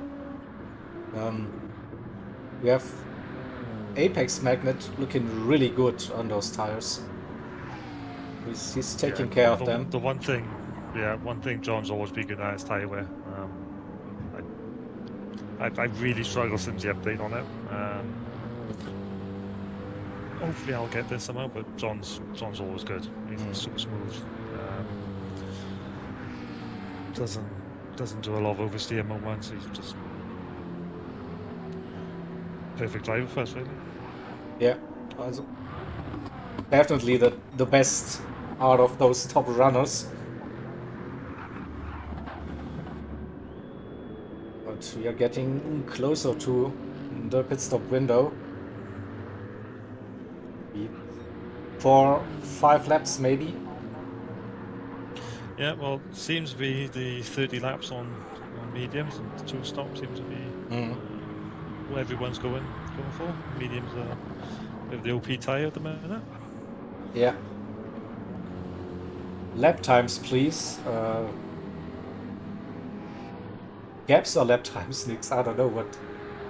I think it's pretty much all the same, I think. It's all the same. Stabilizer? Yeah. I think he wants to see Mike, I think. You want to see Mike? Okay. Yeah. Say it. Mike. I know what he's after. Mike had a poor lap, lap 23 and 21.1. That didn't really help. Lapping in those 18s, that's really, really good. The Corvette, I guess, still 20 seconds in front, and Deering also doing like a really, really nice job staying with Mike. I think maybe that's closed in a little bit. Yeah, but I have some bad news probably for Deering, because that front left is nearly gone. Oof, yeah. Yeah, I think Alex is a bit heavy on his tyres. It's... Well, I found racing with it anyway. By far the worst tyre wear I've seen. And it's mediums. Even compared to the Corvette. Yeah, the Corvette looking really, really good. Really. Mike is he's a crazy quick driver. He races with us on the Monday night. And he's always the one to beat, and often he's the one with him. So he's doing a good job there in fifth. Yeah.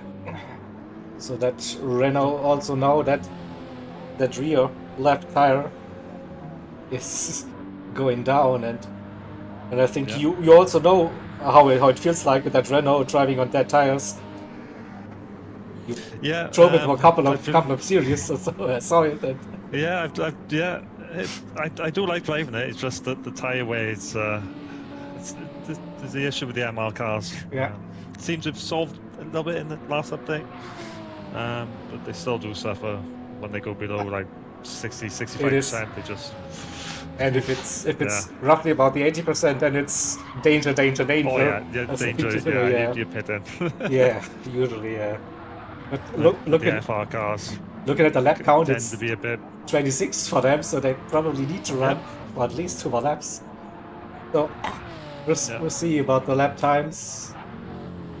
And just to note, the next stint will be 94 laps. Okay. So a few more laps for everyone in stint 4.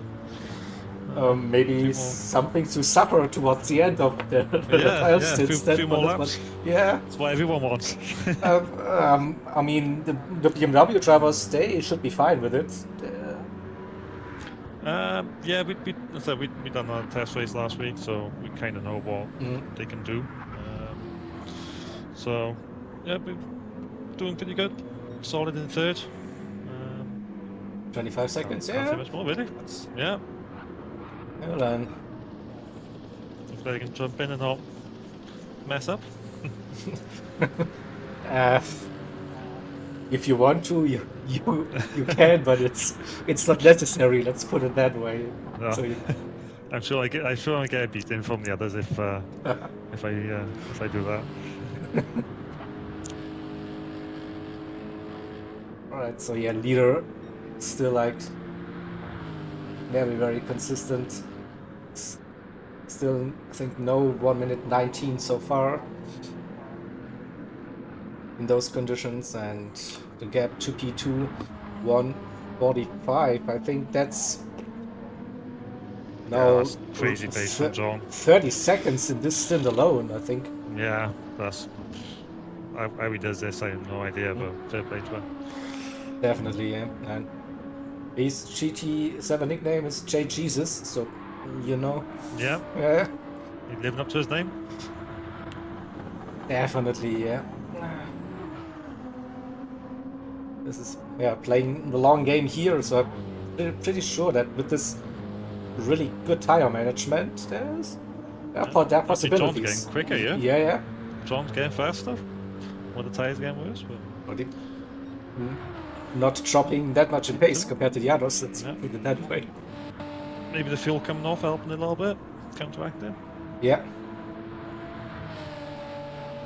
And now Witsy is in the danger zone. It's like an 85% wear on this rear left.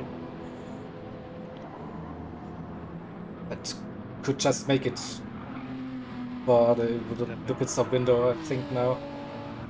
Yeah, maybe the next few stints, the lower fuel levels may just help a little bit. Yeah, we're starting with less fuel then. Yeah, that's true. Could help it a little bit. Mike, after that lap 23 again, back into the 18s. Yeah. I think that's the second biggest driver in the stint at the moment. Yeah, I think so. Yeah. Doing well, I call that. So, Nick, you see? Yeah, Nick's just washed, I think. He's at He's it. washed, yeah. Yeah. The slow. Should be called slow now, I think. Oh, and enduring really suffering now with the front left tire. It's 95 to 96%, I think, now gone. So this doesn't help turning the car. Yeah, so I wouldn't be surprised to see him pitting now. Love you too. Like, yeah. Oh, John D pitting. Okay. Oh, yeah, that's totally. And Deering staying out for another lap. I couldn't see that coming, to be honest. But it's like, stick to the plan, Deering. No undercut. Yeah, it's quite hard at the minute because the tires take a good lap or two to warm up, so the undercut sometimes just doesn't work. But if you can get the tires sort of in that zone, yeah. But look at that, quick, it can work out. But then you're suffering later on in the next stint. Yeah. So it's always a gamble. And ORT had this free pit stop. It's still they could just one lap ahead. Just do 4 stops. Yeah, they could just have like softs all the way around now and still be quicker. Could run it, yeah, but it's like, yeah.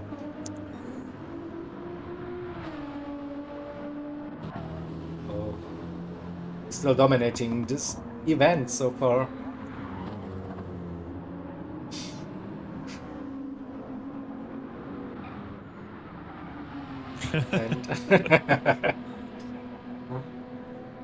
No, Nick. Yeah, love is all around. Nice. I'm also surprised to see that Renault still going. That stint. But yeah, probably you don't have any other choice. At some point, you have to suffer with the tires.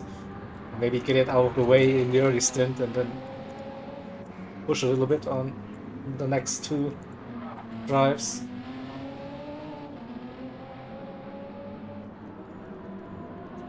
Candyman, eh? So Yeah. I'm just fusing Nick in chat.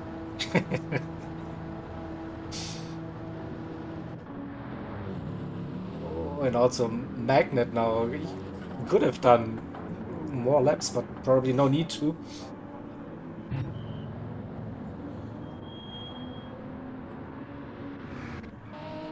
So everyone now into the pits. P4 as well, the number 7. What about Mike? Yeah, those fronts not looking good. The front left. It's going for that pit stop now. Very easy to get a pit penalty around here as well. The entry is brutal. Hearing on the out lap. Halex 1. Yep, that was missing. Also heading towards his pit crew. So that's...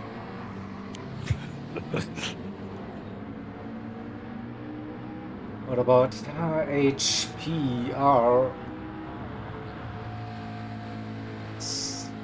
McLaren tires still okay, I'd say. Lap 30 it is, so I don't think they can stretch it to get one stint on the softs. I would expect them into the pits very soon, going for one more lap by the looks.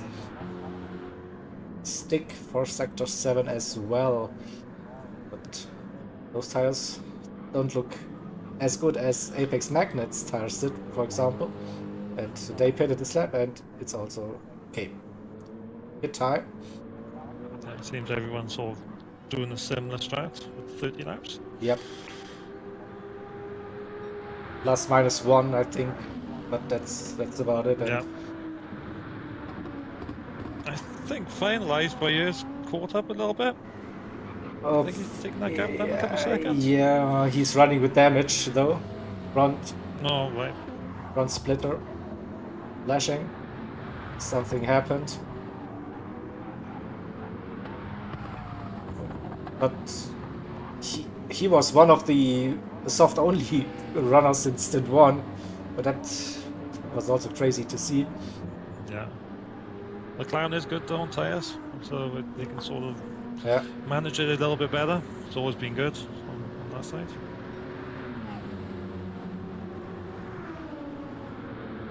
Next saying Wid, is that an issue or P4? Wid had an issue. I think it's P4. Yeah, maybe. 7 seconds to get to Magnet. I'm not sure about it. Don't think so. Candyman had an issue. They have damage. Oh, Candyman's in. They have damage. They need to fix damage. Yeah, and rash tires. No tires. I don't know. No, probably not because they just changed them. Yeah. So Magnet up to P2. By the looks, yeah. That's the issue. And no laps in concentration, damage, 30 seconds lost. See how close it is between the 7 and the 77. 77 just stays ahead. But we have a battle of position, ladies and gentlemen. Let's go on board. This should be interesting. Yeah, here we go.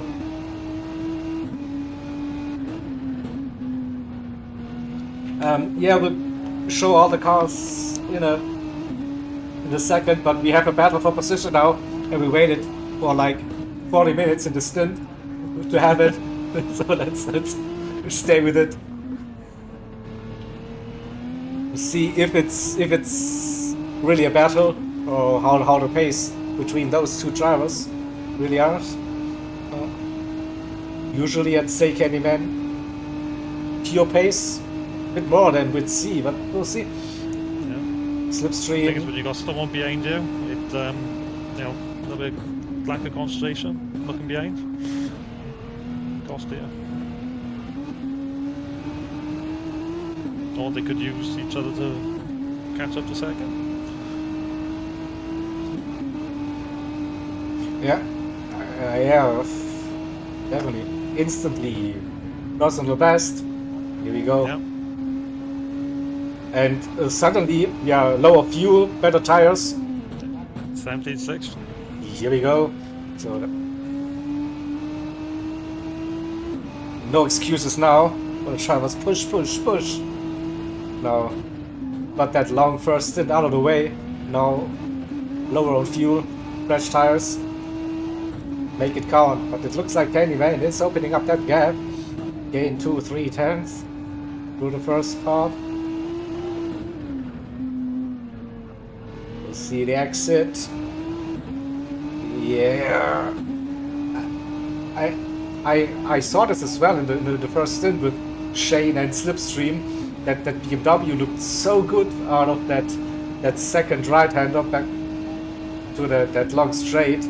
They just maintained the gap and then just had the legs to stay in front. Yeah, I don't think it's quite as quick as others in a straight line, but it's got good sort of corner exit speed if you can maintain the oversteer. So it's, Yeah. they've got different strengths and weaknesses. Also think that the end of that fifth gear is still strong in that BMW. Yeah, you can just leave it in there and keep on going.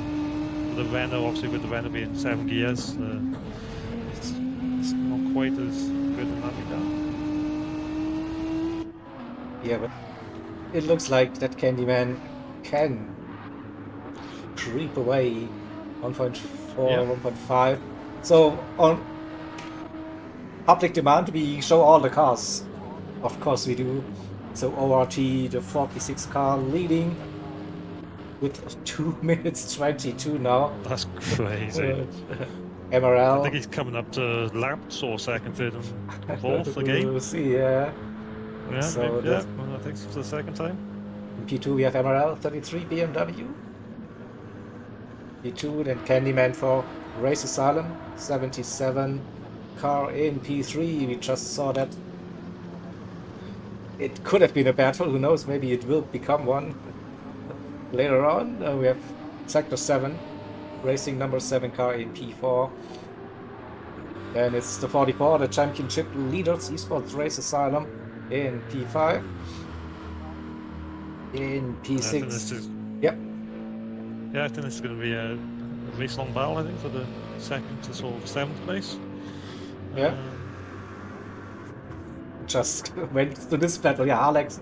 Oh, whoa, big cut for the chicane, not sure if that's okay. But yeah, Loose Moose Racing in P6. And we have Deering for the 218 Race Asylum car, the Lexus RCF. Very close battle of opposition. Let's stay with this. 18-1 personal best for Deering and 18-2 for Harlex. So on a per lap basis, it looks like this is close. We saw a little mistake happening during in 19-0 again, clipping that grass, getting into a drift. Yeah, on the edge. So it's lost some time, but no penalty. I think that's. Yeah. I think these tires do suffer with overheating. Yeah. If you start sliding them a bit too much, and they can really start falling off the cliff. It takes a while then to get back. So. Yes.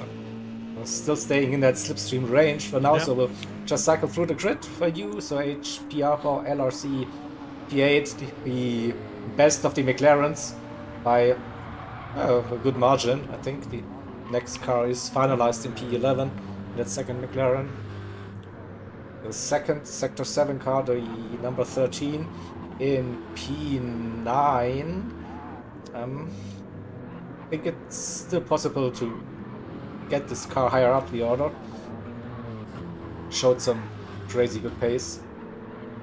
Yeah, it depends on what drivers they're going for the next 3 stints. Exactly. Could be up to 8th, 7th maybe. Definitely. In P10 we have the second MRL car. Nissan GTR, Sean, doing a solid stint, keeping that gap. Yeah, he's a He's a relatively new driver to MRL. He's done really good so far. He's done, I think this is his second ILO race. So he's been a valuable asset, I think, for the second team. Yeah. John, you're still having your indicator on. Probably didn't even know. Oh, last minute racing, the second McLaren 650S on the grid in P11. So he's getting lapped. Yep, by get John. again. Probably it wasn't it for the first time. They're 5 minutes behind. That's math. It is 4 laps down. I think so, yeah, 4 laps. But it's such a short lap around Yeah, here. yeah. A normal track, that's more like 2, really. But... Then the 999 BMW for Race Asylum with the governor. But yeah, big gaps to finalized. And Jay set for 10/10 racing. Just had a look at those tires. The front left is dead. Time to pit. No, going for another lap. Yeah, that's maybe going long and putting some softs on at the end, maybe? I don't know about the GTR. it was quite okay decent, the on tires, yeah. But do you really want to risk running the softs there? I don't know. So yeah, so 10/10 Racing stepping in today for AHR, who couldn't make it, fortunately, but nice to have 10/10 Racing with us, of course, for this one. They debuted last round, Yeah. Wow. They stuck at it. It was a bit of a struggle, I think, with the Renault, but they stuck at it. Yeah. Kept going. So hats off to them. Yes, and in P14 we have the 64 Syndicate Racing Chef. Oh, with another penalty. Nope. So where was the battle? 6 and 7. Looks like maybe that damage a couple of laps ago. Yeah. Slow laps, right?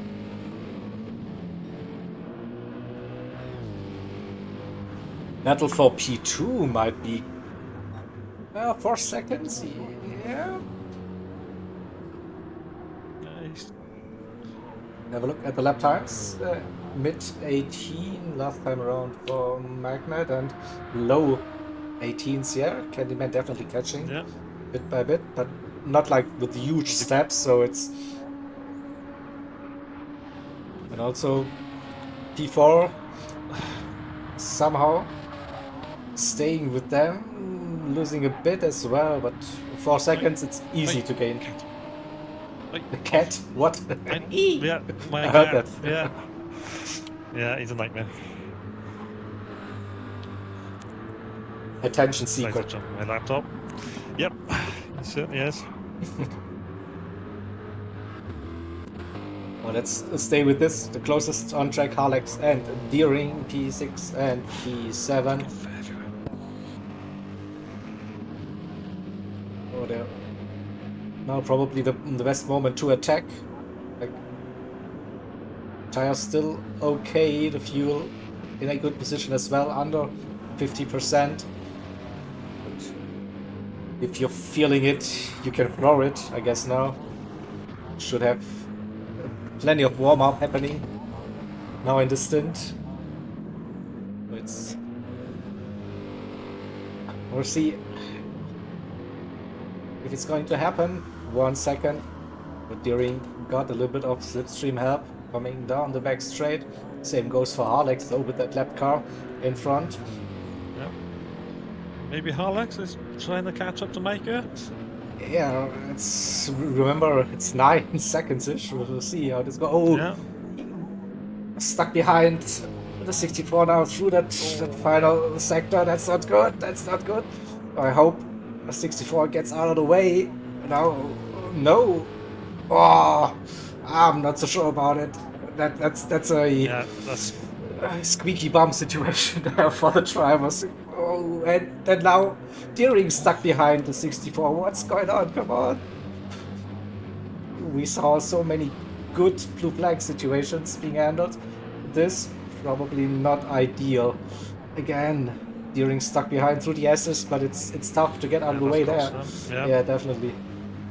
Now, it's very awkward section, that first section for overtaking. If you get trapped behind someone, it's going to cost it is. It is. So yeah, lost half a second. Deering some not too bad still. Yeah. Like get that half a second. Will be a bit fuming, but did Alex just serve a penalty? Yes, he did. It's okay. Oh yeah. Deering's going to be right back on him again. He is. Oops, that was the wrong button. I wanted to go with this one. Get some. Also, like this straight is just too short. Coming out the final turn, it was like I'm gaining. Gaining. T1, yeah. This. Oh, sliding. It's a really challenging track because you pretty much always cornering. You've got very little time for a break, so so take it out of you physically. Yeah. I personally struggled for so long to fight for that track. I realized like I was really hyped when it got like announced it will be featured in the game, and I was like, yeah, finally.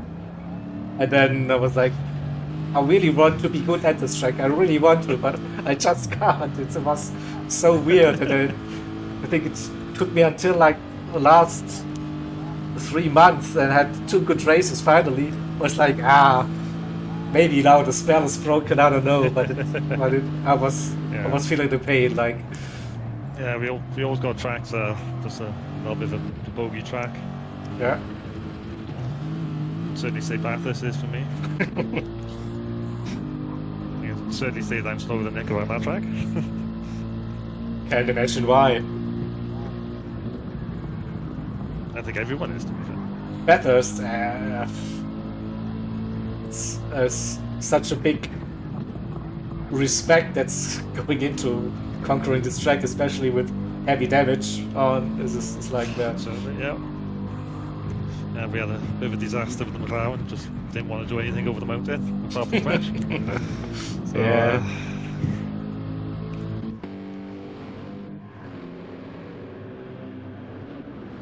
True. So, yeah.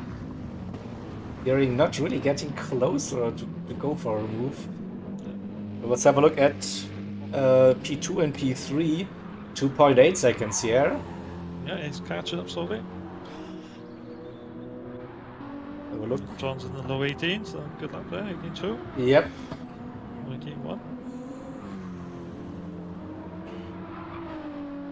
Could be interesting before the next pit stop. So we're looking at roughly lap 60, I guess, for the next pit stops to happen. And with that pace, I gained like 2 seconds over the last 10 minutes or so, probably. Could get close. Who knows? But then again, traffic. Yeah, getting past as well. It seems like they got quite a clear track for, well, hopefully the next 20 laps or so, I think. Maybe it's all bunched up in one sector. That's correct, yeah. And before, we'd see not able to keep up with that pace. It's 6 seconds already. Even John go past, getting that by John. And Mike in P5 at a gap to Alex. It was less than 10 seconds last time. Now it just slow lap last time, maybe a bit of a penalty. There was a penalty for Alex, where Deering really got too close. Yep. And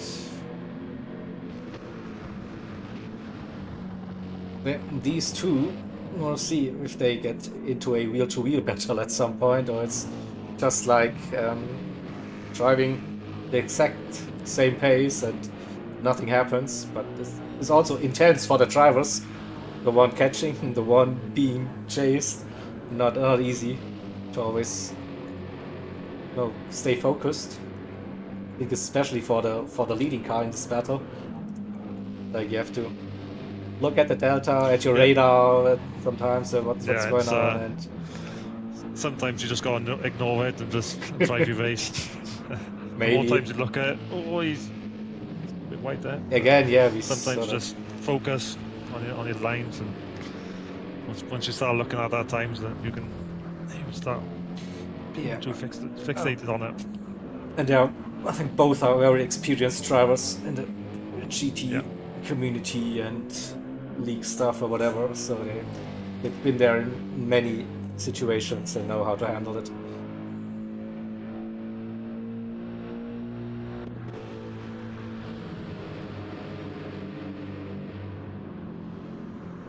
Yeah, for the spectators it would be nice to see like side by side, wheel to wheel, but it's not the track. Sometimes it's you also got quite obviously the first sector with the aero coming off the car in front. And, if you sort of get that gap the same, then it can really be hard to make any progress. You're just either waiting for a mistake or a penalty and try and capitalize that way. It is you see Mike is running away 11.5 seconds from that battle. It's 15.82 P4. That was bigger, that gap, pretty sure about it. Yeah, I think he's taken about 5 seconds off him there.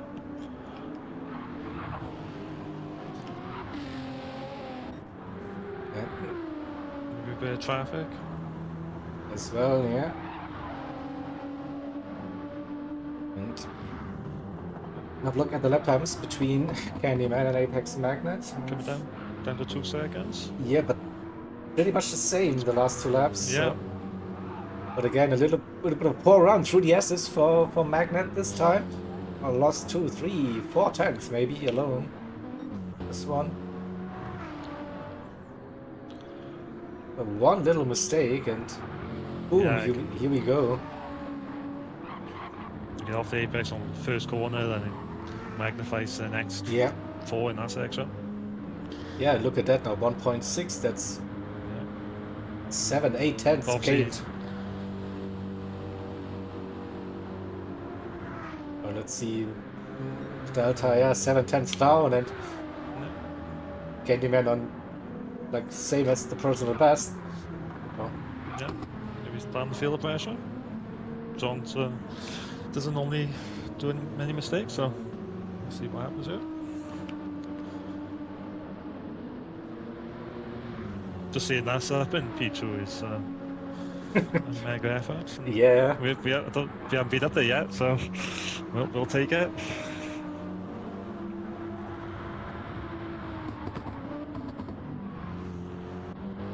Yeah, here we go. It's this first sector seems to be also very strong for that GTR with that arrow helping. Coming out of the S's, we'll see 1.2 and having that little assist down the straights. Good news for the GTR at least. Have someone helping them. It's still not very fast in a straight line, but cornering still very good. Yeah, I think it's better than what it used to be for straight line speed, because it was really low at one point, but it's sort of fell out of favour for a while, and they sort of come back strong now.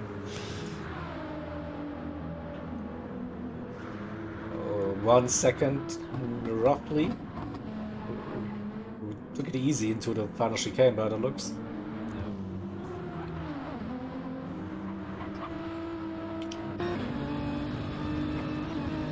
Let's see the cockpit.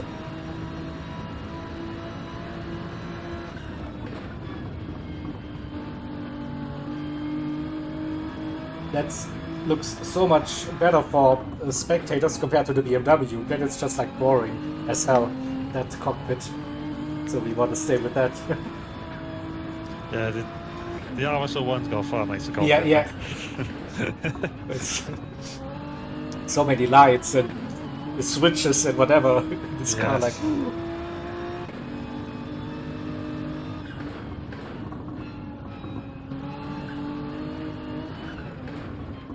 Again, a good run. Gained 2-3 tenths.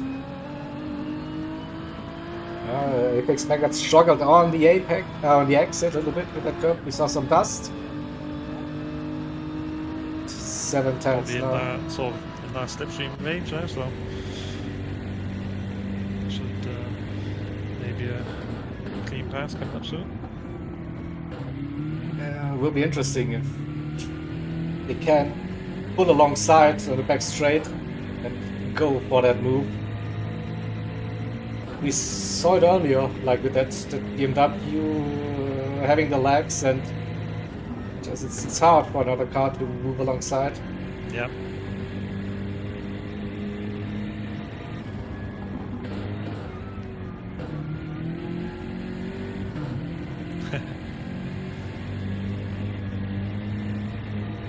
I didn't think Johnny realised I was on stream.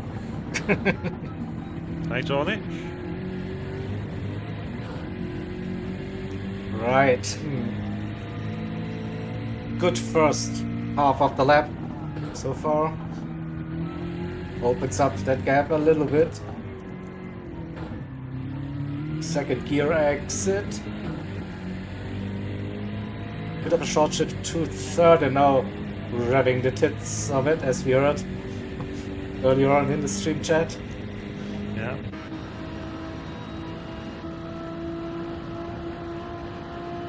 But also, that GTR he's in that air high wash, revving car. so it's going to be struggling now to get a little bit closer. Yeah. Especially in that first sector.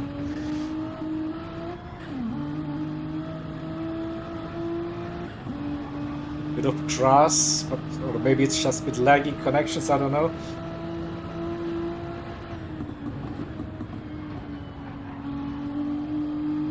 But intense battle again for an MRL car. So you've got so much screen time today. I know, it's been brilliant. Great to see. Oh, now it's getting close. Look at that, half a second. Yeah. Between the two. Again, crucial. The exit. Carry the speed, the momentum, keep it up. It's 6 tenths. That's not going to happen. Yeah. Would be my prediction. Yeah.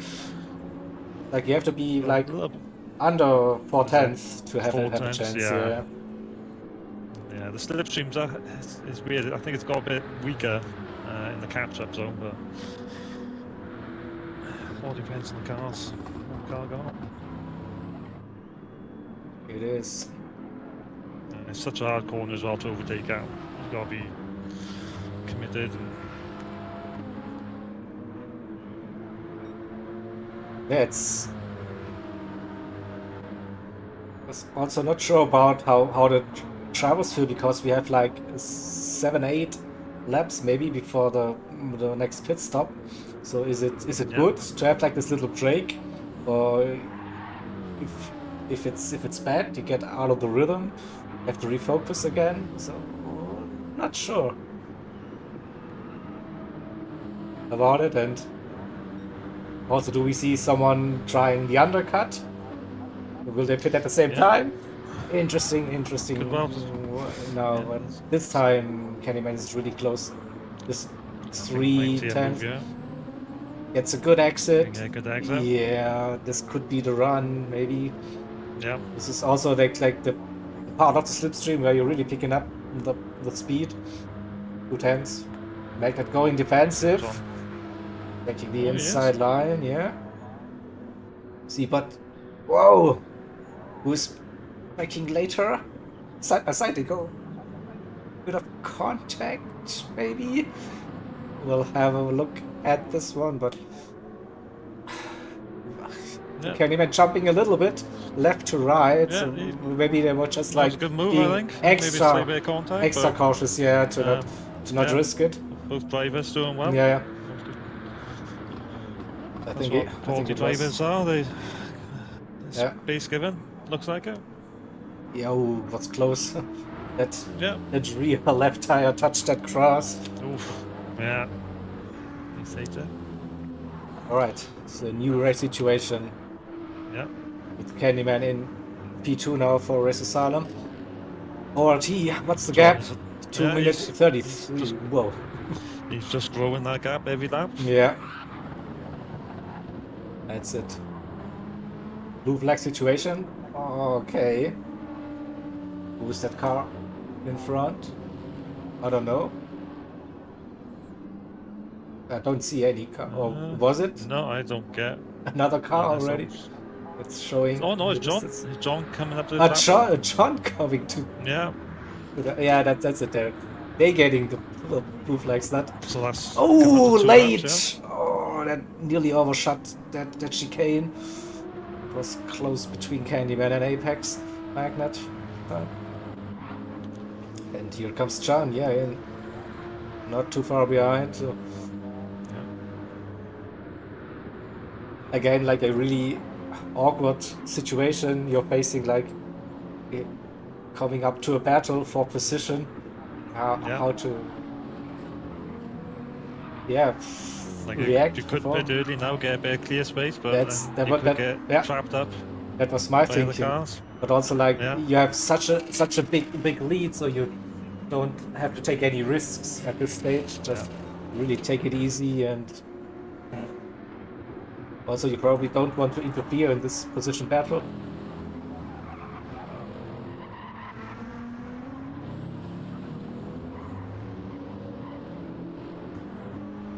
.2 seconds now. That was a good middle sector for Candyman. And yeah, 5 laps to go roughly before the next pit stop. Oh, that looked like a really ambitious way to take that final chicane. Cut the inside there, but looked okay. No penalty. Then we go on racing 1.2 now, so slowly losing contact. Probably now a bit of a wiggle there as well. Maybe now they're getting distracted by the blue flags. I don't know. Yeah, I wish we could turn the blue flags off, or because it's too early. It's too early when they too early. yeah. Like look back, it's like hang on, there's nobody there. Yeah, that is the thing. But now, yeah, John D now really close, and we'll see if Magnet just lets John past this lap. Yeah, easing off the throttle. Drawing the indicators, well played. We may be able to sort of get into a slip now and Yep. use John to catch back up. P4's caught up a little bit there with the battling, so. But if it happens, it probably will happen at some point, then the lead car is 2 laps ahead. Yeah. Ouch. Well, we got lots of Renault and BMW battle again. Hopefully not in my step, but. Alright. Oh, look at that, 3 seconds now the gap suddenly. That didn't go to plan for Apex Magnet.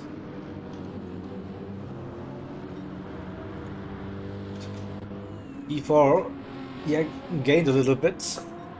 Under 6 seconds to gap. Mike also under 15 seconds, pushing now before on the next pit stop. Harlex in P6 has over 2 seconds now. Deering again struggling with the tires. That front left is killing him.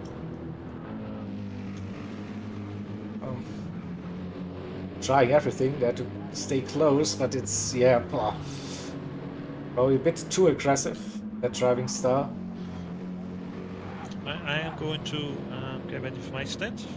Good luck. We'll cover jump you into my as team well. chat. Yeah, so Yeah, have a good race. The lobby is up.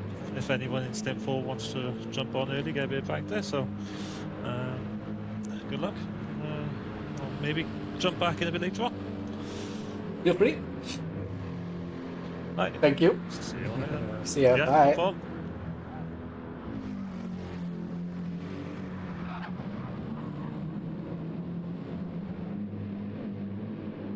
Well then, during struggling with the tires now, it's 2.7 seconds to Alex in P6. In P8 we have HPR for LRC. 1 minute the gap to Deering, and the stick 18 seconds in P9. At number 13, car Sean for MRL2 in P10. Keeping that gap quite consistent. Finalized in P11 using the softs again, because why not, I guess, for them. And Guff in P12 for Race Asylum number 999. And chase that for 10/10th Racing. I'm trying to unlap themselves, get back onto the same lap probably as the 999 car. See, tires a bit better, and the 64 hitting again, immediately facing blue flags, and unlucky for the number 10 car to not get past the 64. But it's not for position for now, just for unlapping themselves. Still a close battle on track. And let's have a look at John D. Yeah, he just got past Candyman, so ORT now leading with 2 laps. Gone into the pits, they go for the planned pit stop. Pretty sure that Candyman and Magnet, they will follow soon to do the same.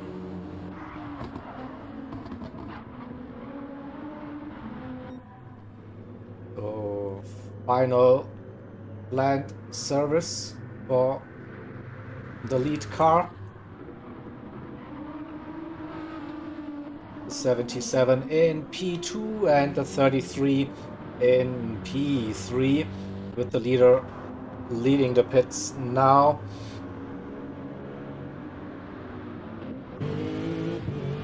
There are cars around, so be careful.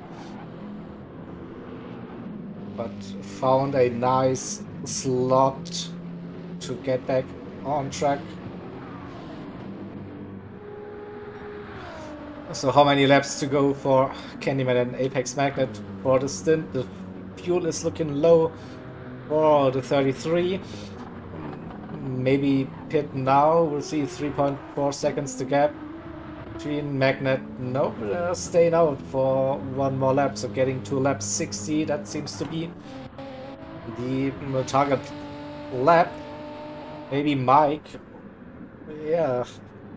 Like really, the silent assassin. He's chipping away those seconds, 10th and in the end seconds. 13.4 to P4, and also Witsy like under 5 seconds to get to P3 Magnet.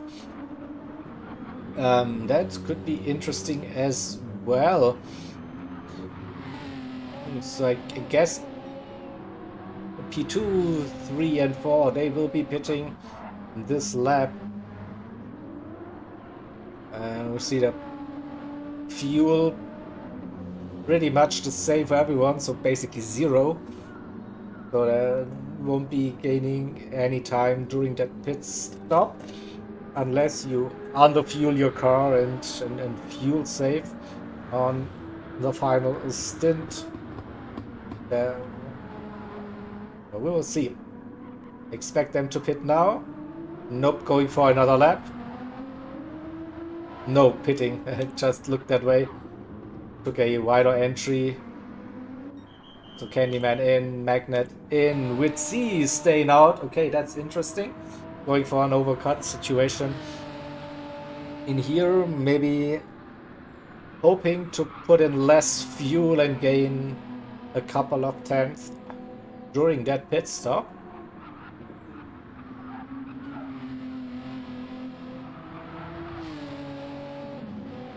So Mike also in the pits. What about those two Harlex and during pitting? Yeah, with those dead tires. Harlex still had a bit of rubber left.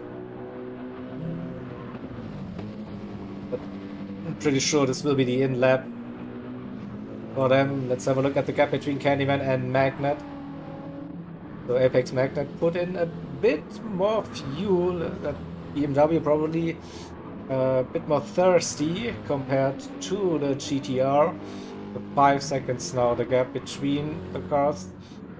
Mike put in lots of fuel compared to the other two drivers, so lost 2, maybe 3 seconds during that pit stop, but he can probably push now towards the end. Deering coming out of the pits. Here comes number 7 car into the pits. We go Harlex. Yeah, expecting them to pit now as well. The 35 Loose Moose racing car, AMG GT3 Evo, and yeah, taking the narrow line into the pits. They go. So we have an updated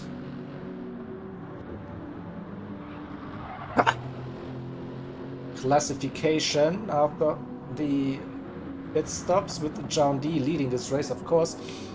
2 laps in front of Candyman for Race Asylum 77 car. MRL team number 1, 33 BMW in P3, and Witsy right behind after the pit stop. So I think doing the overcut was a good decision.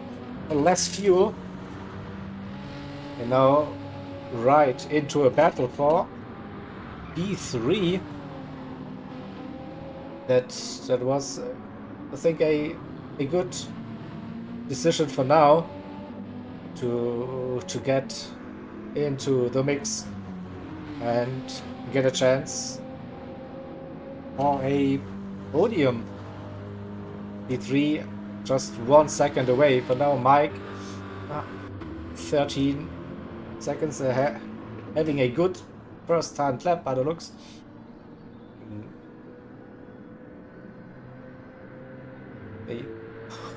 We saw it was like putting a bit of extra fuel in so that he can push towards the end, and it's actually what he's trying to do now.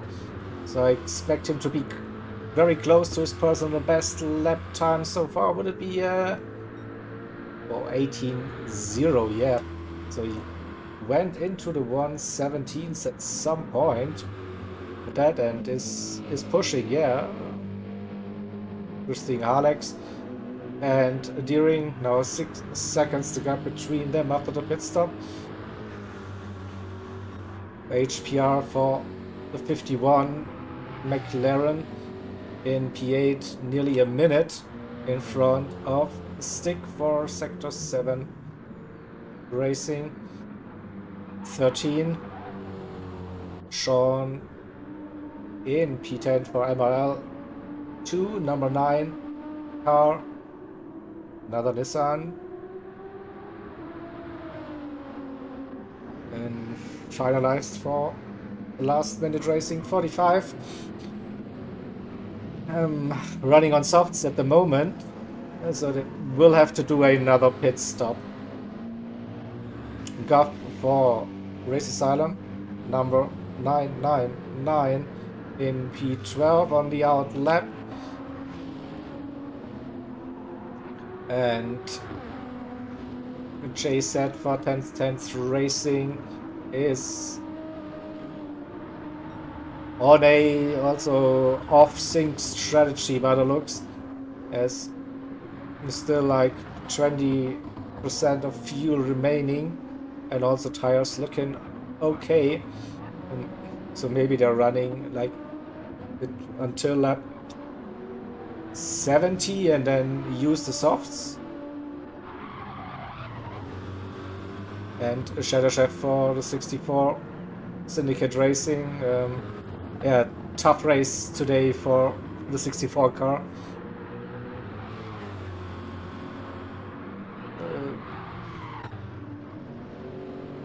Where's this one? Apex Magnet 33 versus Witsy number 7, MRL versus Sector 7 Racing. I think we've seen that before. Stint 1, it was Shane versus Slipstream in those cars for their teams. Now it's Apex Magnet and Witsy.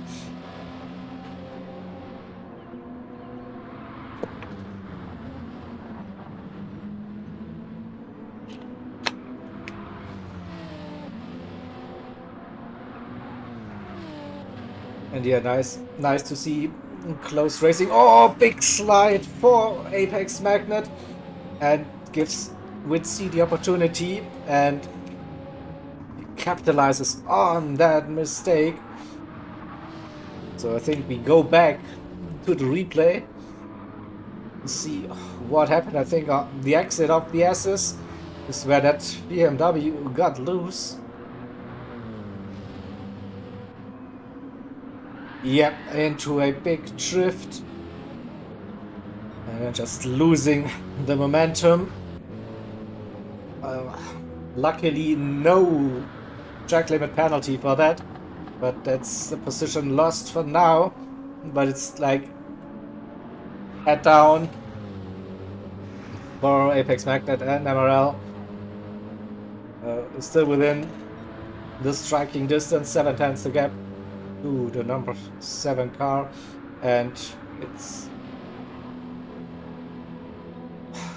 what's that, 24 laps, 24 and a half roughly before the swap, so roughly 30 minutes of racing in this stint for the drivers.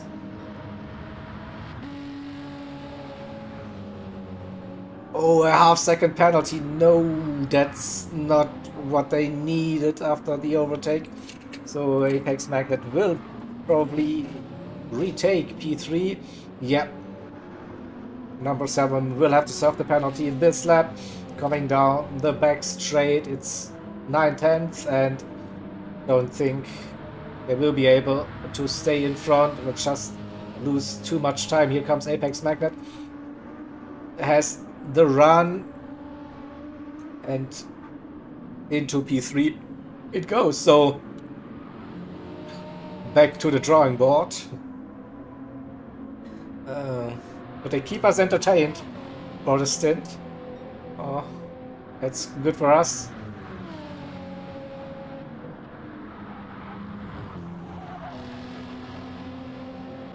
The gap to Candyman, nearly 6 seconds. And what about the gap to Mike in P5?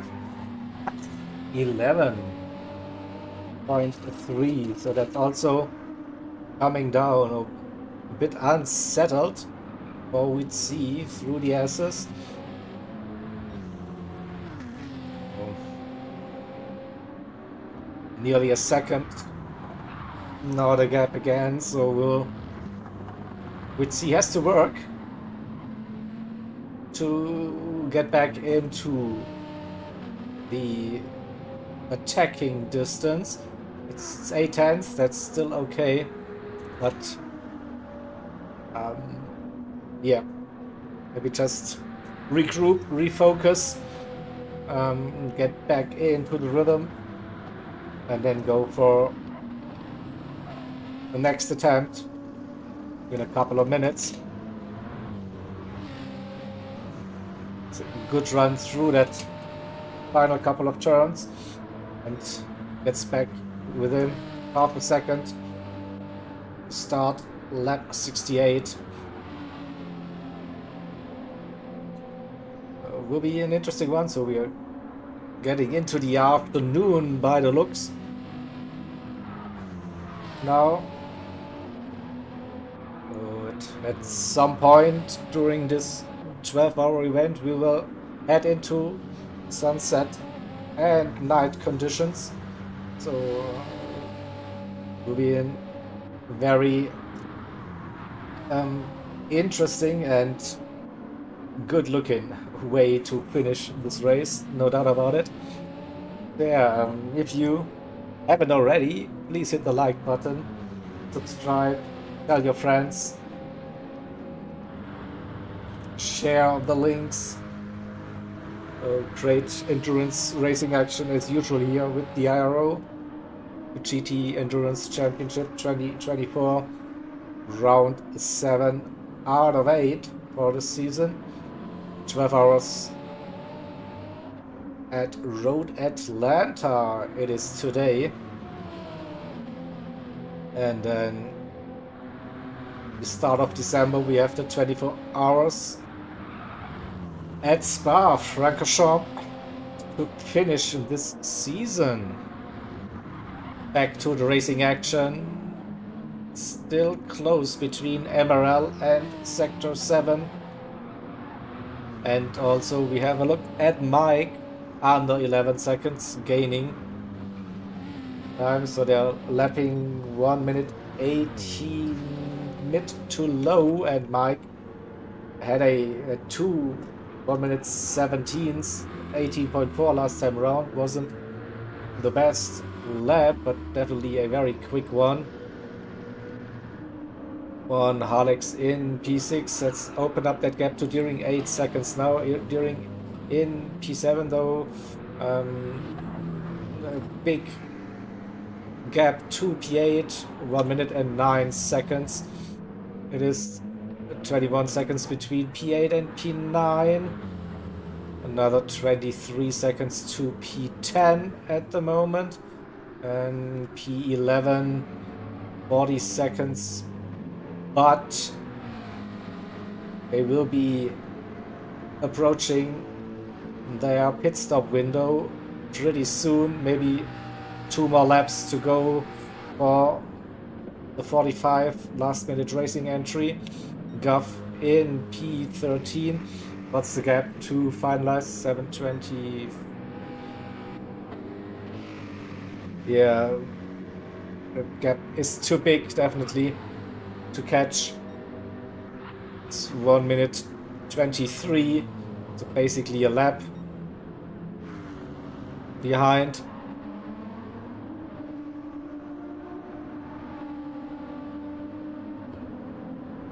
We have in P13, we have 10/10 Racing, 8 minutes behind the leaders, but 40 seconds. The gap to Guff, and also pretty close now towards their final pit stop. Maybe 1 more lap.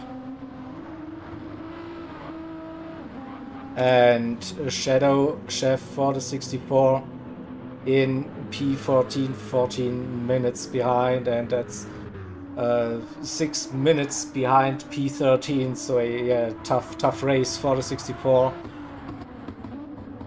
on this one. Oh, with the John D having everything under control, but ORT 2 laps in front of everyone else. Candyman in P2 for Race Asylum, 77. And 6.4 seconds the gap to P3, and they're still in a battle with number 7 and the number 33 car. Back and forth between both of them, so not sure about the outcome, but great racing so far.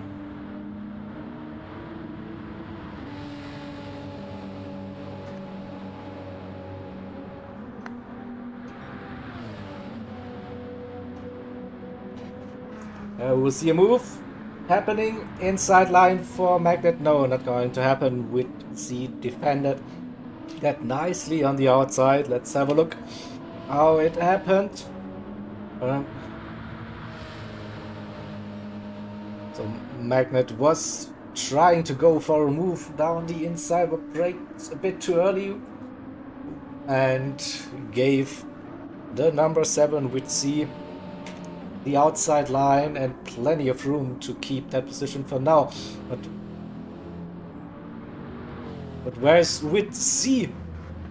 Something happened. There's damage. Oh no. Was like, camera, what are you doing? But what happened? What happened? Turn 1 probably. We'll have a look. Onto the curb. Oh no, unlucky. And then the car just settled itself. So we go for the chase cam and see, yeah, on the curb, car spins, boom, goes around. Wow. Unlucky for the number 7 car that puts them down into P5 with rear wing damage. Or they probably need to drive into the pits and repair that damage for now. We'll lose more time, more positions. So probably dropping down to P7. Oh, we'll have a look at it. Don't think they will finish with that damage. Now, what's the decision? Stay out for another lap, see how the car performs, maybe? Yeah. But I can't see that car performing that good anymore. But a big oof. Big F for the number 7 in chat. This one, so 44 moves up into P4. And Apex Magnet having a bit of a breather now. Can finish the stint probably in P3, but maybe it's spoken too soon, too loud.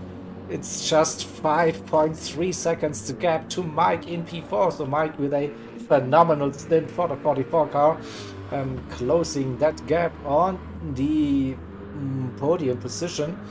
Only with 5 seconds roughly, and probably 20 minutes to go. Could get interesting. The leader, John D for ORT, also fastest lap of the stint, 17.5 on lap 73. Candyman in second position. 10 seconds to gap to Apex Magnet, and yeah, Mike is definitely pushing under 5 seconds. We go with Z in P5 losing time. I think 1.5 seconds already between a loss to Halex in P6. So I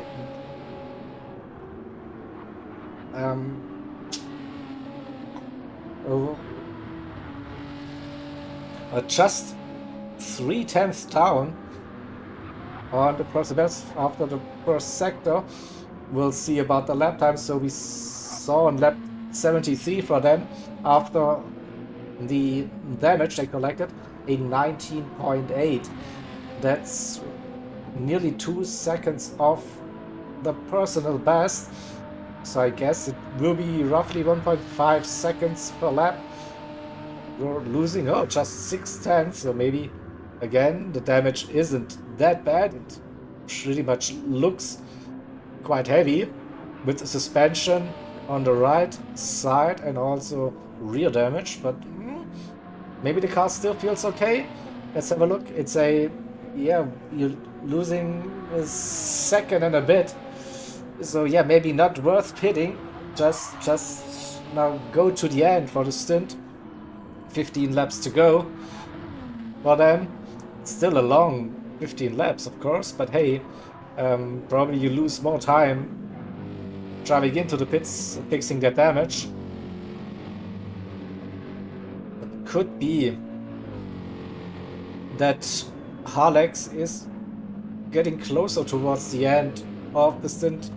Under 5 seconds to gap now between P5 and P6, steering in P7, not able to push that much as we saw him doing earlier in the stint. A lonely race for HPR and the LRC crew at this stage, but it is a good race for them. Definitely we have Stick in P9. What can they do during this race? The number 13 looked like a podium contender, but then got some unlucky moments during this race now, running in P9. While we are slowly approaching the halfway mark of this 12-hour event, it is Sean in P10 still running for MRL2. A big gap to finalize there on their last soft stint for this run. 1 minute 15, the big gaps, but also a big gap to Guff and the 999 BMW.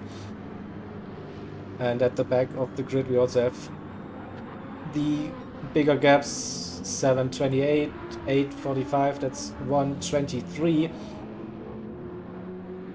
So 1 lap plus for 1010s Racing in P13, and the 64 still running a lonely race in P14.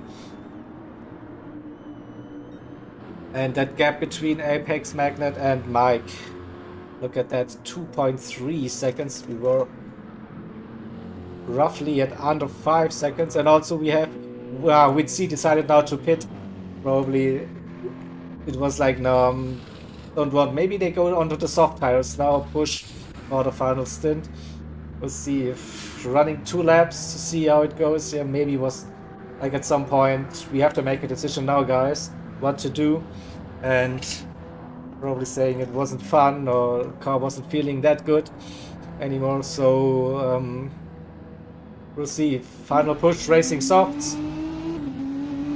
P7 for now. What's the gap to Deering in P6? That is 16 seconds. So some kind of recovery now needed for the number 7. And Mike, 2 seconds to gap to Apex Magnet. So it could be again a very strong stint for Mike for the number 44. We saw it last round as well. So probably candidate for driver of the stint, putting that 44 car, the championship leaders, into a fight for a podium, and that would be huge. Like we all see, like this is not the best track for that Corvette C7, but yeah, they're doing great with that recovery and damage limitation at some point, and they will get a podium. They will be pretty happy, I think, with the overall result. Look, so John D starting lap 81, end of lap 90. We will be heading into the pits for the driver swap. So that's 10 laps for the leader. Candyman in P2, 2 minute 51. behind. Magnet in P3, and here comes Mike. Look at that. Caught up with the MRL driver in P3, has the slipstream, and we will run on board with that Corvette through the SS.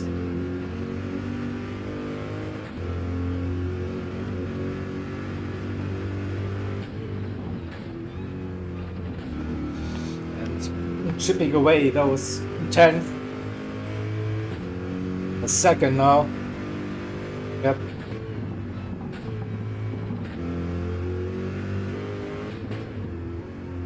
And coming on to the back straight, it's less than a second. And he's gaining, and he has to run. A big run as well. Let's have a look at Apex Magnet.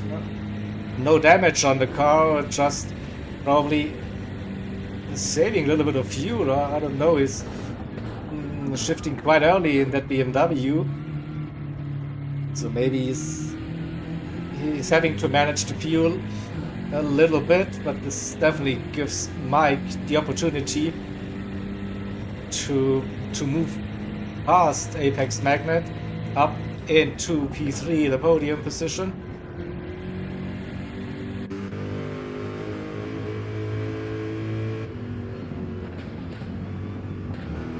And nice run through the S's. A little bit of a lift, upshift happening as well. Solid lines, and it's 7/10 now.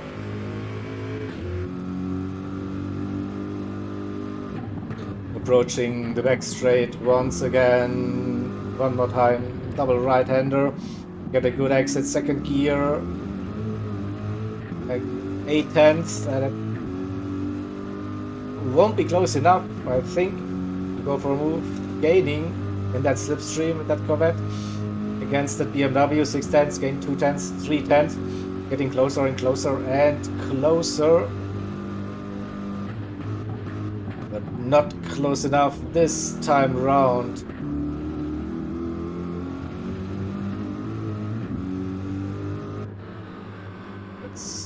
Half a second now. Getting a good run out of the final turn, approaching T1. Nice run the inside, not losing too much time compared to that BMW. And if he can stay within half a second through this sector, I would guess there is an opportunity to go for a run down the back straight. It is half a second coming. Oh, that was close. I think just stayed on the curb. Yeah, it's half a second. Went a little bit too deep. Cuts the grass on the outside. Drifts, gets dirty tires. And loses 6, 7/10. Maybe with that tiny little mistake. So Apex Magnet. Time to breathe again, but not for long, I reckon. Halex in P5, 18 seconds. Steering gained a little bit again. Under 7 seconds that gap. We'd see after the emergency pit stop with the fastest lap on soft tires for the stint. And what is possible these last 10 laps in the stint? Under 13 seconds, the gap.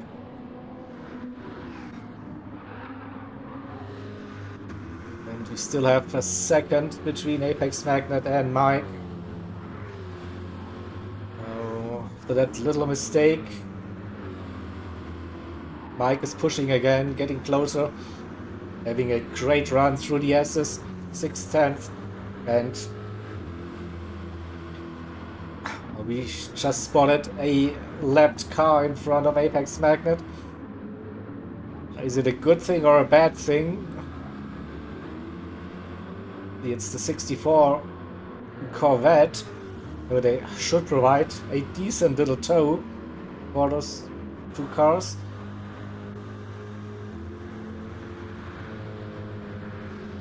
yeah, gap is still big enough, but they will be right behind the 64 during their battle. So that's could be interesting again. 2 times coming round that final turn. A massive run for Mike. And shows his nose, but doesn't go for the move. Tries to scare Apex back into mistake. It doesn't happen. But and now they have the 64 right in front of them through the S's. They go. I hope the 64 will get out of the way coming out of the S's. Then dive over to the left-hand side. No, still driving in front. Oh, this could be crucial now. So close, and the 64 onto the curb. Oh, they're racing each other. The blue flag situation, and this didn't help Apex Magnet at all. It is Mike who gets the better exit and has the grunt in that Corvette and gets into P3, defends the inside immediately, and Magnet down to P4, still close to Mike, of course, in that Corvette, but again a bit of a unlucky situation with the lap cars. So can Apex Magnet now stay close with Mike for those last couple of minutes in this stint? We'll see. He definitely through the first sector within half a second. Now the second part, the downhill assist. Oh, great run for Mike in that Corvette, opening up that gap already 7th. And we have a yellow flag situation happening. What happened? Not sure who spun the car.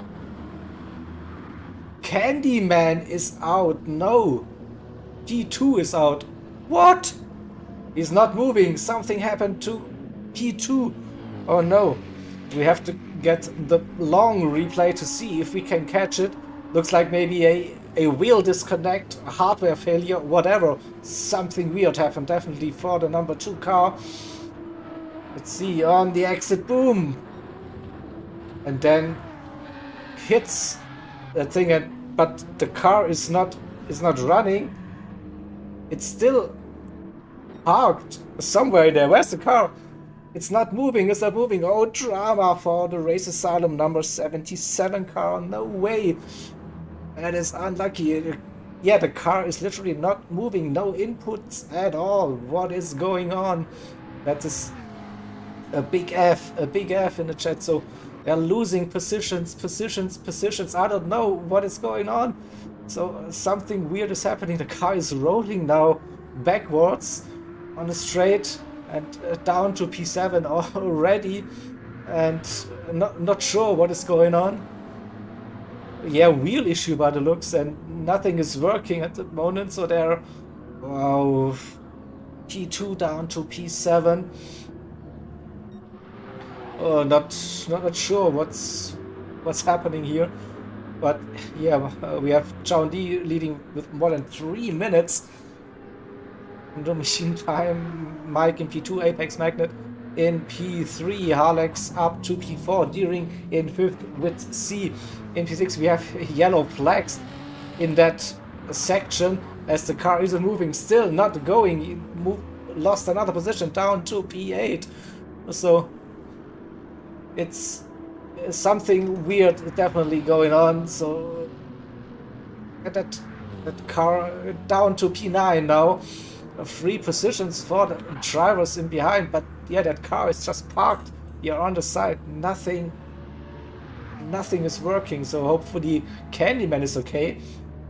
I heard Just Blue Racer is in the party chat. He's not responding, so not sure what's going on here. Maybe he's away from, but that is so unusual.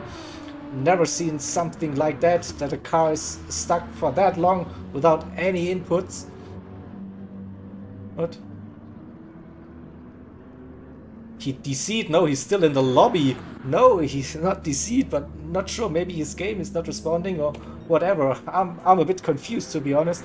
But yeah, that's rather race done for the 77 car. Definitely don't think they can recover from that. If they, I mean, if they are not getting the car back into the pits, not sure what the scenario is in the race director's notes for that. We haven't seen that before. Wow. So that car is still not moving. Oh, parking on the wall. And wow, I have no words. Speechless. So yeah, also we have to end the first part of the broadcast when we get into the driver swaps, and then we will head over to part 2 of the stream, so be aware of that. We will be switching streams soon, so once the drivers have pitted for it. But now we are in the final stages of this stint number 3 with John D now on the final lap for the stint. Mike in P2, 3 seconds ahead of Apex Magnet in 3rd. Halex running in P4. It's Deering in P5 with C in P6. We still see that 77 car parked on the wall. With LRC in P7, HPR, Stick in P8, yellow flag is still out the game. Sean in P9 for MRL 2, finalized in P10, Guff in P11, Candyman dropped down to P12, still nothing happening on the inputs. JSet in P13 and Shadow Chef in P14. So it will be John D driving into the pits and then going for the driver stop. So we won't have... Okay, now they disconnected. Unlucky. So I have to do back-to-back commentary stints, so we don't have a driver swap window, unfortunately. We also be missing a couple of minutes on that first stint, but yeah, that's the way it is today. So we will wait for the top 10 to go into the pits, and then we will be swapping over to the second part of the stream. So we have probably 3-4 minutes where we don't have any live pictures on the broadcast. So Mike on the penultimate lap of his stint. Apex Magnet under 4 seconds, but not able to keep up with Mike's pace. Alex in P4, nearly 8 seconds to Deering with C pushing on those softs. That gap has come down, was 13 seconds, now under 7 seconds towards the end of the stint. P7 we have LRC, the 51 McLaren, Stick number 13, Sector 7 entry in P8, Sean in P9, and finalized P10 at the moment. So Mike will be starting his final lap of the stint very soon.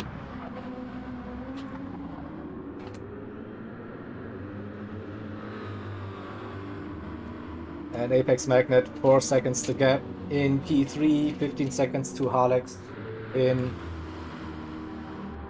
P4 it is. So final lap for Mike, final lap for Apex Magnet as well. Alex in 4th, crosses the line for the final lap. Deering. Final lap as well. And with C doing the same, starting his final lap of the stint. Here comes the number 51 there, a lap down, so they have to wait for another lap to finish their stint. So ORT gone already, racing continues in the next stint for them. Mike now getting ready for the driver swap one more time through the chicane, and now safely into the pits they go. Magnet, 5 seconds to gap. 6 seconds, nearly took it easy. Alex, E4.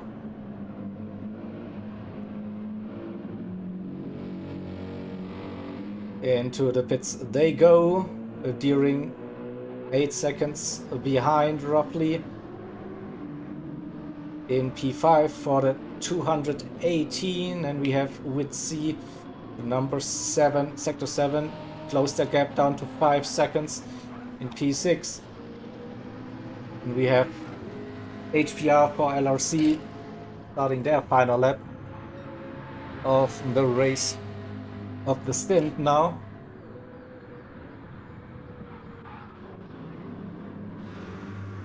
And Stick doing the same for the number 13, coming round that final turn.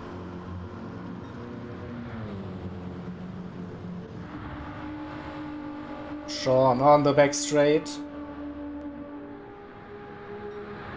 Is also starting the final lap soon. And it's finalized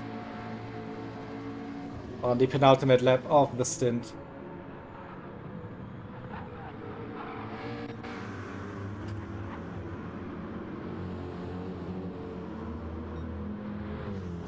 So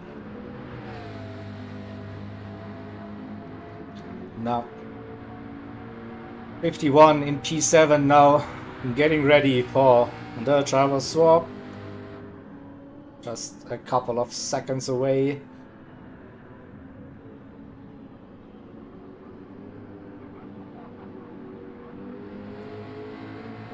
Into the pits they go. Next up it will be Stick for Sector 7 Racing. P8 it is for now, halfway through this 12 hours event.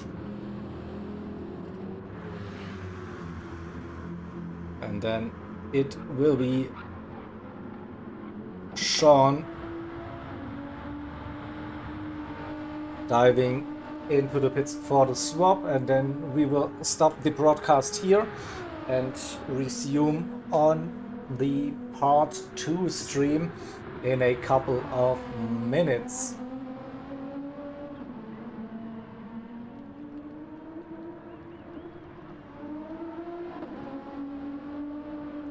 Alright, so closing this one, see you in a bit in part 2.